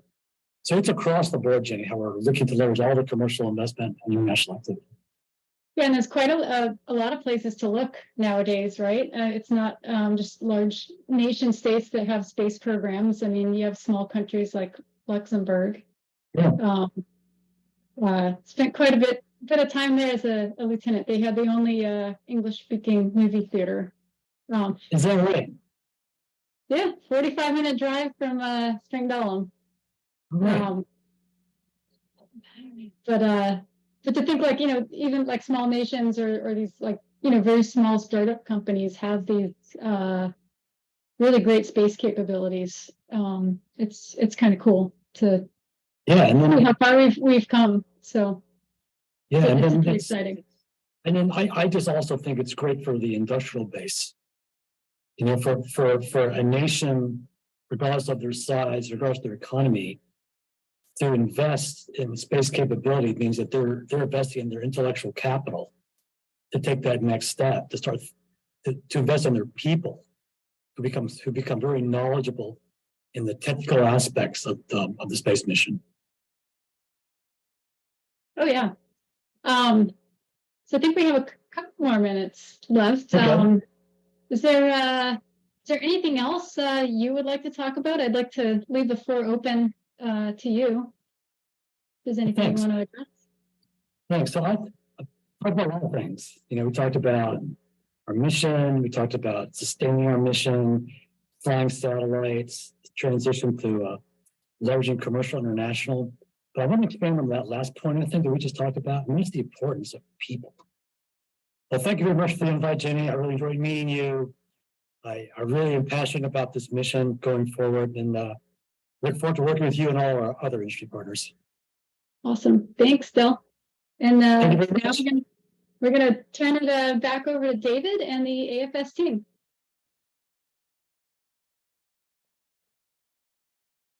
Well, thank you, Jenny, and thank you, Mr. Della Pena. That was fantastic. And I have to say, we've had a lot of folks speak about acquisitions and improving that process, innovation and acquisitions. I really appreciate Mr. Della Pena's specifics about where they're looking at it, how they're leveraging other countries, how they're leveraging certain commercial sources. And people I think are hungry to hear how that's being done, just not that it's important. And to hear that they're doing that in those many different ways, I want to commend that. Really appreciate that, Mr. Della Pena. So we're going to take a really quick break, and then we're going to come back with our good and great friend, our venue host, Dr. Greg Autry of the Thunderbird School of International Management. He's going to be joined by Dr. Ajay Malshe, and that's going to be an exciting conversation. So we'll be back in just a few minutes. Don't go away. Be right back.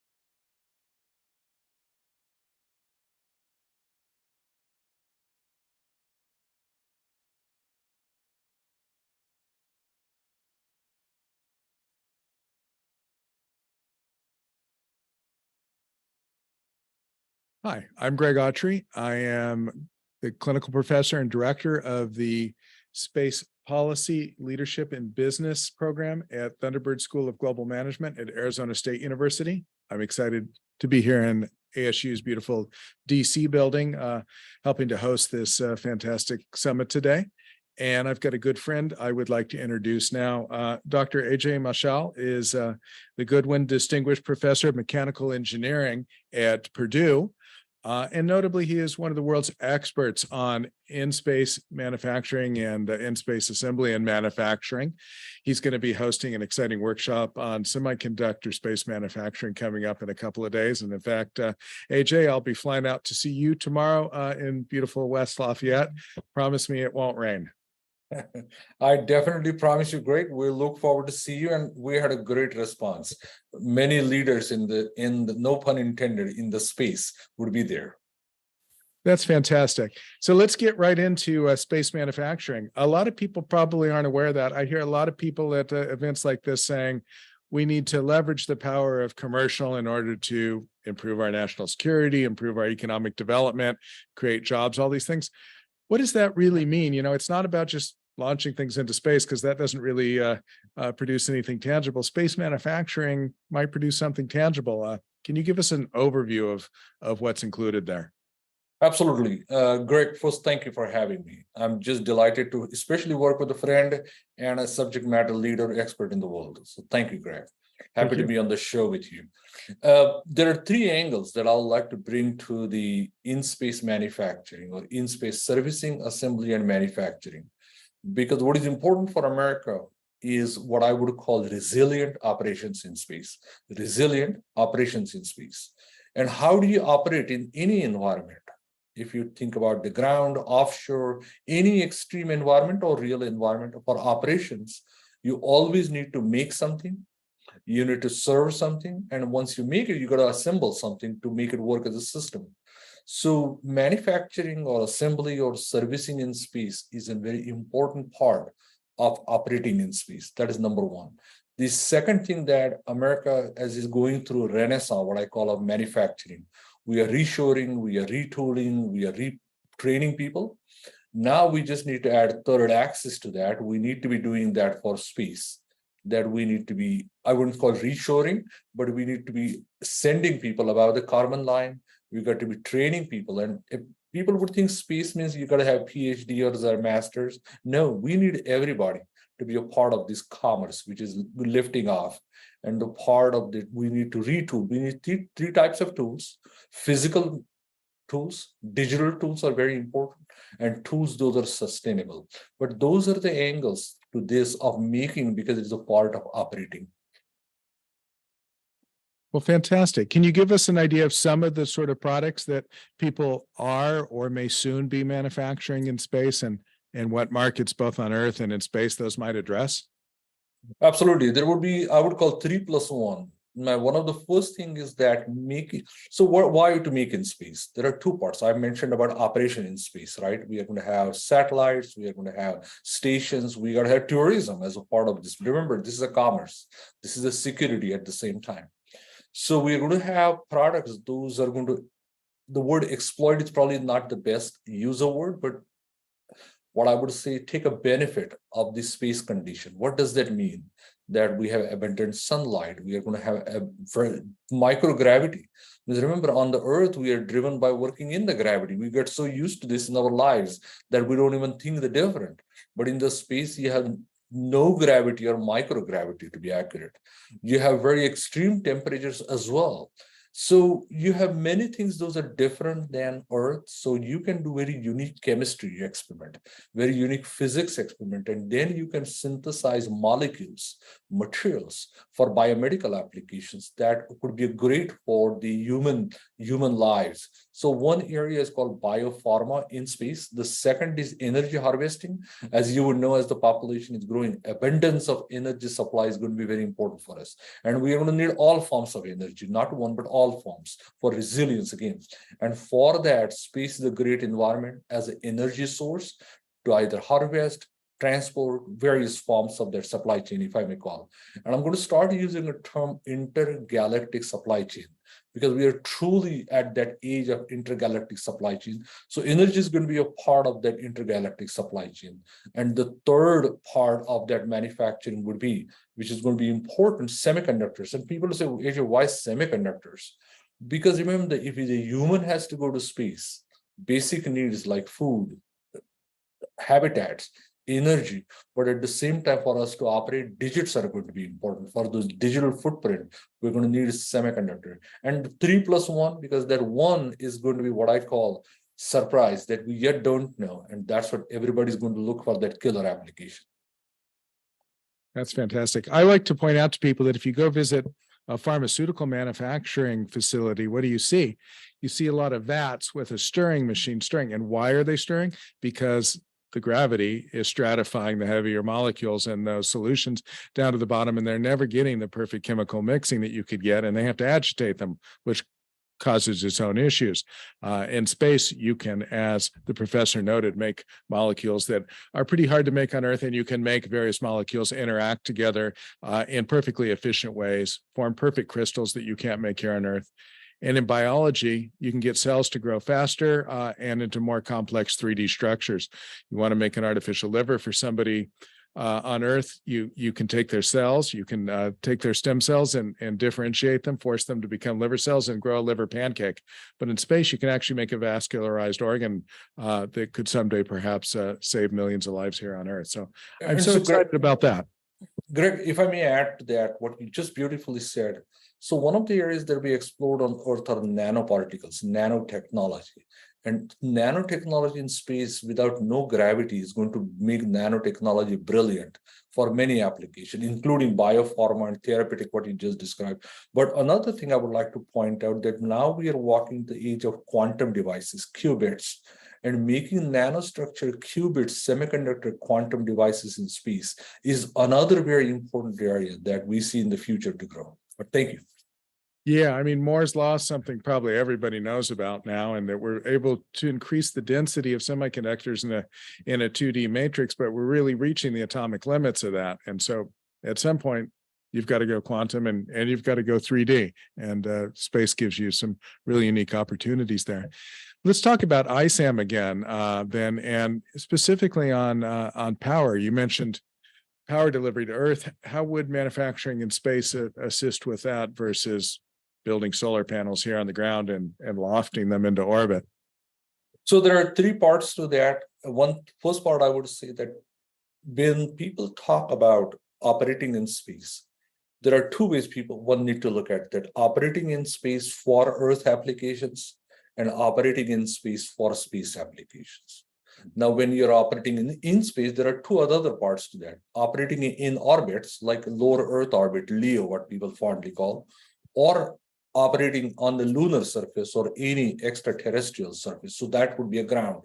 So those are different conditions. Also, speaking about this, speaking from Earth, one may imagine that these distances are very short. They are not. They're very far distances. So we need to start thinking about manufacturing at point of need, PON. And for example, towards that, if we are going to start manufacturing in space, what kind of platforms we need, what kind of manufacturing facilities we need. So people call manufacturing platforms, manufacturing factories in space. That's how I got very early in my career. Or also you may call the ports. We are going to need ports or distribution centers. So exactly what we have on the Earth, but it would take a different form factors, different supply chains, and different vocabulary digitally and physically to work with it. But it does need to all tie up together. And we are at that early age of golden rush, what I would call the space rush. Yeah, a lot of people, for instance, are, I think, intrigued or inspired by Elon Musk's vision of, occupying and maybe someday terraforming Mars. But if I'm an early Mars settler, I don't want to click on my Amazon Buy Now button and wait for a year for my products to show up. And in particular, if you've got something like a maintenance med, you need to take an acid suppressor, or you need eye drops because you have dry eye or something. Some of those products might not even survive the transport time. People with antibiotic needs, we're going to have to be able to do these things, and we're going to have to be able to do them fairly soon, or you're going to restrict this population to a very small group of people. So that's exciting. So Greg, this is about to change in space, very important, because on Earth, one of the things in manufacturing we are quite used to is centralized manufacturing. Means when you look at automotive manufacturing, it's all centralized at one location. We ship it everywhere. That is about to change in space because space being such a vast ecosystem and environment, manufacturing at point of need, where you can manufacture, assemble, serve, and operate at point of need, and then connecting those nodes is going to be a very different platform that we are used to Earth. So point of need manufacturing or convergence of manufacturing is something important. Do you think some of these technologies that will be developed for a space application will come back and benefit manufacturing processes here on Earth in the future? Oh, absolutely. There are a few ways that this is going to change. Number one, that, as I mentioned earlier, that microgravity would be applied to make some of the unique therapeutic molecules that we can't make it here. That would help to cure many diseases that we know, and as population is aging, that we don't know even at this point in time fully. So this would be imagine that we have now a laboratory away from Earth, but just close enough that we can make unique materials, unique processes that we can benefit large population on Earth. Number one. The second thing, that this would also benefit the Earth in many ways. That think about, this might sound completely crazy in some sense, but you have hotels on the orbit that you can go and take a vacation, that I'm going for my spring break, maybe in an orbital hotel. So this is going to open a human mind, because how human race have progressed, that our imagination as it expanded, we made it possible. So going to space, just the habitation is going to open our minds to infinite possibilities. So that would be a part of progression of human race to the imagination. The other parts of that operation would be that how we will operate in space, and the technology that we will build, like point of need manufacturing, can then brought back to the Earth to advance our learning on Earth. So it is going to expand our learning field in the summary. No, I think you're absolutely right, and I don't think you're crazy, AJ. I'll be up there at the Space Hotel with you someday soon, I hope. And you're right about technologies in space coming back. If you think of solar power, for instance, the first customer for solar power was really the United States government on America's second satellite, Vanguard, which used solar cells, and it turned out that worked. And the driving force behind making higher density, lighter weight, and higher performance solar cells has been space applications for 50 years. I probably wouldn't have solar on my roof charging my electric car if we hadn't have made that investment, both at DoD and in NASA in doing that. And it comes back and benefits everyone. So Greg, you asked me, just a second, you asked me a question, and that I just remembered that I have not fully answered. So to add to your question on the energy, I would like to only point out that our energy supply chain is going to expand. We would have mobile energy that we would store, transport, reheal, recharge, again transport. So we have mobile energy. And then second thing, we'll have great source that we can leverage to distribute across Earth at different points of need. I just wanted to add that to the point for the energy supply chain.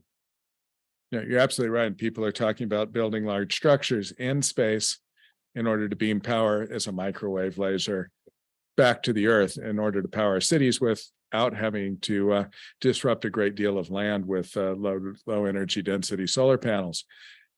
If we were to build something like that, would the resources that are actually already in space be a benefit? Are there things on the moon or asteroids that will allow us to do that? Are we going to have to loft all this stuff off the Earth in order to do this manufacturing? There are a few scenarios, and probably the time is going to decide that. Because what is going to decide is that at given point in time, how the business model are going to meet with the price parity. That's what's going to drive. And there are going to be different phases of that. At this point in time, that we are lifting everything from Earth and we are sending it and leaving the gravity. Even today is expensive. It is getting much better, but it is still expensive. So at this point in time, probably building a manufacturing platform on lower Earth orbit or some locations like those would be going to be important, that we ship some of the basic materials that we're going to need, and then we assemble that. And why we assemble that? So we can service it. So say, for example, you have energy stations in the lower Earth orbit or other location. You need to serve them from time to time if they get damaged by micrometeorites or other objects. Then, so it is good to start with servicing assembly and manufacturing rather than manufacturing, assembly and service. So service industry is going to be driven by assembly and then coming by manufacturing. So initially we may have to see that with price parity, what things we can ship, what things are going to be difficult to ship, what are the new business model where the hardware will be free and the software will pay for that. And those business model that people don't talk much, but they're going to evolve with the manufacturing systems, materials, processes. And that so manufacturing and operations with business model has to come together. Right. But let me push you a little more on the space resources issue. Do you think it'll make sense someday to have extraction on the lunar surface and put some of this space material into space from the moon in order to manufacture it in space? Yes, I think, for example, what people fondly call a regolith, means if we're going to have a habitation, this Artemis mission everybody's excited about. So if we're going to have habitation on moon, how are we going to build it? So remember, when America went from the East Coast to West Coast, what we did, we maximized the available local resources, what we had available. Now we are going from here to moon. So we're going to say, what are the resources available on moon? Water, that if we split, is a good source of energy. So water is oil on moon. For example, regolith, that if you take that regolith and can make a sustainable habitation out of this with the unique designs that are required, that is a resource that we have there. So again, the definition of word resource on Earth is going to be very different than definition of word resource on the moon. But we will be relying on local resources. Those are available as a generation 1.0. Now, once we station that, we stay there, we grow there, started thinking about, then we will see how to take that ore and from that find the unique ways to extract advanced next generation material. Remember, human race started with the Stone Age. We didn't extract anything from stone. But as we progressed, we went from Stone Age to Copper Age to Bronze Age to Steel Age. So we advance our processes to explore and apply the local resources to make better and better out of it. And I believe that that's what would happen in Moon, but we're going to start with the basic resources, those are available now, and start building the parts and processes with it. And for those that don't know, regolith is moon dirt, basically dirt without the organic matter in it. It's a notoriously troublesome product for astronauts that have been to the moon, and it may be actually something of benefit. How would we take this material and turn it into a construction material? So there are companies already looking at that. For example, if you take a regolith, which is just as you say, dirt, only the difference between dirt on Earth and dirt in Moon is this very expensive because it's just difficult to get there. But if you take that dirt or regolith, much more sophisticated word, I would say, combine that with certain base polymeric material, and then you create an amalgam or a mixture of that. And if you can 3D print it, 3D print the housing or 3D printing, what I would use the word habitation out of that, that is very doable at this point in time. And companies, as I said, we are already 3D printing civil structures on Earth, and companies are now starting to look that if I do want to have something like this, first, how can I excavate? How can I take it from the Earth? Then how do I granularize it? Once I granularize it, what binders I will mix with? Once I mix with that binder, once I put it there, because remember, on Earth, I can mix cement with water. On Moon, there is no water. So I need to think differently, but the thinking mode would remain the same. The materials would change. And then which material I mix it with? Is it affordable to mix with that material? Where the material is going to come from? Now, once the material settles down, what is the curing time? If there is a word curing for that, for example, or can I just set it up there? So what kind of design I can bring so it can withstand some of the very difficult environment and protect the human inside. One of the things that one need to be careful, we're just coming out of pandemic. So how this housing can be antimicrobial in a sense of bacteria and viruses. So these are all beautiful questions going to come from how we address it. And that's what I was saying, that once we learn how to do things better and in more severe condition, it is going to help us develop more respect for Earth and do the things more sustainably on Earth. Great. And if I might, I'll plug a paper I just did with Professor Phil Metzger at the University of Central Florida on the economics of producing lunar landing pads using a polymer resin infused in regolith and or sintering, which is basically just baking the lunar soil using high-powered microwave systems. If you're interested, that paper is in the New Space Journal, and it's a free download right now. So as we wrap up here, tell me your vision of the future. Where do you think we'll be in, say, 5 years? Do you think that any of us will actually see some sort of product that we've held in touch that was manufactured in space? And then where do you think we'll be 10 or 20 years from now with space manufacturing? So, Greg, this question is always exciting, right? We are imagining and we are very optimistic about it. So one thing I must share that my view of space is probably you may call borderline dangerous optimist. And in a truthful, I mean, this is what one is asking me a question in 80s, that where the internet would be.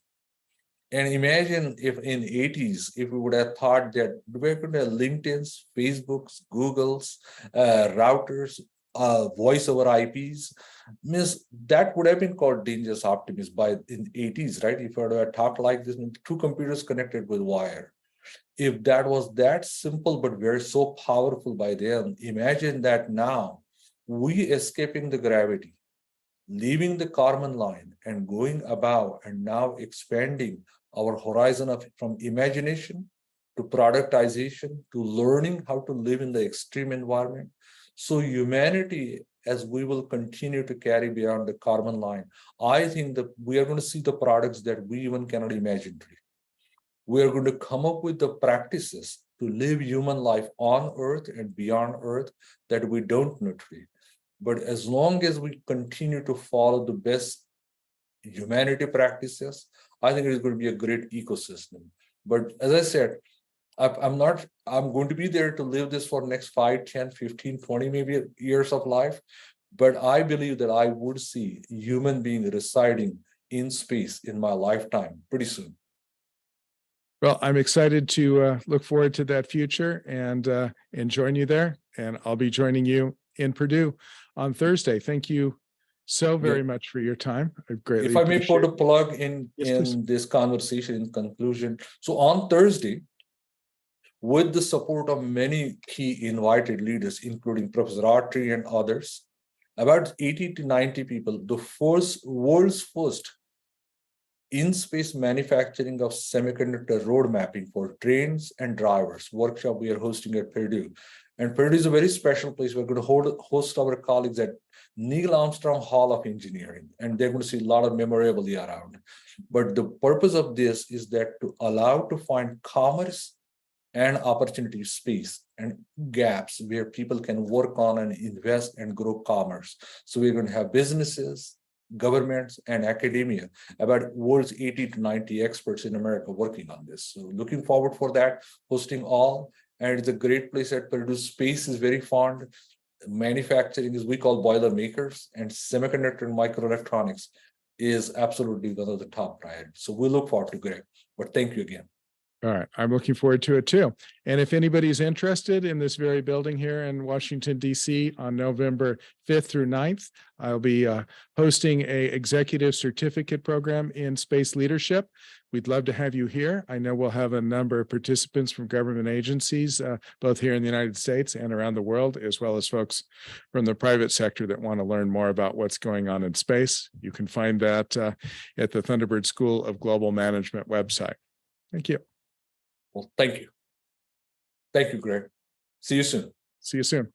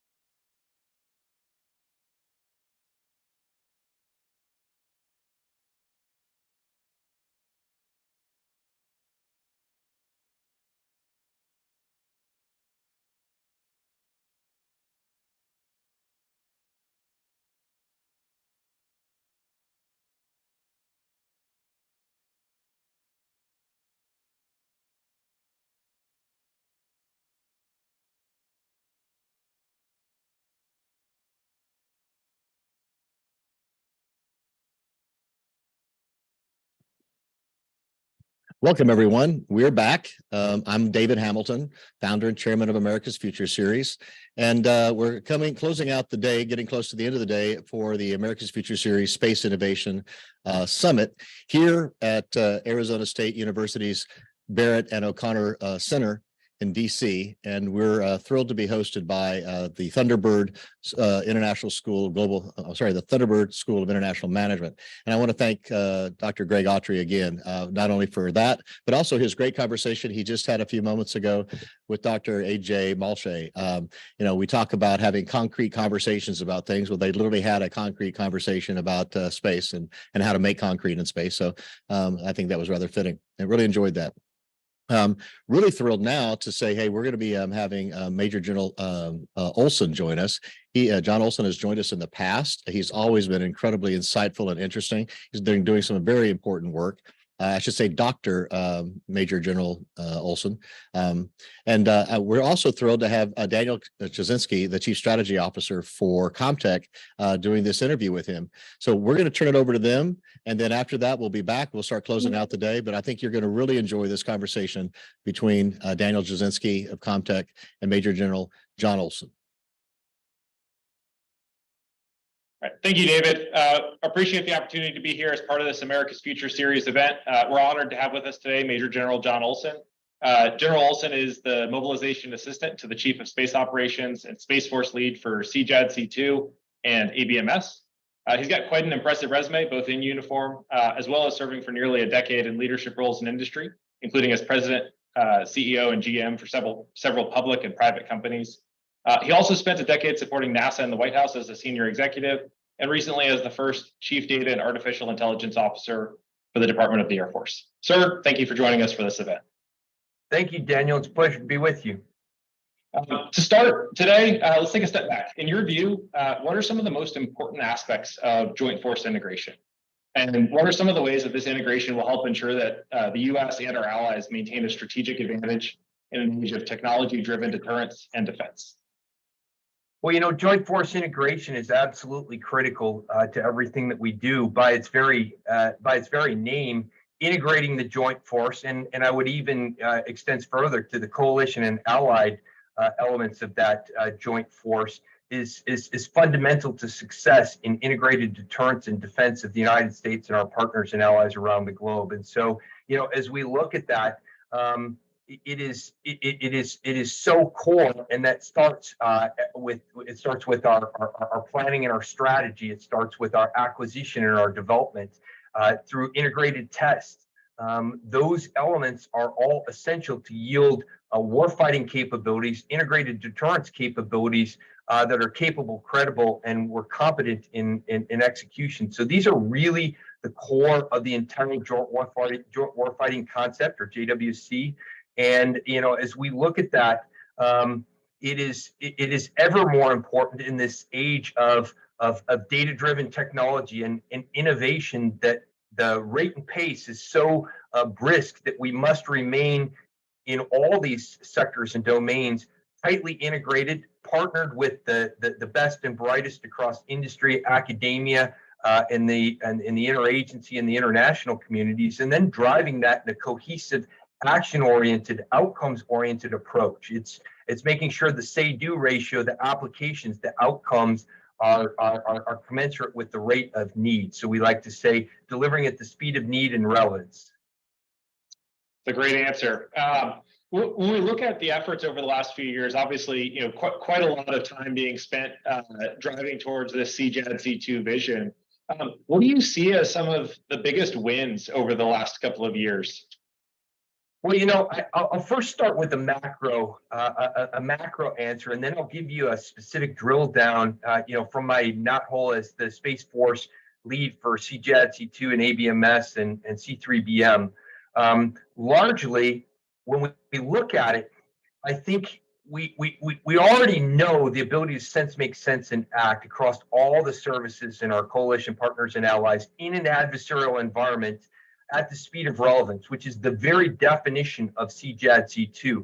That definition, every part of that matters. But when we get right down to it, it's a huge system of systems integration effort. It's an incredibly complex undertaking. We have all these disparate systems from legacy to a brand new cutting edge, all of the emerging and evolving threats. When we look at that, I think we have developed, stemming from the joint warfighting concept through CJADC2, we started to refine the architecture. We've got a JADC2 reference architecture 3.0, a design reference, reference design 2.0.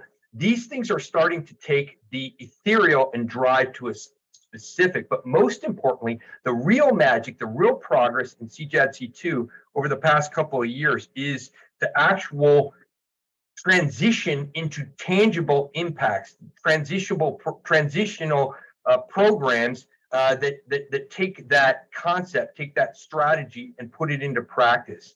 But more important, on top of that, and certainly each of the services with the Department of the Air Force, it's the Advanced Battle Management System, or ABMS. We really have evolved that. That is driving the operational requirements. But now we have the Department of the Air Force is building the DAF Battle Network. And that battle network is led by an acquisition effort that's through the integrating program executive officer, who is Brigadier General Luke Cropsey, and he is assisted in the architecture and systems engineering side by Dr. Brian Tipton. So we have the operations side, which to date it's been Brigadier General Jeff Valencia and I. It'll now be transitioning to Brigadier General Flack Clayton. The two of us will drive the operations side of the requirements, and General Cropsey and Dr. Tipton will be driving that acquisition side. But the point there is we're marrying the operations requirements and the acquisition in the Department of the Air Force, and we're driving smart, prioritized, very focused systems of system solutions that work on a time scale that meets our needs. Now, that's what we're doing in the Department of the Air Force. In the Department of the Navy, they're doing some incredible work in the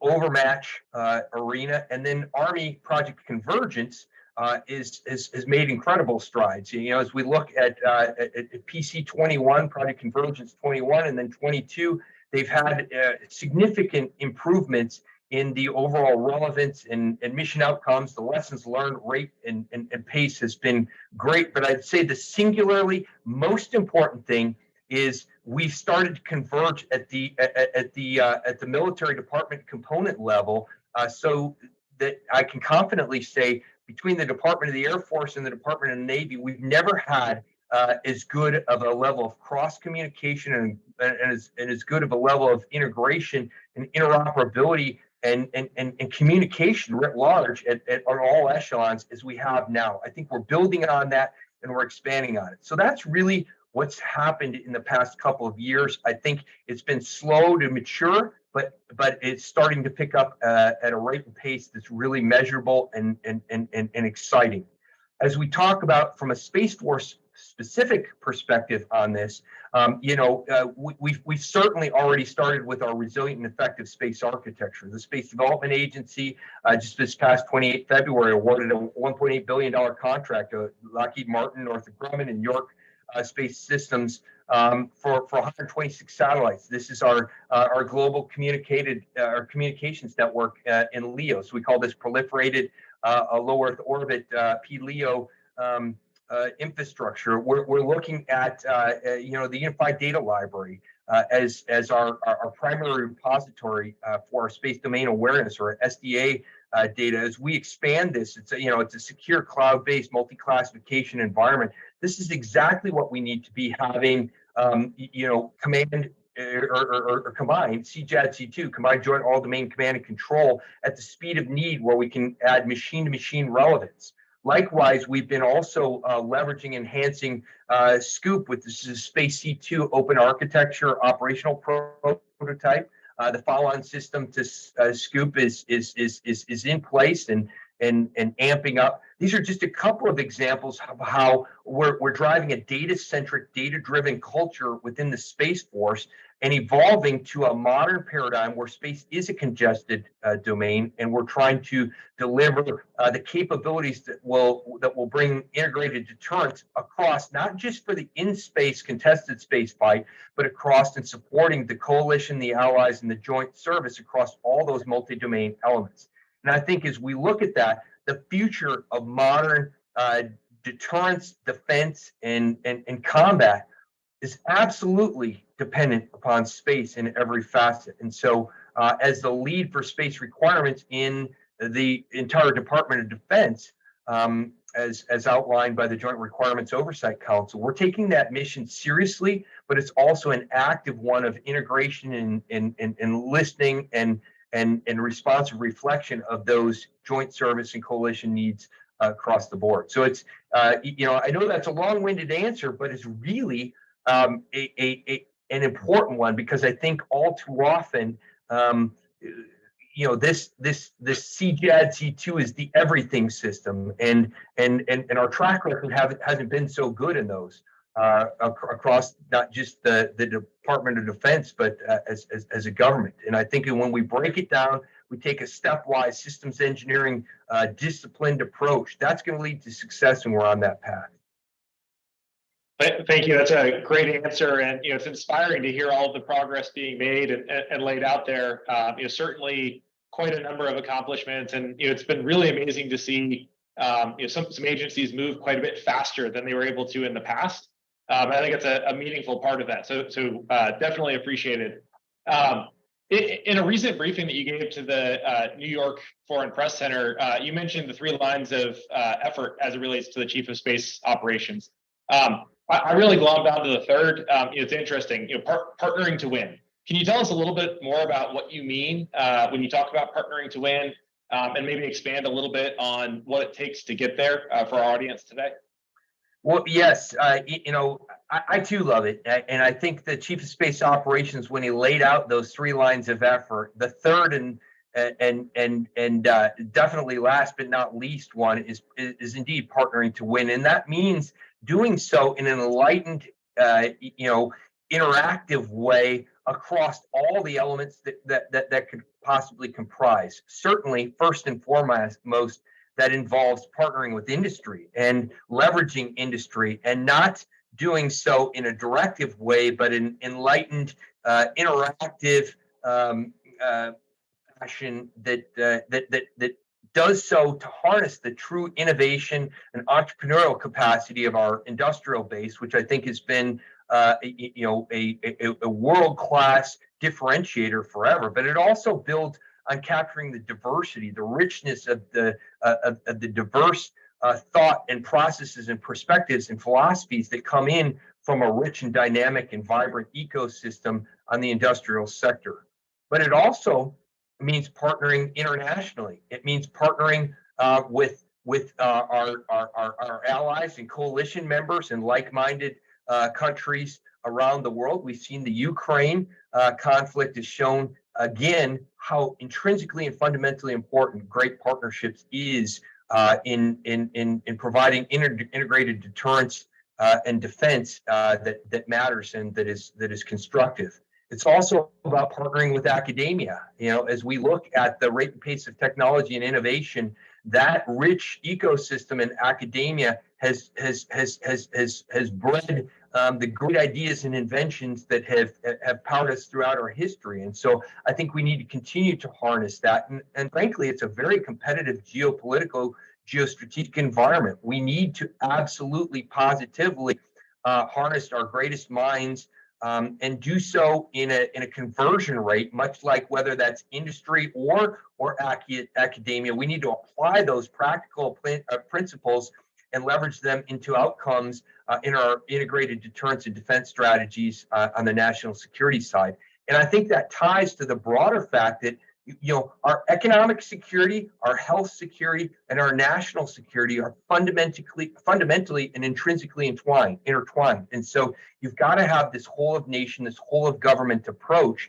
And that's what it really means to partner to win. And, you know, as we look at that, we've been doing a lot of specific activities. We've got our our space, our commercial space office, or Cosmic. We just stood up our Chantilly office of that. We've got lots of work going on with DIU Space. And as they expand their mission set and broader portfolio, and now reporting to the Secretary of Defense, I think that's going to be great. We got the Air Force Research Laboratory, very focused on our activities. We've got AFWorks and SpaceWorks focused on very relevant tech elements. So these are just some of the myriad and prolific elements that we're trying to do to harness these broad partnership benefits. Yet we've had a lot of reverse industry days, some on AI and the incredible potential that can be applied to space there. That was the most recent one. So I think you're starting to see that, one, we're listening, we're active listeners. Two, we want to be smart partners. And three, we're absolutely vigorously engaged in this. So it's an exciting time. I would be so bold and audacious to say that I think in the next 5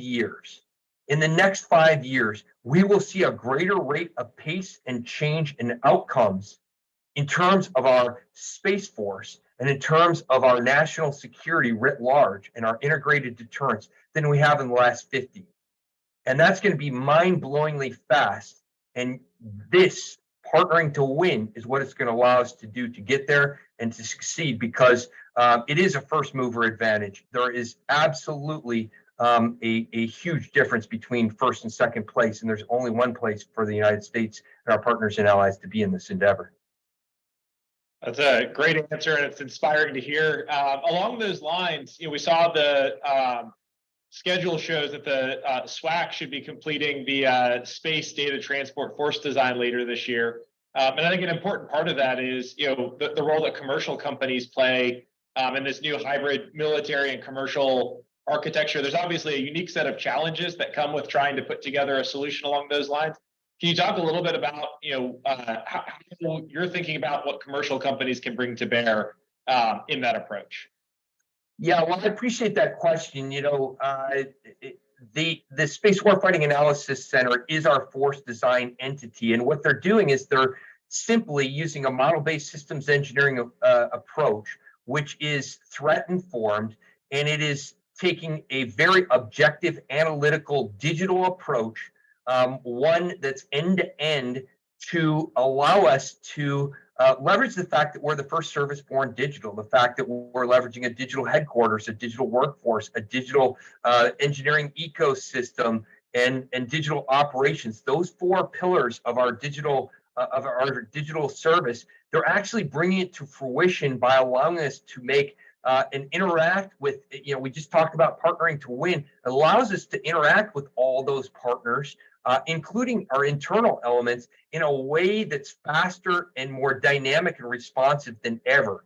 But why are we doing that? It's really to drive the fact that we need to have a safe, stable, and secure environment in space. We don't have that. It's congested, it's competitive. It is a warfighting domain, and that has been driven so around the world by not just one, but several of our competitors and potential adversaries. And so we're trying to drive all the tools into a responsive ecosystem, and we're in terms of our new force design, we're getting after a resilient and effective space order of battle, or a resilient and effective space force, space architecture capacity. And as we mentioned, a hybrid space architecture is a fundamental element of that. Proliferated constellations in low Earth orbit, multi-orbitology, different sensor systems, ones that leverage a much shorter, if we look at the acquisition principles outlined by Honorable Frank Calvelli and our space, or our SAP SQ, our space acquisition entity, our service acquisition executive, they're driving much shorter timelines, 2 to 3 years, much simpler systems that can leverage the rapid tech refresh rates, that can leverage the ability to get things on orbit that are solutions oriented much more quickly than we ever have been. We're doing that with missile warning, missile track. We're doing that with space data transport. We're doing that with all the key elements that stitch together the joint services as well as our coalition partners and allies. And when the tyranny of distance in the Indo-PACOM theater or across this global context present challenges, it's this hybrid space architecture, it's this proliferated resilient space architecture that's going to be the solution there. But it's not just one thing. As we look at the cat and mouse game of one action and the counter action, we are constantly trying to use this model-based systems engineering approach to stay 1 or 2 steps ahead, maybe 3 steps ahead of the next level of thinking and drive that into being at the speed of relevance. And so that's how we're getting after joint lethality and effectiveness in all those. But that's also very tied to an integrated test portfolio. We want to take things, bridge that valley of death from a technology perspective, and make sure we're smartly investing. We're building a more rich and diverse and dynamic ecosystem. And let's face it, throughout history, it's the small businesses, it's the traditional and non-traditional innovation that occurs and that powers the big disruptive changes in the revolutionary or the revolution in military affairs, the RMAs that have been so disruptive. We've seen that in stealth. We've seen that in mobility in the past. I think data and AI are driving an incredible explosion of innovation, and the rate and pace of such is something like we've never seen. So it's absolutely important that we harness that. And of course, we know that academia and industry are the nexus of that. And so the more we can talk, the more we can collaborate, the more we can drive successful outcomes here. And so that is where we're going and how we're doing it. It's not a fad. It is absolutely the only way that's going to work going forward in the future. And as we look at that, as we look at our space communications, whether it's narrowband or wideband, that's another area that we're identifying the various service and component requirements now, in the midterm and in the long term, and we're evolving smart architectures to approach that. But I think as we look at large language models and generative AI, when we look at reinforcement learning, when we look at the capabilities for big data analytics, artificial intelligence, machine learning, and deep learning, this is bold new territory that is evolving. And when we look at the space environment, which is so big, so broad in terms of an area of responsibility, so rich in terms of volumes of data, and so important to share that. It must be underpinned by a paradigm of zero trust and identity and credential and access management, or ICAM. So we like to say there's no space heroes without cyber ones and zeros. That's absolutely true. We know that the ground, user, launch, and space segment are all tied by cyber. So cyber, data, AI, machine-to-machine speed are the key to making combined JADC2 work, viable, and frankly, 1 or 2 steps ahead of any competitor or peer out there in order to assure our successful outcomes. Well, it really has been an interesting period of innovation over the last few years, and it's been exciting to see services transform themselves to be able to acquire more rapidly and keep pace with that rapid rate of change. Kind of pulling on that thread a little bit further, obviously you talked through the proliferated LEO architecture, large language models, data management, right? Quite a few disruptions over the last few years. If you look at the next 5 years out, what are some of the most important things that you see just over the horizon? Well, like I said before, I think the next 5 years are going to be more disruptive, more changing, more fast-paced than the past 50. I think this is absolutely going to be the case. When we look at it, it's a veritable explosion of technology and its applications in almost every sector. But I think, and I've said it before, the nation that leads in data and AI will lead the world. And I think that is an absolute imperative for us in a data-centric, data-driven ecosystem where our systems of systems must be dependent upon that. It is really to drive one thing, and that's decision advantage or information advantage. And so that is going to be crucial. We're going to need to modernize not just our systems, but our people, our training, and our organizations and our cultures to be able to harness that potential. Additionally, I'm very excited about the capabilities, the proliferation of space capabilities, not just in launch, in-space servicing and assembly and manufacturing, or ISAM, is going to have disruptive growth and truly expansive capabilities. We've not just begun to scratch the surface of the potential there. I do believe that, as we talk about that economic health and national security, that's going to open up an incredible ecosystem and economic engine of benefit. And along with that always goes the need to protect and deter and defend those elements. But I think other elements that are rapidly evolving include all our computational capabilities. As we look at quantum computing and quantum algorithms and quantum resistant algorithms. So the offense and defense side of this, the cryptological aspects of those, I think that's going to be transformative and vitally important. I think material science is explosively growing, and I have a deep knowledge and affinity in that arena, and I think every day I'm amazed. When I got my master's in material science and engineering back in the early 90s, it was cutting edge then, and it's gone unbelievable leaps and bounds forward now. Huge enabler. Energy. Really appreciate your time and you joining us here today to talk about the future of CJAD, C2, and partnering to win. It's been fantastic. I think we're just about out of time. Appreciate you joining us on America's Future Series, and we'll hand it back over to David in the studio. Thank you very much, David.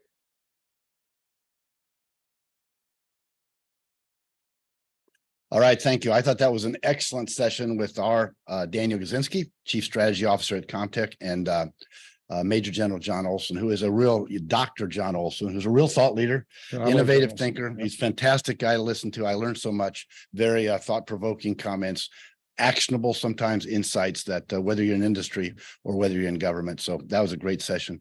It's a distinct privilege for me right now to be sitting here next to General John Hyten and spend the last part of this innovation summit, the closing chapter that kind of bookends the session that Kim Kreider led this morning, where we talked about the value of people, the importance of people, whether they're enlisted officers, guardians, how it's important for them to be passionate about what they do, how it's important for them to have a kind of a disruptive gene, be willing to do something different, be willing to fail. In industry, we talk about it's okay to fail early, fail often, and then move on, learn from it and move on.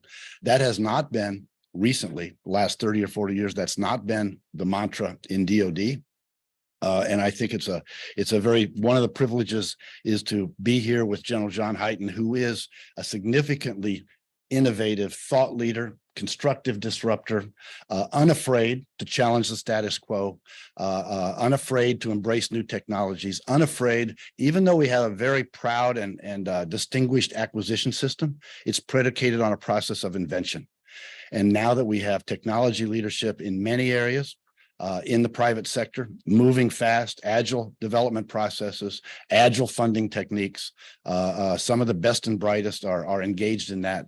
We have to move and adapt an acquisition system that is predicated on invention and move toward one that's able to adapt and operate and exploit the technology leadership that so often is right here at home, right here in America, that we can take advantage of it for our young men and women in uniform. So that's a privilege. By way of introduction, General Hyten obviously served as the 11th Vice Chairman of the Joint Chiefs of Staff. That's the second highest military position in the country. He commanded at the squadron, the group, the wing, and the major command levels.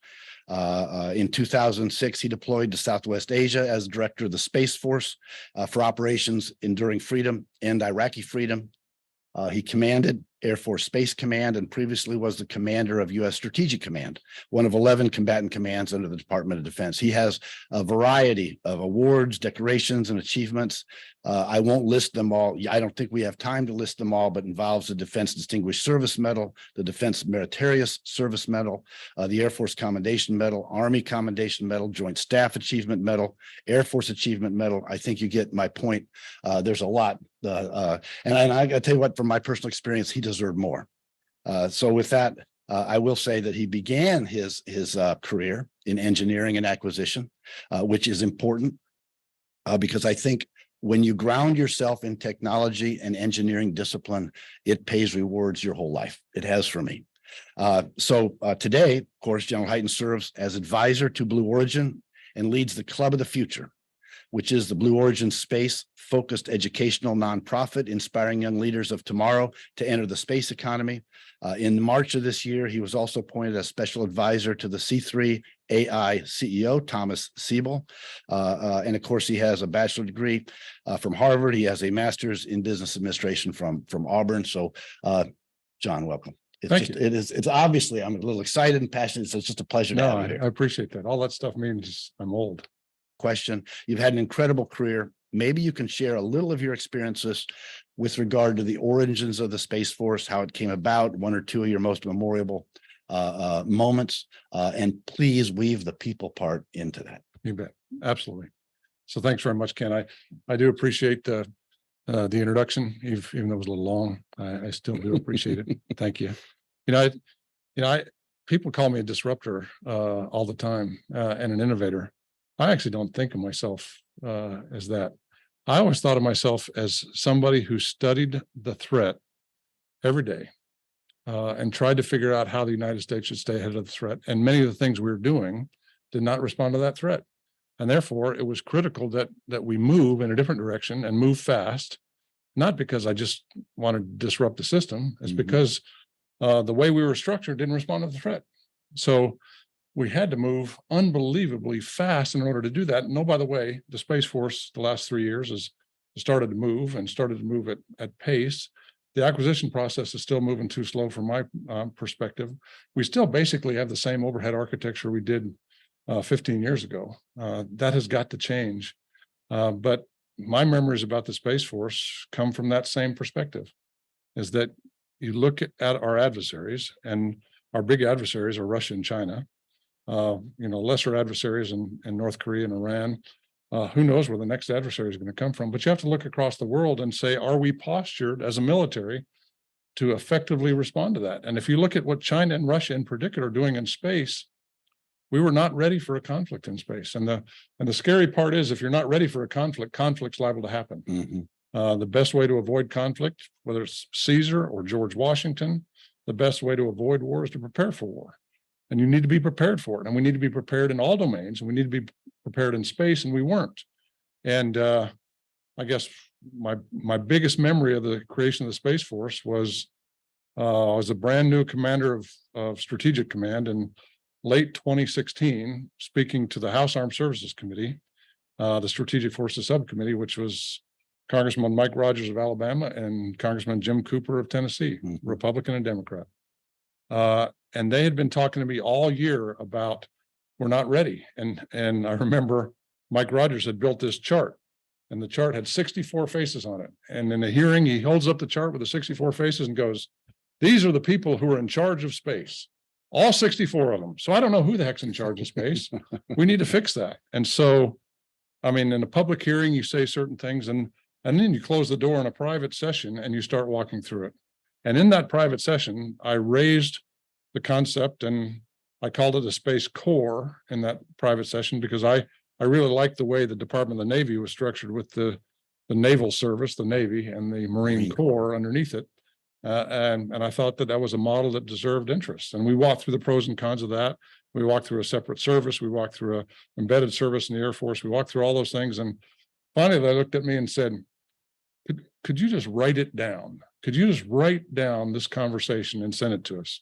So I said, sure, easy. I mean, I always consider myself a good writer. But what I failed to realize that 4 stars don't write much anymore. And so I go home, it's Christmas time. My wife, who's sitting over to the side, I said, I just have to jot down a paper real quick. Well, it took me the entire Christmas break. I was going backwards and forwards, trying to make sure I had it right. And then I finished that paper and I sent it to the House of Representatives, and Rogers and Cooper took it and started running with it. And that was probably the most memorable piece, because that's kind of where it started, and everything kind of spun off of that.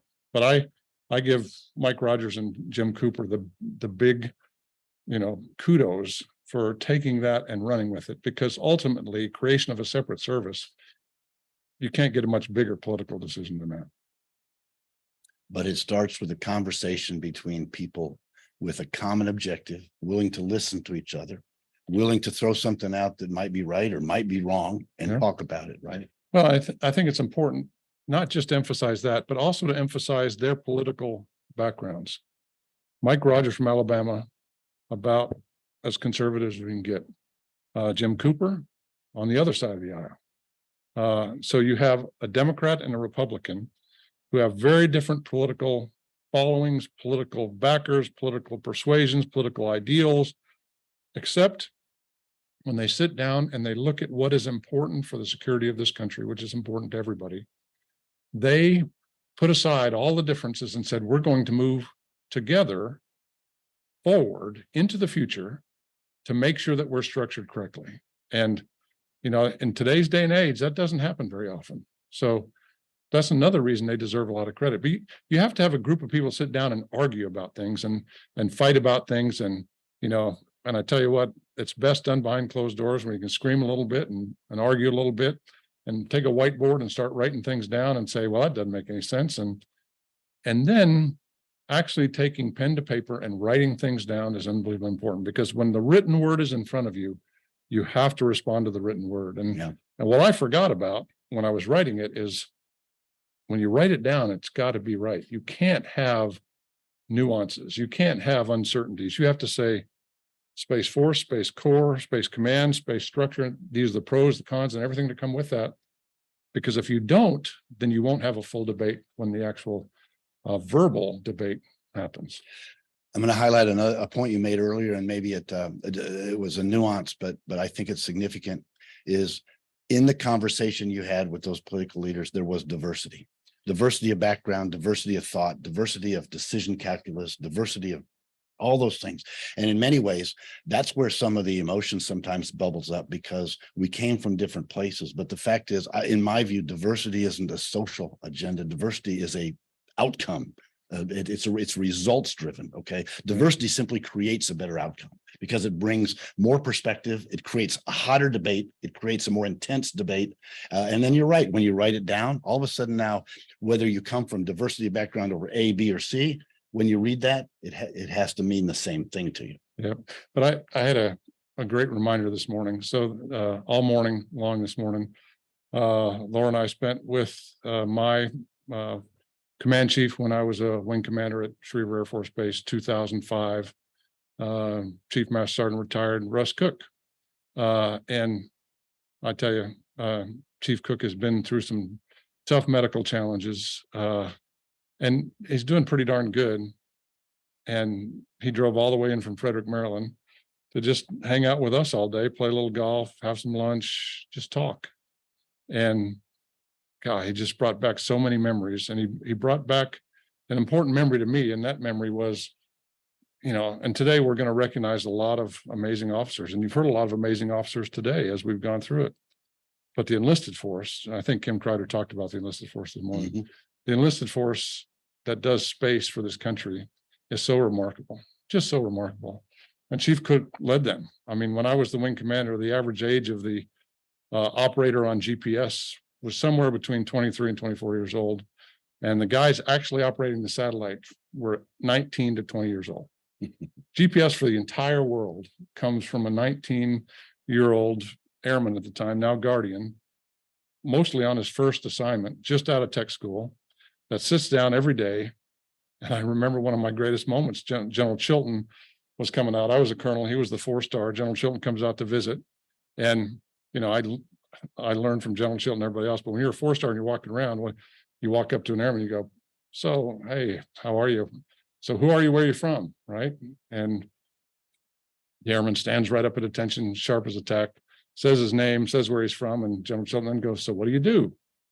And one of the proudest moments of my life, because that airman stood up to that 4-star and he said, General, from this terminal right here, I create combat effects everywhere in the world.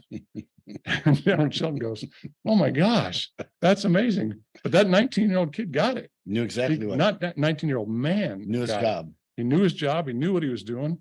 It was spectacular. And then it just flashed back to all the lessons the enlisted force taught me. Maybe the greatest lesson of my life was when I was a squadron commander. My leadership lesson of my life was when I was a squadron commander. And I never thought I was going to be a squadron commander. Honestly, I never did. I was an engineer, right? Transitioned late into space operations. There's no way I can be a squadron commander. And there I am, squadron commander. So man, I'm going to get this done, and I'm going to get this done right. And we're going to have the best squadron in the world. And I was just working myself to death. I was in the op center on mid shifts. I was in the dorms on weekends. I was wherever it had to be. That's where I was. And I had 250, airmen in my squadron. 100 of them were first-term airmen. And I tell you what, 100 first-term airmen can do some crazy stuff. And I just couldn't get through to them. And I was trying everything I could. I knew everybody's name. I knew everybody's story. I knew everybody's structure. And I could talk to everybody. And so finally, one day I'm in a big meeting, and it doesn't go very well. And I walk back to my office, and the 3 senior NCOs of the organization, Robbie Robinson, who was chief of plans, Bill Brokel, who was the ops superintendent, Jim Patton, who was the maintenance superintendent. And they walk up to my office and they knock on the door and said, sir, can we talk to you? And they walk in, and I say, so what's up? And they say, sir, we can see you're upset. And the mission was going well, right? I just couldn't get through to the airmen. And they look at me and they go, sir, why are you upset? And I said, gosh, I'm trying everything I can do. And I go through the litany of all the things I'm doing, and I just can't get through to the airmen. And they look at me in the eye and they go, sir, did you ever think of just asking us? Because it's actually not your job to take care of the airmen. It's our job to take care of the airmen. If you would just be our squadron commander and tell us what you want to do with the airmen, we'll do it. And I go, oh my gosh, I missed the most important thing. And from that point forward, 2 amazing things happened. Number one, I committed to myself that I would never do anybody else's job. If I wanted something done, I would tell people what to do. If I needed to tell them twice, I'd tell them twice. If I need to tell them 3 times, I'd tell them 3 times. After that, I'd find somebody else. If I couldn't get it done, I would just keep pressing. But if you actually empower people to do the job and give them the authority and responsibility, they will run. They will run and they will not stop. It's the most amazing thing you've ever seen. And the other amazing thing happened is that for the first time, I started getting home for dinner with my family every night. Well, not every night. No, every night. Really? I'd get home for part of my family because somebody else's job was to take care of it. Now, when we had, Desert Fox and, the various desert operations, and when we had wartime things, that's a different issue. But if it's a regular day, I'd be home for dinner. And I took that all the way through vice chairman of the Joint Chiefs of Staff. It doesn't always work. And I do cheat as a 4-star because you have a skiff at the house. But oh my gosh, it's amazing. If you empower people, they will just blow you away, especially the Guardians and Airmen and the Air and Space Force. That's fantastic. I'm going to go back to last year. You helped host last year's Space Innovation Summit. We had Sir Richard Branson there. Yeah. The 2 of you had a conversation. You spoke a lot on what we got right regarding the Space Force. Perhaps now, as you reflect from a little bit longer distance, what can you say with respect to that and some of the biggest achievements of what we got right? So what we got right, and I think General Raymond, and we're going to get to tell some General Raymond stories tonight. Jay Raymond, D.T. Thompson, Nina Armagno, Chance Saltzman, Stephen Whiting, John Shaw. That leadership team was the perfect leadership team at the right time. And part of me always wishes I could be part of it because I was the vice chairman while I was Stratcom, then I was the vice chairman. So I was joint, and I could watch them and watch what they were doing, and I could encourage them and help them, but it was there to do. But the other part of me realizes that I shouldn't have been there because it was their time, and they knew it was their time, and they stepped up and did it. And General Raymond did, gosh, I wouldn't want to go through the stuff he went through. He had to create, the service. He had to create the uniforms. He had to create the song. He had to create, everything. Oh, what a nightmare. And you have to focus on warfighting at the same time, and he did that. But he set the stage for General Saltzman to come in as the chief and to be totally set after only 2 years to focus on the warfighting problem in space. Because if we're going to deter conflict in space, you got to focus on the warfighting problem. And that's the structure that they created. So on the warfighting side of the house, at all of the operational bases, it's leveraged all the way down to the youngest guardian. And it's amazing because you talk to the youngest guardian, and I got to do it last summer at a number of the Space Force bases, probably all of them except Vandenberg. I think all of them except Vandenberg. And I would talk to the youngest guardian, and they all had it. They all knew exactly what they were supposed to do. That message from the chief had pressured all the way down through it, and it was perfect. But in different segments of the acquisition element, that did not transmit all the way down. And there's a logical reason for that, is that you can talk all you want about innovation and moving fast and doing acquisition different in space. But if you have to plug into a Defense Department bureaucracy that expects things certain ways, you have to bring it in that way or you don't get through, period. And so that stifles innovation moving down, because the acquisition professionals that are out there naturally fight against it, because they understand if they don't figure out how to plug into the Defense Department bureaucracy, they don't get through. And so you can change an element of the acquisition bureaucracy, but if you don't leverage all the way down and empower the people to do it, nothing changes. And I think I told the story to Richard Branson last year, but as an operator for the last 30 years, it's amazing how the nation will give me authorities to take human life as a commander. That's a pretty daunting responsibility. The nation will give me the authority to manage the entire nuclear arsenal of this country. But they won't give a colonel in Los Angeles the ability to make a decision to buy something. They won't give a 3-star in Los Angeles the authority to make a decision to buy something. That authority is held in committees in the Pentagon, and that 3-star, that colonel has to come all the way up through the bureaucracy to do anything. And one of my favorite stories at Stratcom, and it's going to take a minute, I think we have enough time, but when I became the commander of Stratcom, I'll just say, I didn't grow up in the nuclear world. I spent time in the nuclear world. I studied the nuclear world. I certainly launched Minutemen. I launched Peacekeepers. But I was not steeped in the nuclear tradition. So now I'm the commander of Strategic Command, the nuclear command of the country, the most powerful command in the world, and there's no second. Actually, there is a second, but it's distant. Even in Russia, even in China, Strategic Command has everything underneath it. And so I'm the commander, and one of the first things I do, I had a senior advisory group that came, and gosh, the people around the table just blew you away. Rich Meese, Admiral Rich Meese, former commander of Strategic Command, Larry Welch, former SINCSAC, former Chief of Staff of the Air Force.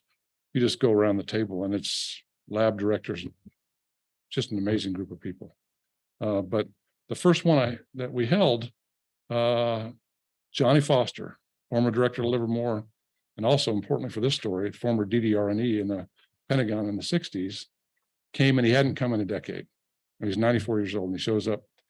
And I asked Admiral Meese, why is Dr. Foster coming? Because I never met him. He's a hero of mine. I got to meet him, which was awesome. But Admiral Meese goes, he's just curious about you, because he's heard strange things and he wants to see it for himself. So we start going through it and I explain my vision. I explain how we're going to go. We got to go faster. All the things that you've heard, all the things you said earlier.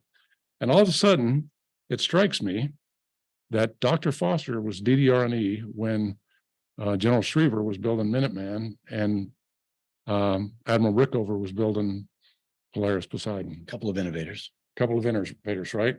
And so it just flashed on me. And we were talking about the need to go fast, the struggle with going fast. And all of a sudden I look over at Johnny Foster and I say, Dr. Foster, so you were DDR&E back in the 60s. That meant you were the boss of Admiral Rickover and General Schriever. How did you manage those guys? Right. And he leans back and he cackles, just the funniest laugh. He's 94 years old. He's cackling. And all of a sudden he goes, it was actually pretty easy. Because back in the 60s, I had a staff of 100 people that ran everything. Right. And then I have these powerful 4-stars that have the ear of the president of the United States. And I got to figure out how to manage them. So what I did is every month I picked up the phone. I called out. I said, Hyman, how are you? Benny, how are you? How's the family? How are the kids? Doing good? And then he'd go, you need me to do anything? And they'd go, no, Johnny, we're good. All right, thanks very much. Talk to you next month. Hang up the phone. Then he said, like every third month, he'd call him up and they said, man, Johnny, we got a problem with the White House. We got a problem with the Senate. We got a problem with Congressman X. Could you just solve that problem? And Johnny said, I got something to do. So I go work that problem. I work that problem until it's done. When it's done, I pick up the phone. I call, Benny, problem solved. Anything else? No, Johnny, thanks very much. Appreciate it. Click. That's oversight in the 60s, right? Think about what would happen today and the levels of bureaucracy you'd have to go through and the levels of bureaucracy you have to go up. There's no way to move fast. But that's how Schriever built Minuteman in 5 years, 800 deployed. And he had to invent all the technology, all the command and control, all the holes in the ground, all the roads across the Midwest, everything.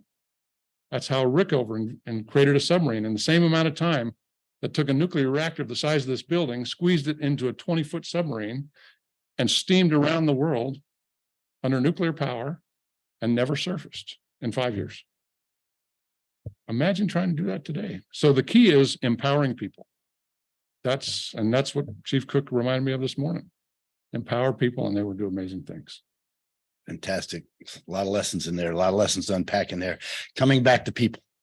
At last year's Space Innovation Summit, you mentioned the need to develop joint space officers. Okay, folks that can work across land, sea, air, and space domains. Can we revisit that this year and maybe talk about your view on that now, the progress we're making, and how that applies to things like JADC2? Yeah, so I was listening to John Olson talk about JADC2. I always like it when John talks about it because he actually gets it. JADC2 is nothing more than the ability to move data to the right place at the right time, give it to the right person, and put it in decision quality so they can do something with it. That's all JADC2 is. And I tell you, a lot of people make it way too complicated. But the ability to move data in today's world is unbelievably difficult.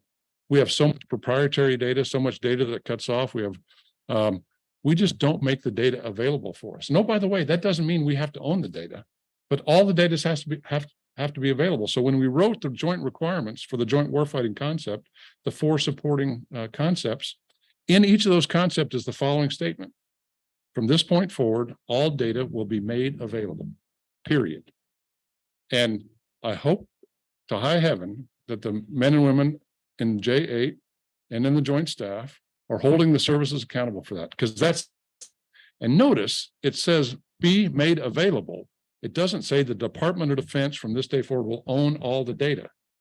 And that should empower and enable our contractors to deliver the kind of capabilities we need, but they can't cut the data off from what we have. We have to figure out how to share that.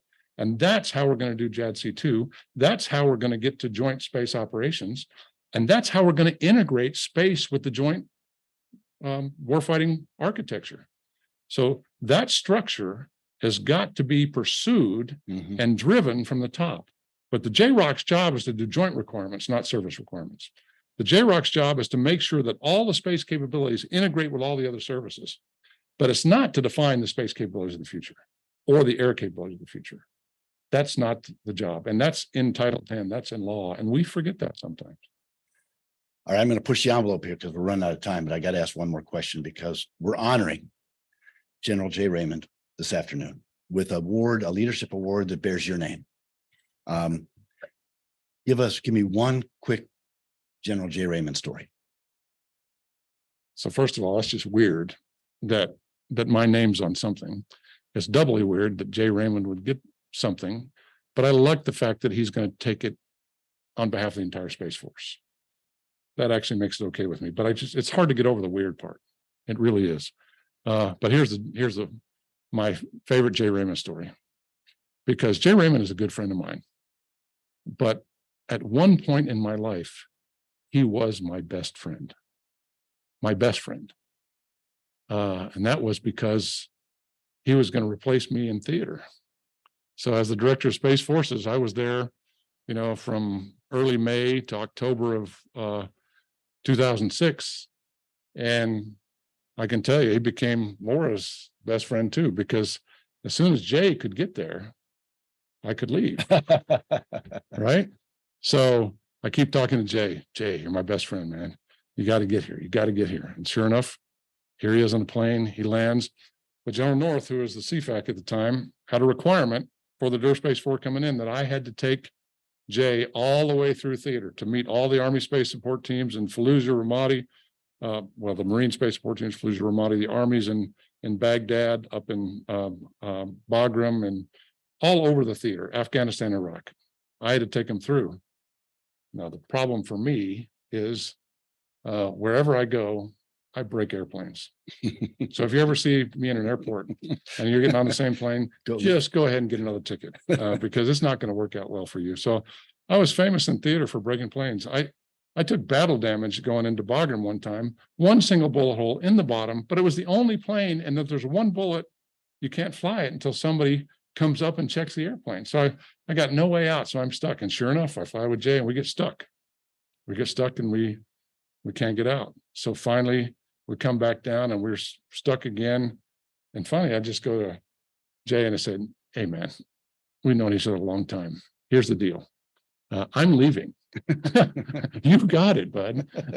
And he looks at me and goes, well, we haven't been to X, Y, and Z. I said, I'll talk to General North. And oh, by the way, Tom James is sitting right here, the Army deputy, who is still doing great things in the space business. If you just trust that guy, you'll be fine. Be okay. And he was. So I didn't do Jay quite right, but he did me right because he got me home to my family. Been a pleasure. Thank you for your time today. We're going to enjoy a nice reception tonight. Yeah. And it's been a pleasure. Thanks, talking Ken. to you. It was fun talking to you too. Thank All you right. so much. Thank you.